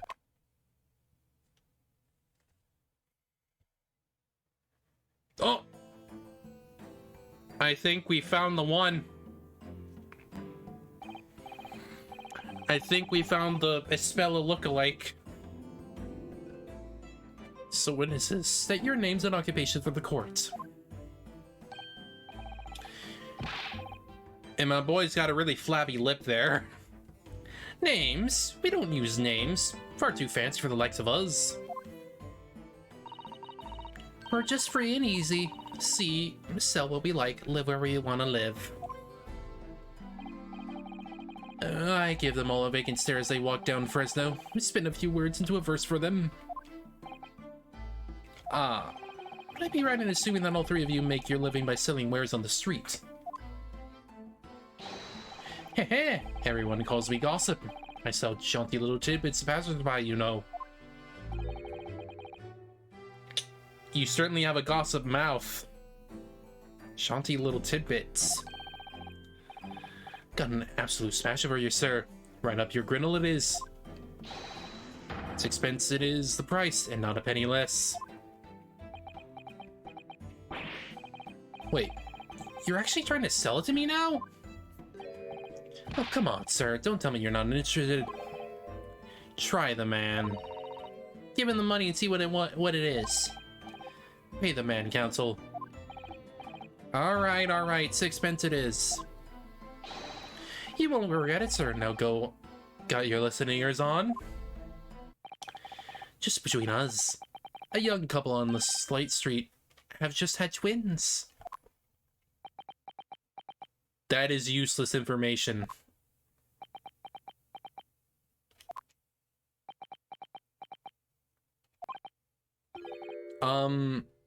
Is that it? No, that's not it. It's gossip in it. He wants a spread. That's a bit up to you and your mouth, of course. I got more, you know. Want another juicy one? 6 pence it is, if you're curious. I am curious, yes, about what's going on under that fat bottom lip of yours. Naming that unusual bruise or whatever it is that's poking out from under your collar. What about the next witness, then? What name do you go by and what do you sell? Me? I'm Venus. That's what everyone calls me. Funny, innit? Yeah, and you look pretty much almost just like Espella Cantabella. Like, just look at her.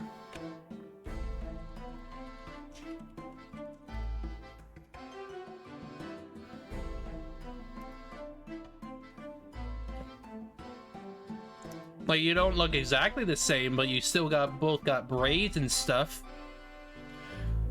Hell, I didn't even think you both had the same eye color. Granted, it's clear that you're supposed to look like Red Riding Hood here, but like, still, you look like a Spella. I sell these little fireworks to all the local school kids. 6 cents a pop. What do you say?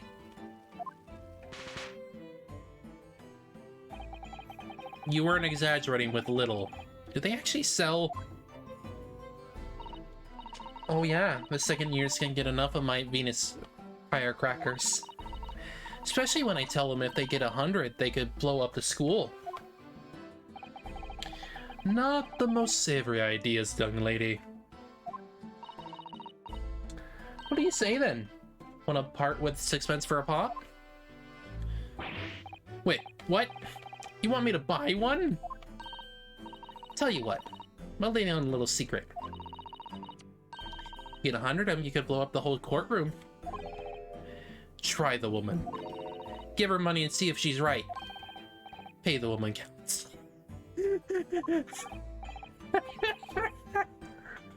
Alright, I'll buy one. Lovely stuff. Right then. This something is a bit extra just for you. The Venus Special. One, only 600 pence. 600? It's 100 of my regular fireworks. Nothing little about that, is there? And there'd be nothing little about the punishment I blew up the Old Bailey, either. Whack!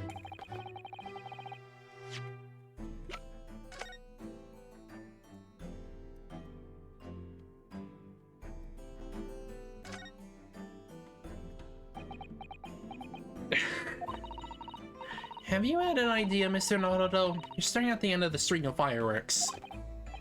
Sorry, it's the Venus Special. I was wondering what 600 pence worth of fireworks would sound like. Shall we find out? What? But she said it could blow up the courtroom. Bang. Alright, that was fairly sizable bang. My ears are still ringing, Mr. Naruto. Sound almost exactly like... Oh. Sounded like a gunshot, you say? In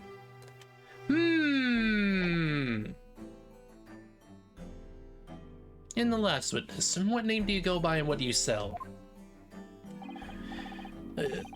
Think of me. Think of all sorts of thoughts. Think, therefore I am. Therefore I think.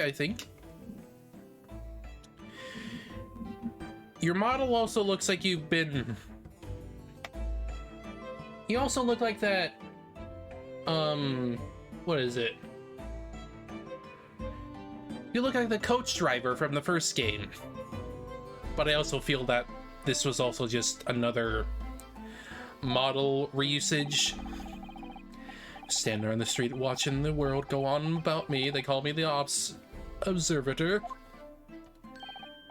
Get out of it, old man. Never calls you sandwich and you know it.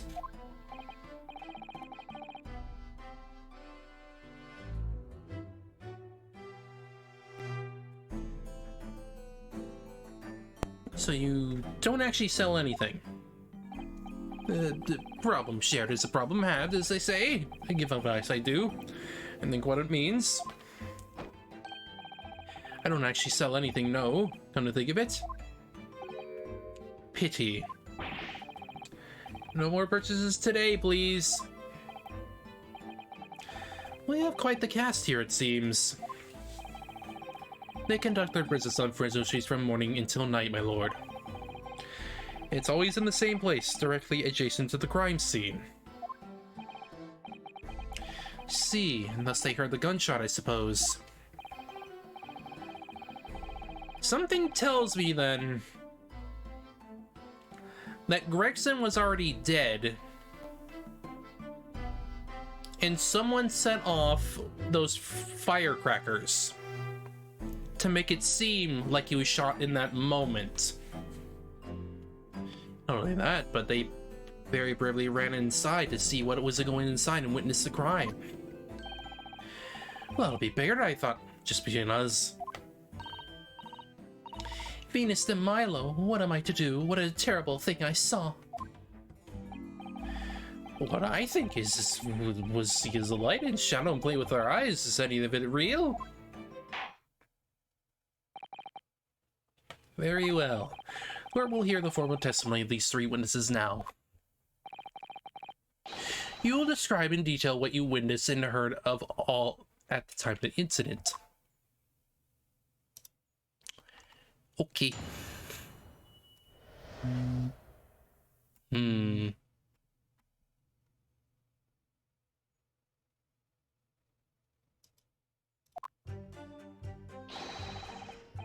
We saw the whole thing from the start to finish, we did.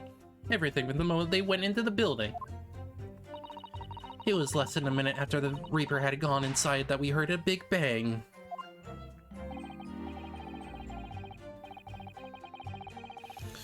Seems to me quick to talk is quick to walk. Gossip wouldn't want to go and see what had happened.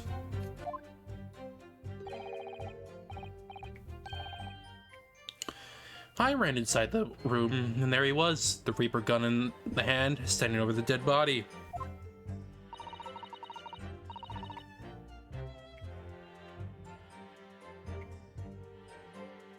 I was scared out to death, so I ran off to find a copper, not chopper, what? These witnesses were there the whole day and saw everything. Who did they see going inside the building? Only the victim, Inspector Gregson, and the accused, Barak von Zeeks. I've seen a picture of the Reaper in the paper. I know what he looks like. It just because I've loved stories like this. I've been made myself a tiny sum already. Wait, that room was just one of the several flats in the building. Someone from another flat could have done it. All those flats on Flatno Street are unoccupied.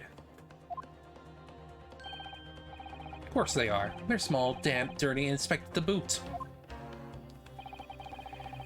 The room in which the inspector was found is the only property in the building that is currently leased.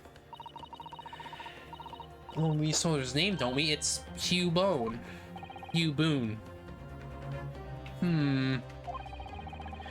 Testimony that the court has just heard will appear to leave little room for doubt.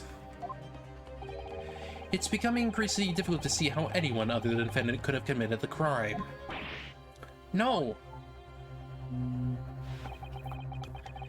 Thank you for your candor, my lord.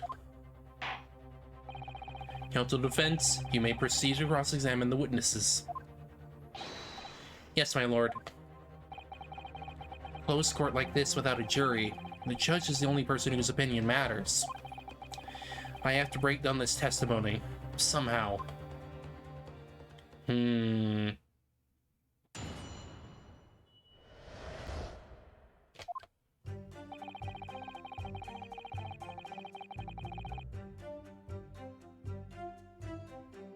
Hold it!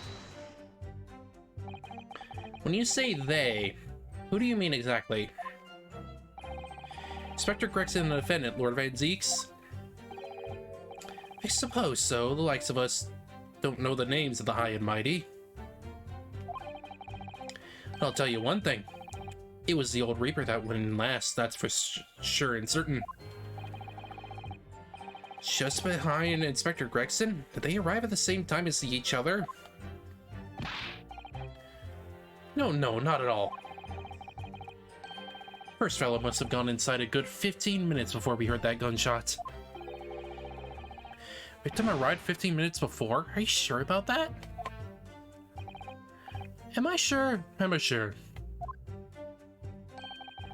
Doesn't seem likely that I have forgotten a fellow with bright red hair like that, does it? Yeah, his hair really were red, weren't it? Redder than my flaming fireworks, even. Fire red mop still burned on the inside of my eyelids, it is. Wait a minute. You're saying the man was a redhead? Weren't you listening, chum? Aye, he was a redhead. And he had a big trunk with him as well. Inspector Gregson hair wasn't red, not by any stretch of the imagination. Seems likely that the person you saw wasn't in fact Inspector Gregson at all, but some other third party. No, I hate to break it to you. Witnesses are correct. What?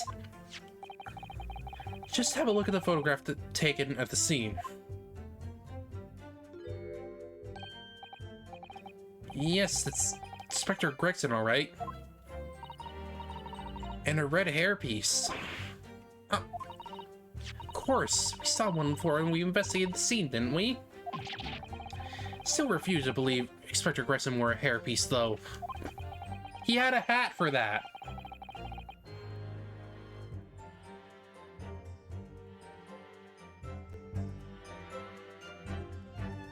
He literally had a hat for that. So why on earth would he have been wearing something like that? The color doesn't seem to suit the man, one might say. Photograph will be submitted as evidence, please, counsel.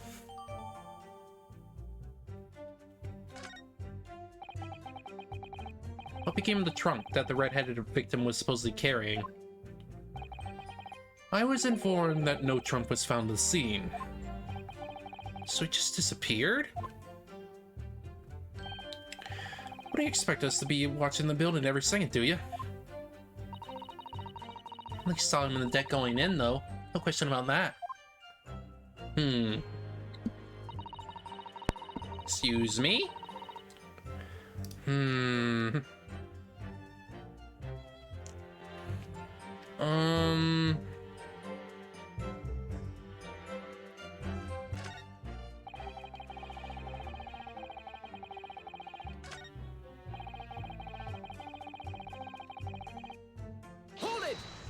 Hold it there.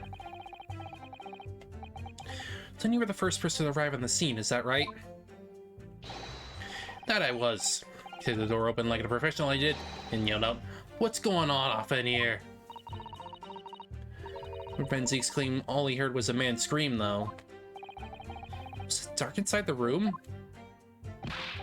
No, not dark at all. There were candles burning on the wall. Really? There was a fella collapsed on the floor. Just between us, it's the first thing I noticed when I got inside. I see. Even though Lord Van Zeeks claims not to have seen any such lights on the wall. Next thing I noticed was someone standing right beside the body. The accused, Barak Van Zeeks. That's right, Pale-Faced Reaper himself. I was a little shocked, I won't deny it, but I'm no lily-liver coward. Stood my ground and gave that Reaper a cold, hard stare myself. What do you got to say about that, buddy? Excuse me.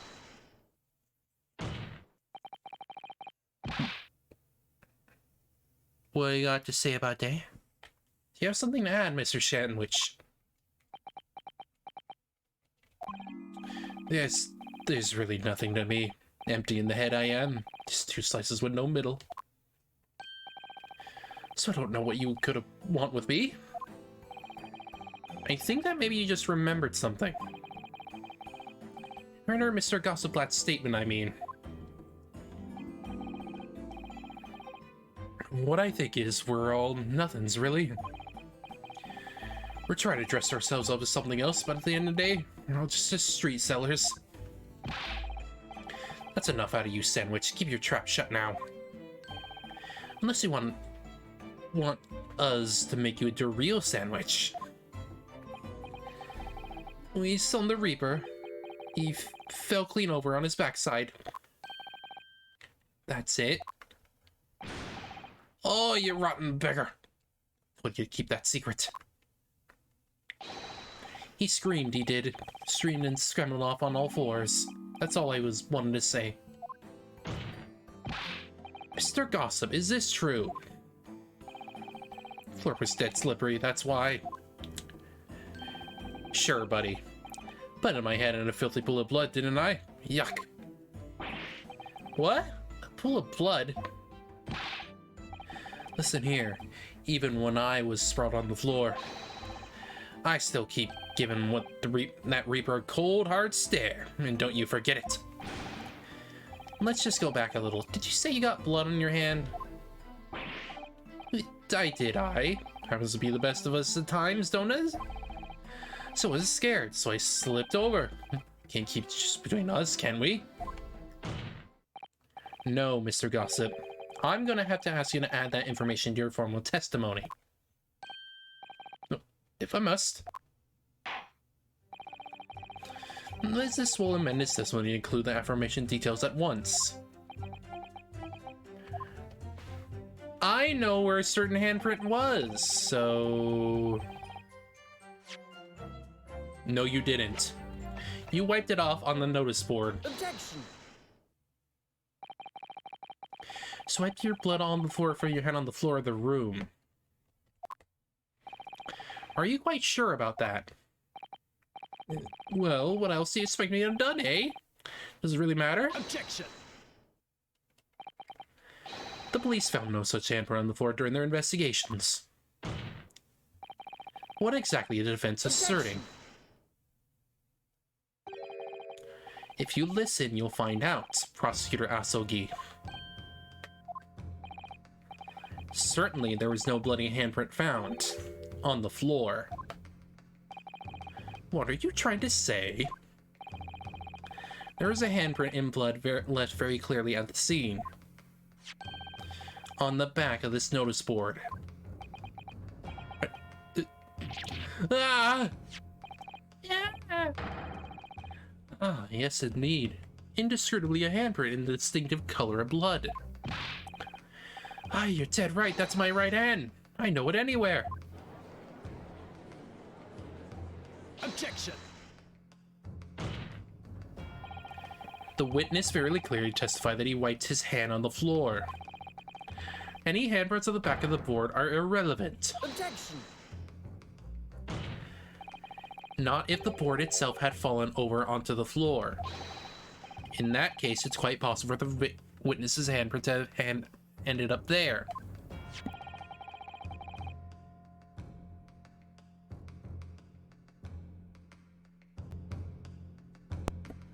Just look at the floor plan of the room.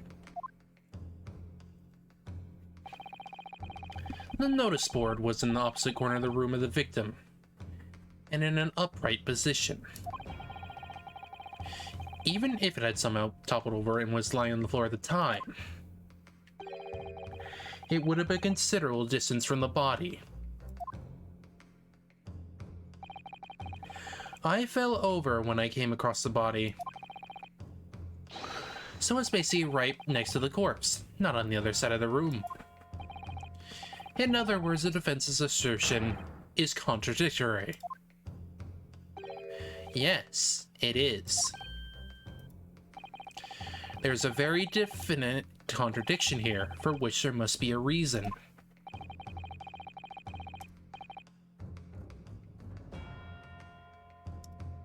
I take it that you've formulated a proper hypothesis then, Counsel, regarding this apparent discrepancy between the witness's account and the handprint found at the scene. I have, my lord. The discrepancy between the witness's account and the location of the handprint is explained by the board moving. Exactly. The real contradiction here is the handprint itself, not where it was found. As the court can see, it's upside down. Gracious, so it is. Would have put his hand against the board, the finger should be pointing upwards. What does that tell us? It tells one simple fact. When this handprint was made, the board must have been lying on the floor as I previously suggested. Which means that after the incident, it must have been moved. Got him. Objection! You're claiming that somebody moved the notice board after the shooting? Then tell the court who. I don't know that yet, but the point is, when you consider all the testimony we've heard so far, we can be very clear on one point. And that would be position of the nose board at the time of the incident, my lord. So, counsel, I must clearly ask you to search your assertion for the court.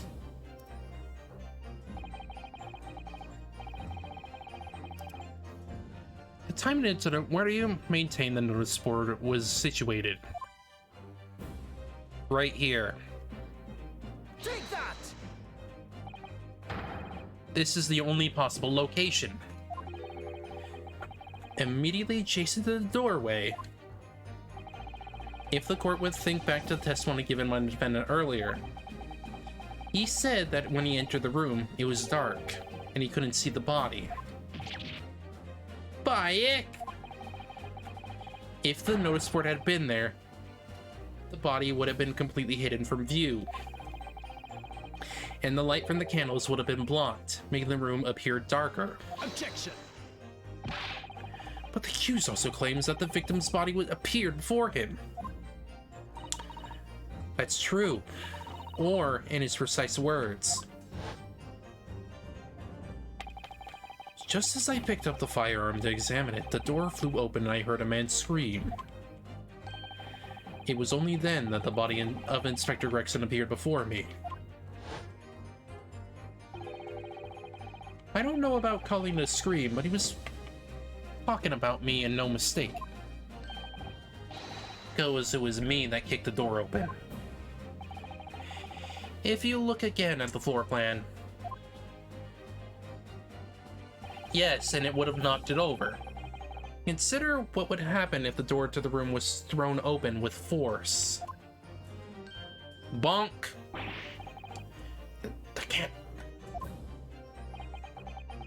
The door struck the notice board, knocking it over, and making the victim's body visible.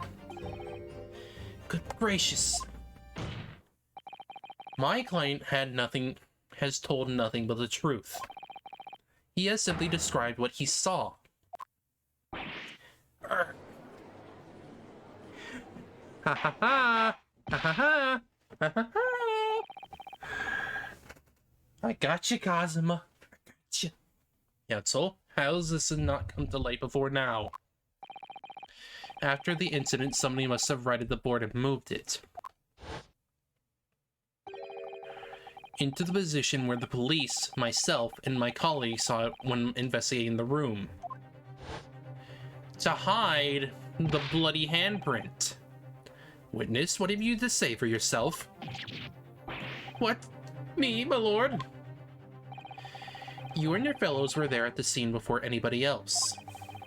It goes without saying that you must know something about the position of the notice board. The witnesses in the stand will testify again. You will explain exactly what you did upon arriving at the scene of the crime. Stop looking over your glasses at me. I get the message.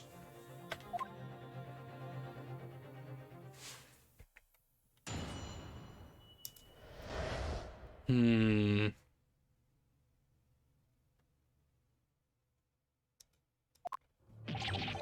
don't know everything about their notice board. I just wiped my hand on it, that's all. Well, don't look at me. I haven't got a clue about it. I was just doing business with some second years at the time. I don't know anything about anything. I'm just a ancestor, me. Just a sign in at the crossroads of life. It's the Reaper. It was that Reaper, I bet. He's got to face it. That's Reem's board. Can't see how this changes anything anyway. Tedford Stills died when he heard the gunshots.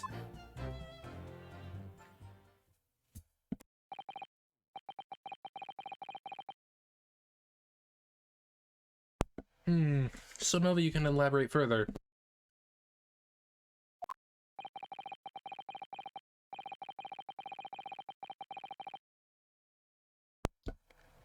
Shaken by the crime they witnessed, and with only the light of a few candles and an oil lamp, which you see, can't expect these witnesses to be able to give a more precise account of what happened. That's right. Yeah, don't pay to expect too much. It's a man that's a quest for knowledge and destroying the world. That's what I think. Do you? Really? In any case, as his testimony shows, even if the notice board was moved by somebody following the incident, it makes no difference. When the gunshot rang out, the accused was the only person at the scene. In short, the only person who could have possibly committed this crime is Barak von Zeeks. None of this wrangling over the board changes that simple fact. Quite so, quite so. Does the defense still wish to cross-examine the witnesses despite the circumstances? Most certainly, my lord. Very well. Then you may proceed, counsel. I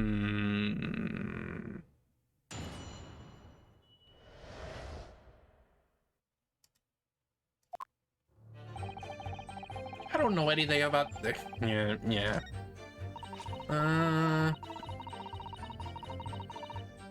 Hold it! Tell me more about that. When you say we're doing business with them, you mean you were selling them fireworks? Yeah, what else? They're the Priory School just around the corner, see? Those cheeky little so-and-sos have got a plan to blow their school to kingdom come. So I've been telling on them, letting their teachers know what they're up to. Oh, you have? Yeah, wouldn't want anyone to get hurt, so I let the school know the kids are playing with dodgy toys. Then praise the Lord, the teachers take all the fireworks off them. And then praise the Lord again, the kids all come back to buy more. Everyone's happy, see? I see, so you literally freaking scam the kids out of their freaking money. What a racket.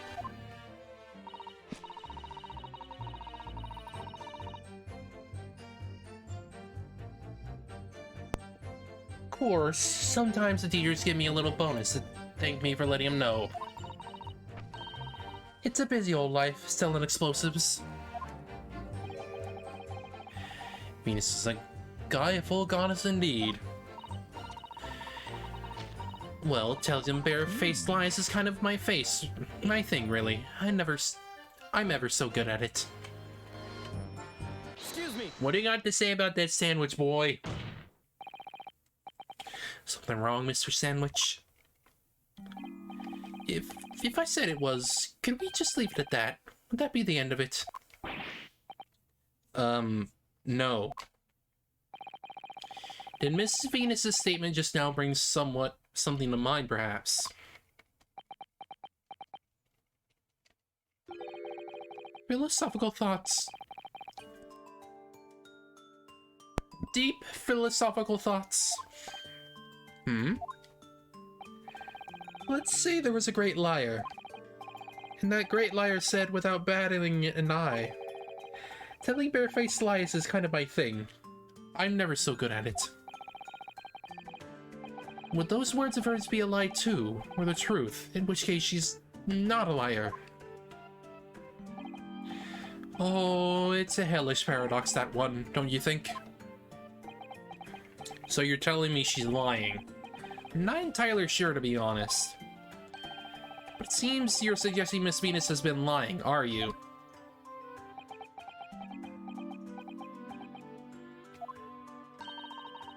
What are you on about, old man?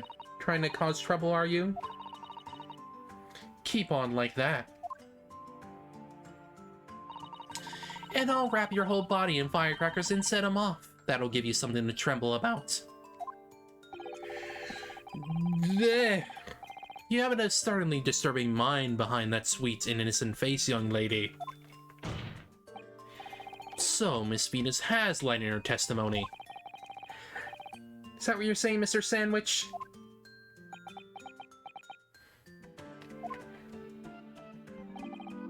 Well, if it means I'll be burning in hellfire for the rest of my days, so be it. Yes, that's what I'm saying.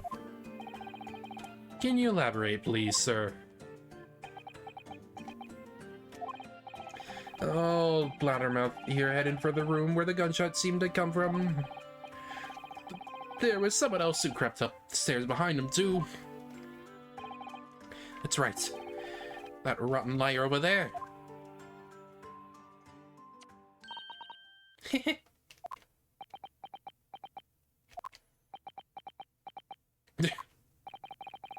Do you mean to say that you did in fact betake yourself to the scene of the crime after all?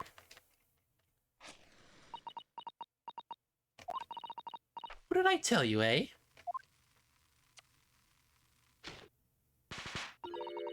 I said I was good at telling barefaced lies, didn't I? Yes, you mentioned it. Well, that revelation rocked the whole courtroom, didn't it? Who knew firecrackers packed such a punch? So you did indeed visit the crime, did you, young lady? Good grief. Well now, you come to mention it. I suppose perhaps... I do clearly remember climbing the stairs of the room, yeah? Either you clearly remember it or you don't. Well, I should consider a fitting punishment for this perjurous act later. For the time being, you will immediately amend your testimony to reflect the truth. Oh, yes, my lord, of course.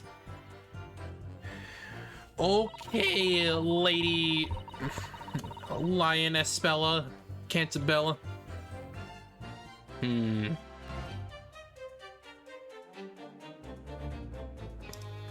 Maybe I did sneak along behind Gossip and have a little peek into the room where it all happened. Hold it! You make a habit of lying, do you, Miss Venus? Well, I suppose so. I don't really know, to be fair. If you want my advice, though, I'd take in everything I'd say with a big pinch of salt. Alright, but you did in fact go to the room where the victim was killed on the day in question, didn't you? Oh, please, as if I would. I can't think of anything more terrifying.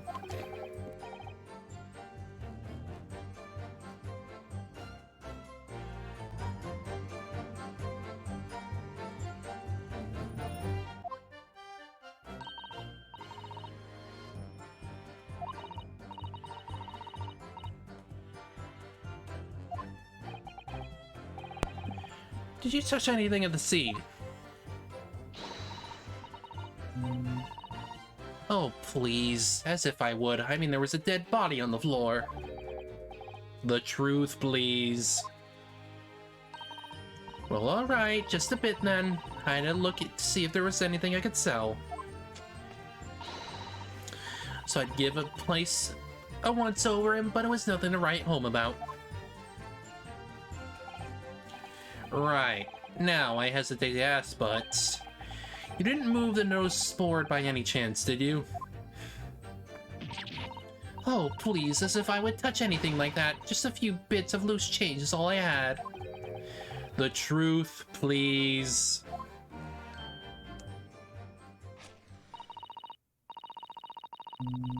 Well, alright then. There might be something worth having underneath it. So I blasted the flippin' thing. Sorry, I flipped the blasted thing. You're telling us that you did move that board? I think that did slump out, didn't it?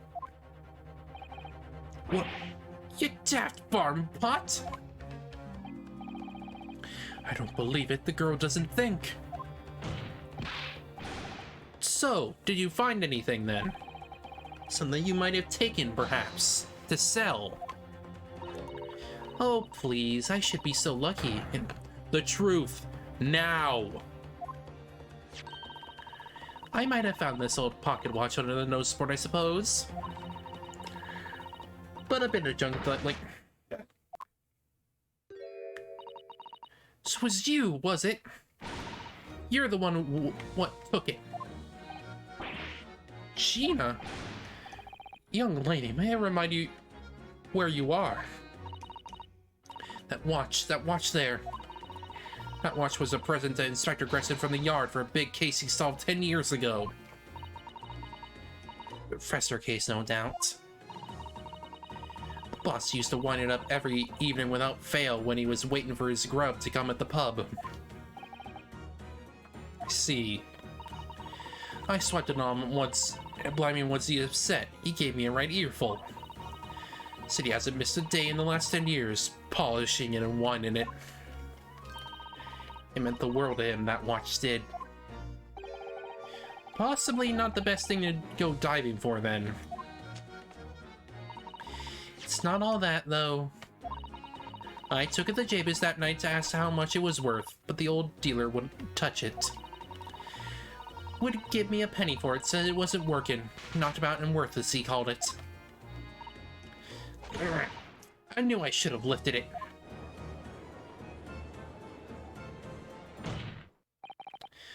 That watch must be submitted as evidence at once. Oh, please. Just so long as you promise to give it back when you're done. Not a chance. I'll swipe it from you if you're gonna get your grubby mitts on it again. That's enough. Hand the watch over to the bailiff forthwith. Now, now, children, watch your manners. Good lord.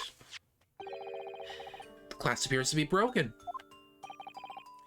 More than likely it shattered when the inspector was shot. It doesn't tick anymore either. Which is why Jabez didn't want it. What a waste, eh? Yes, indeed. Appears to have stopped at the hour of 5. Exactly when the gunshot was heard then. Which supports the prosecution's claim, of course.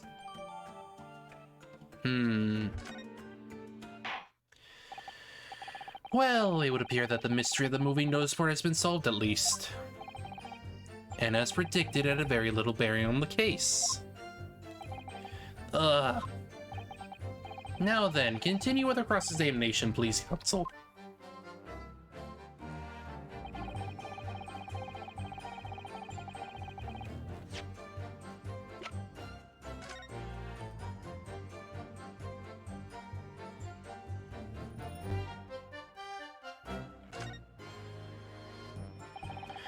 There's a tiny little stub sticking out from this small hole here, look. So there's supposed to be a little knob or something on that for the setting the time. In that case, seeing as we know the inspector took such good care of his watch, probably broke when the incident occurred, didn't it? Yes, of course. Which would mean there's a small part of the watch still at the scene. Maybe.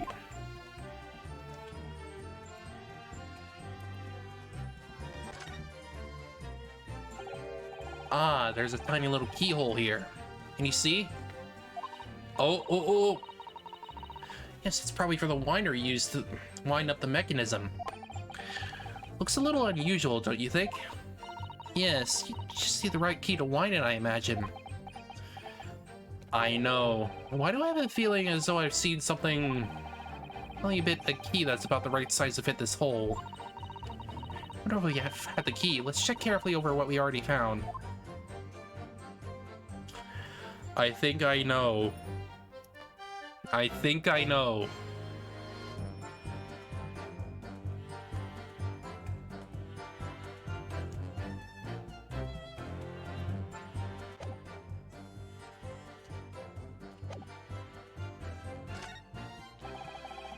Let's see.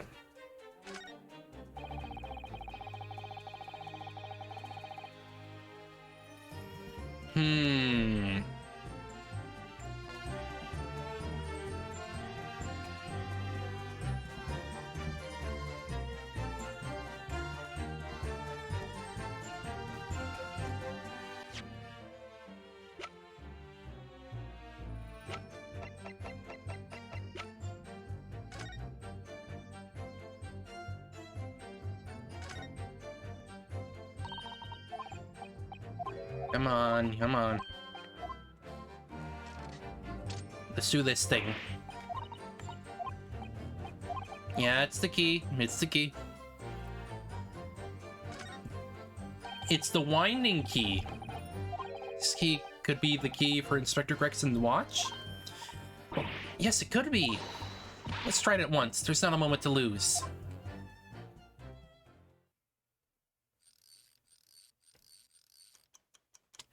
It's not actually broken.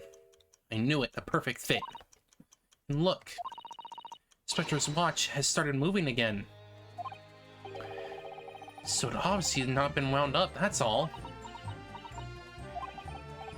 What is it, Misuto? Well, if the watch isn't actually broken after all, I feel like it could have profound implications.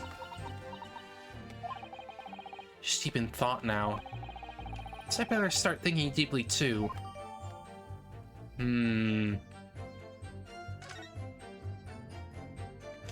Yeah, it's not actually broken. It's just the glass. Objection! Sorry. Found something out. Afraid that's not necessary in the case. Oh.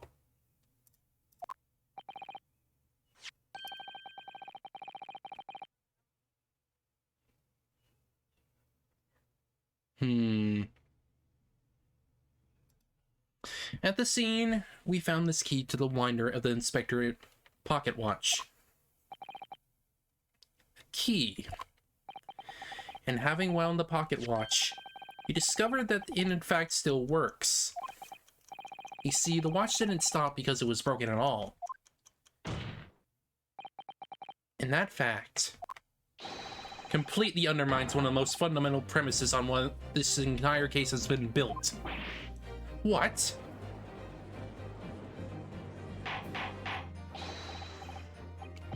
But, Counsel, the watch was stopped at almost exactly 5 o'clock. Yeah, which is when we heard that gunshot. It is exactly the hour. The time was showing on the watch that tells us nothing other than it was wound down. It is merely a coincidence that it happened to be at 5 o'clock. Objection! Even if that's true, the 3 witnesses here all heard the gunshot at 5 o'clock. So obviously when this crime was committed. Objection! No, that doesn't hold. Why not? Recall what Inspector Lestrade said only moments ago. The boss used to wind it up every evening without fail when he was waiting for his grub to come at the pub. Said he hadn't missed a day in the last 10 years, polishing it and winding it. It meant the world to him, that watch did. The victim was in the habit of winding his watch once in a day, in the evening. We can reasonably assume, therefore, that he wound the timepiece on the evening before he died as well. Yes, that would be entirely reasonable. But if that's the case, you wouldn't expect the watch to have clearly wound down by 5 o'clock the following day.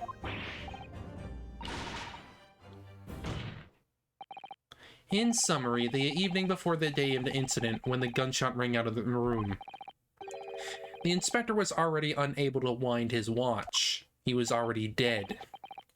You can't mean... What would stop a man winding his watch if he's been in the habit of winding it every single evening for 10 years? The obvious answer is that he was already dead. Indeed. Counsel, that is the most extraordinary claim. Objection! Extraordinary isn't the word, it's absurd. You claim he was already dead the night before? Do you really think that Scotland Yard's coroner would have overlooked something like that? Well, on that subject, there is something rather surprising.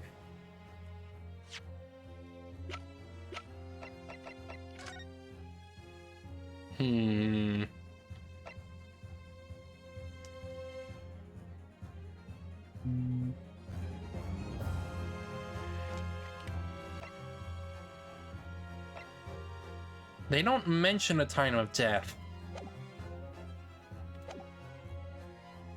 there was something rather surprising. Something on a mission, the coroner's report. Time of death is not noted. Exactly. That's right. Wait a minute. Reckoning that my legs went from me under me when the door kicked the door in. What do you mean? Like I said, I planted my head in dirty great puddle of blood. Yes, the victim blood hadn't dried. It was fresh. He catches on fast, doesn't he? Objection! But that blood couldn't be explained in any number of ways. It could have been put there afterwards. Some fresh blood could have been poured over the victim. Does my learned friend think that the fresh blood is available on every street corner? Well, it needn't necessarily have been human blood, of course. We've been told previously that Scotland Yard has no way to identify blood as human. The problem is currently being researched. As present, you are correct, it is beyond our abilities. So then, a chicken's blood could have been used, for example. It's certainly a possibility that it wasn't the inspector's blood at all. Objection! But the gunshot was heard at 5 o'clock that afternoon, that's beyond question. Sorry, but firecrackers. Is it, though? What? Given that the time of death of the victim has already been called into question, it isn't beyond the realms of possibility that what these witnesses heard wasn't a gunshot at all. Oh, please, what are you trying to say? You us lot want to know what we heard. It was a little thing that came from that there in the room. You listen to me. Street seller's ears are his livelihood. Wait. You're using the same animation from when you were a frickin' coach driver. Whack.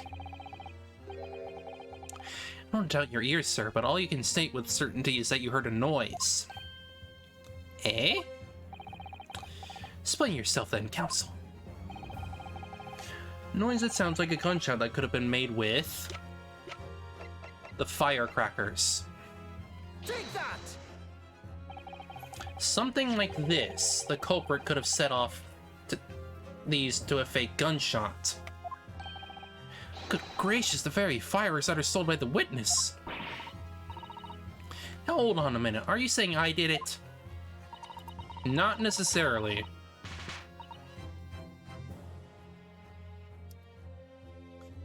My pretty little firecrackers only made a little pop anyway, see? That's the little ones. These are the big ones. Not 100 of them together. The Venus special that you sell for 600 pennies sound like this. As the courtroom can now attest, it sounds very much like a gunshot, in fact. You're trying to suggest that somebody set out one of those fireworks off at the scene. I'm suggesting that somebody knew that the defendant was in the room at 5 that day and sought to implicate him by creating a sound like a gunshot for these peddlers on Fresno Street to hear. Objection! But even the accused himself has testified that he saw no one else in the room at the time. Whether it was a gun or a firecracker, the only person present to cause that bang was Barak von Zeeks. One with a match in my firecrackers still pop. See? That's why people like them. I fear for your fingers, young lady. Objection! Recently, during my time here in Britain, I've learned of a very useful invention indeed. Something called, a time bomb. Good heavens, a bomb? Yes, a device that allows you to blow up whatever you like, whenever you like. Mr. Naruto, I worry that your unfortunate phrasing there may lead to yet another international incident. No, wait, it's the whenever you like part that's important. A timed device? Yes, exactly. A timed device. Something of that nature could have been planted at the scene. A device that was able to produce the sound of a gunshot long after the culprit had left. Extravagant claim will have to be substantiated with evidence, counsel. What proof do you have to suggest that anyway that enough time device was employed to create the gunshot sound? The candelabrum. Take that! As the court has already discussed, the tip of one of the candles in this candelabrum has been blown off. Yes, indeed, because it was struck by a bullet, which presumably passed through the victim. I don't think that's possible, my lord. Not possible. Why? Because of the scorching. There are gunpowder scorch marks clearly visible on the broken candle. There are? Goodness, yes. But is it not the case? There was also scorching on the victim around the bullet entry wound. That's right, there was. But as we said earlier, scorching like that only occurs when the target is very close range, a matter of centimeters from the gun. Which means that the scorching on the candle can't possibly be the result of a gunshot. You're suggesting it came from the fireworks. How can it be, eh? After there's such a visible scorching on the candle, suggests that the fireworks must have been right next to it when they exploded. Or to put it another way, the candle and the firecrackers were joined together. Aha! And the culprit somehow attached the fireworks at a point partway down the candle. After the killer had left the scene, the candle slowly burnt down along with the other two, until eventually ignited the fuse of the firecrackers, generating a loud bang.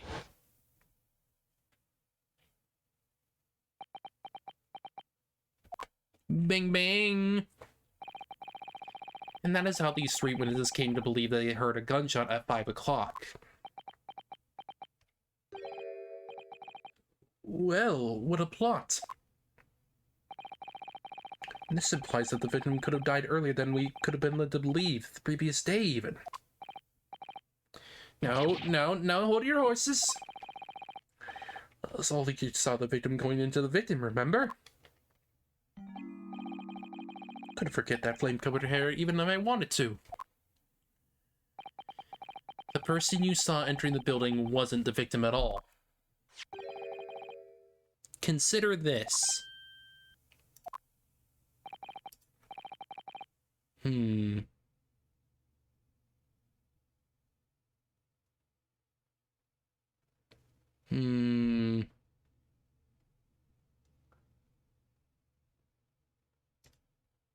Obviously, anybody can wear a wig.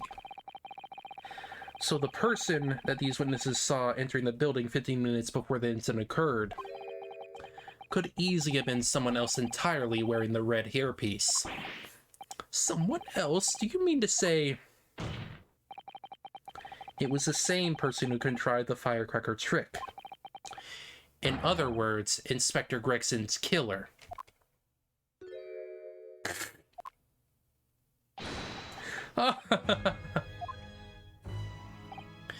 Oh, very impressive, Ryunosuke Naruhodo. Kazuma?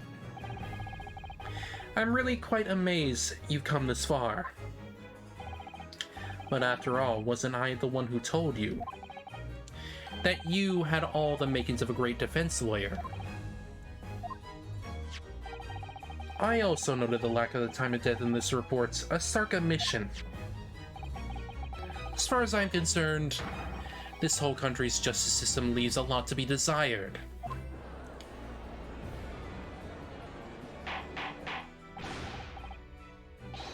Prosecutor Hasogi, what on earth do you mean by that statement? I hear that many of the leading members of Britain's judiciary are present to observe this trial today, so we cannot allow even the slightest doubt to be overlooked. The defense's assertion about the time of death based on the victim's stopwatch is just conjecture. For while the possibility exists that my learned friend may be correct, we have a duty to explore it. Well, certainly I would agree with you. And what immediately comes to mind is, of course, what was Inspector doing and where did he go on the day before the incident? Do you know? The Inspector always carried out his investigative work alone. His movements were treated as confidential within Scotland Yard. Even within the Yard. However, considering the evidence we presented with so far, I'd say it's fairly apparent that the case the man was pursuing, wouldn't you, my learned friend? I do have a feeling about what case he might have been investigating. Yes, I agree, surely. My lord, the defense believes it can explain to the court the case that was being investigated by the Inspector Gregson at the time of his death. Very well, counsel. Present your argument to the court. What evidence is suggestive of the case being investigated by the court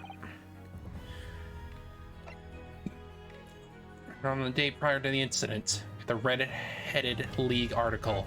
Take that! I believe this red hairpiece points to the answer. We might assume it was part of a disguise used to carry out an undercover investigation. Surely not. Such a brightly colored hairpiece would only serve to make the inspector more noticeable. Yes, that's quite true. He would definitely have made him stand out in the crowd. Except, that is, in a crowd of gentlemen from the Red-Headed League. The Red-Headed League? So, you've already worked it out. What on earth is all this about? Is there such an extraordinary league of gentlemen? The Red-Headed League is currently under investigation for a grand deception. Deception of what nature, counsel? They've been targeting red-headed men across all of London, tricking them out of small sums of money.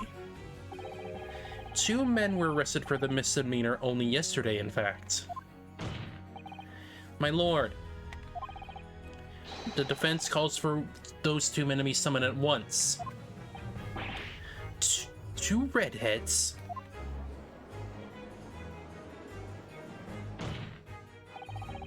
Inspector Gregson clearly infiltrated the Red-Headed League using this headpiece. So it's very likely that he had direct contact with these criminals. And it's quite possible that such contact led to more serious events.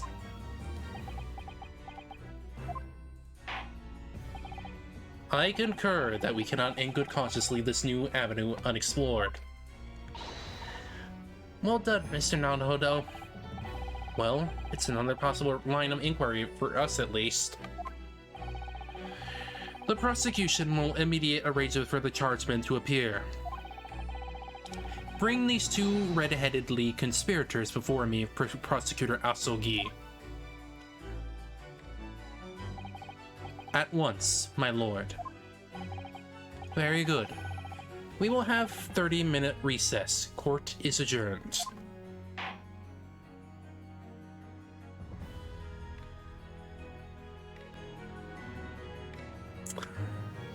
I'm probably gonna cut it off here. That way we have something else for next time. Plus, I'm assuming we're like halfway through this. So it'll be good to like get the other half done for next time.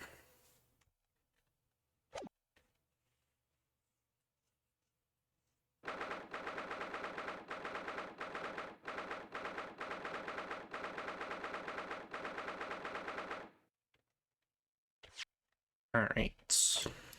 Save it here.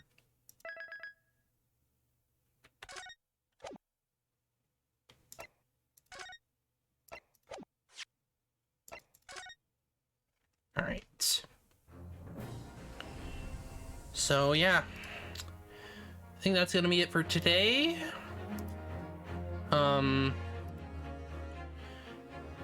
I might think of doing other stuff in the week. Maybe tomorrow, maybe not. I really think it depends on how I feel, really. But we'll obviously still be doing our Wednesday hangout, doing of whatever. Might even do my farming that day, who knows. Friday, it's gonna be Ni no Kuni as well. But other than that, I appreciate y'all coming by out today. We will come back to this some other time, more than likely next week. Yeah, I feel like I'm probably gonna do it next week. I'm gonna calm down a tad this week, that way I'm not pushing myself too hard. But yeah, other than that, appreciate y'all coming by out this week. Well, today anyway. And I'll see you all later for Wednesday. Unless I think of something I do him tomorrow or Thursday. Who knows? But yeah. Appreciate it. I'll see y'all later. Take care. See you later. Have a good day.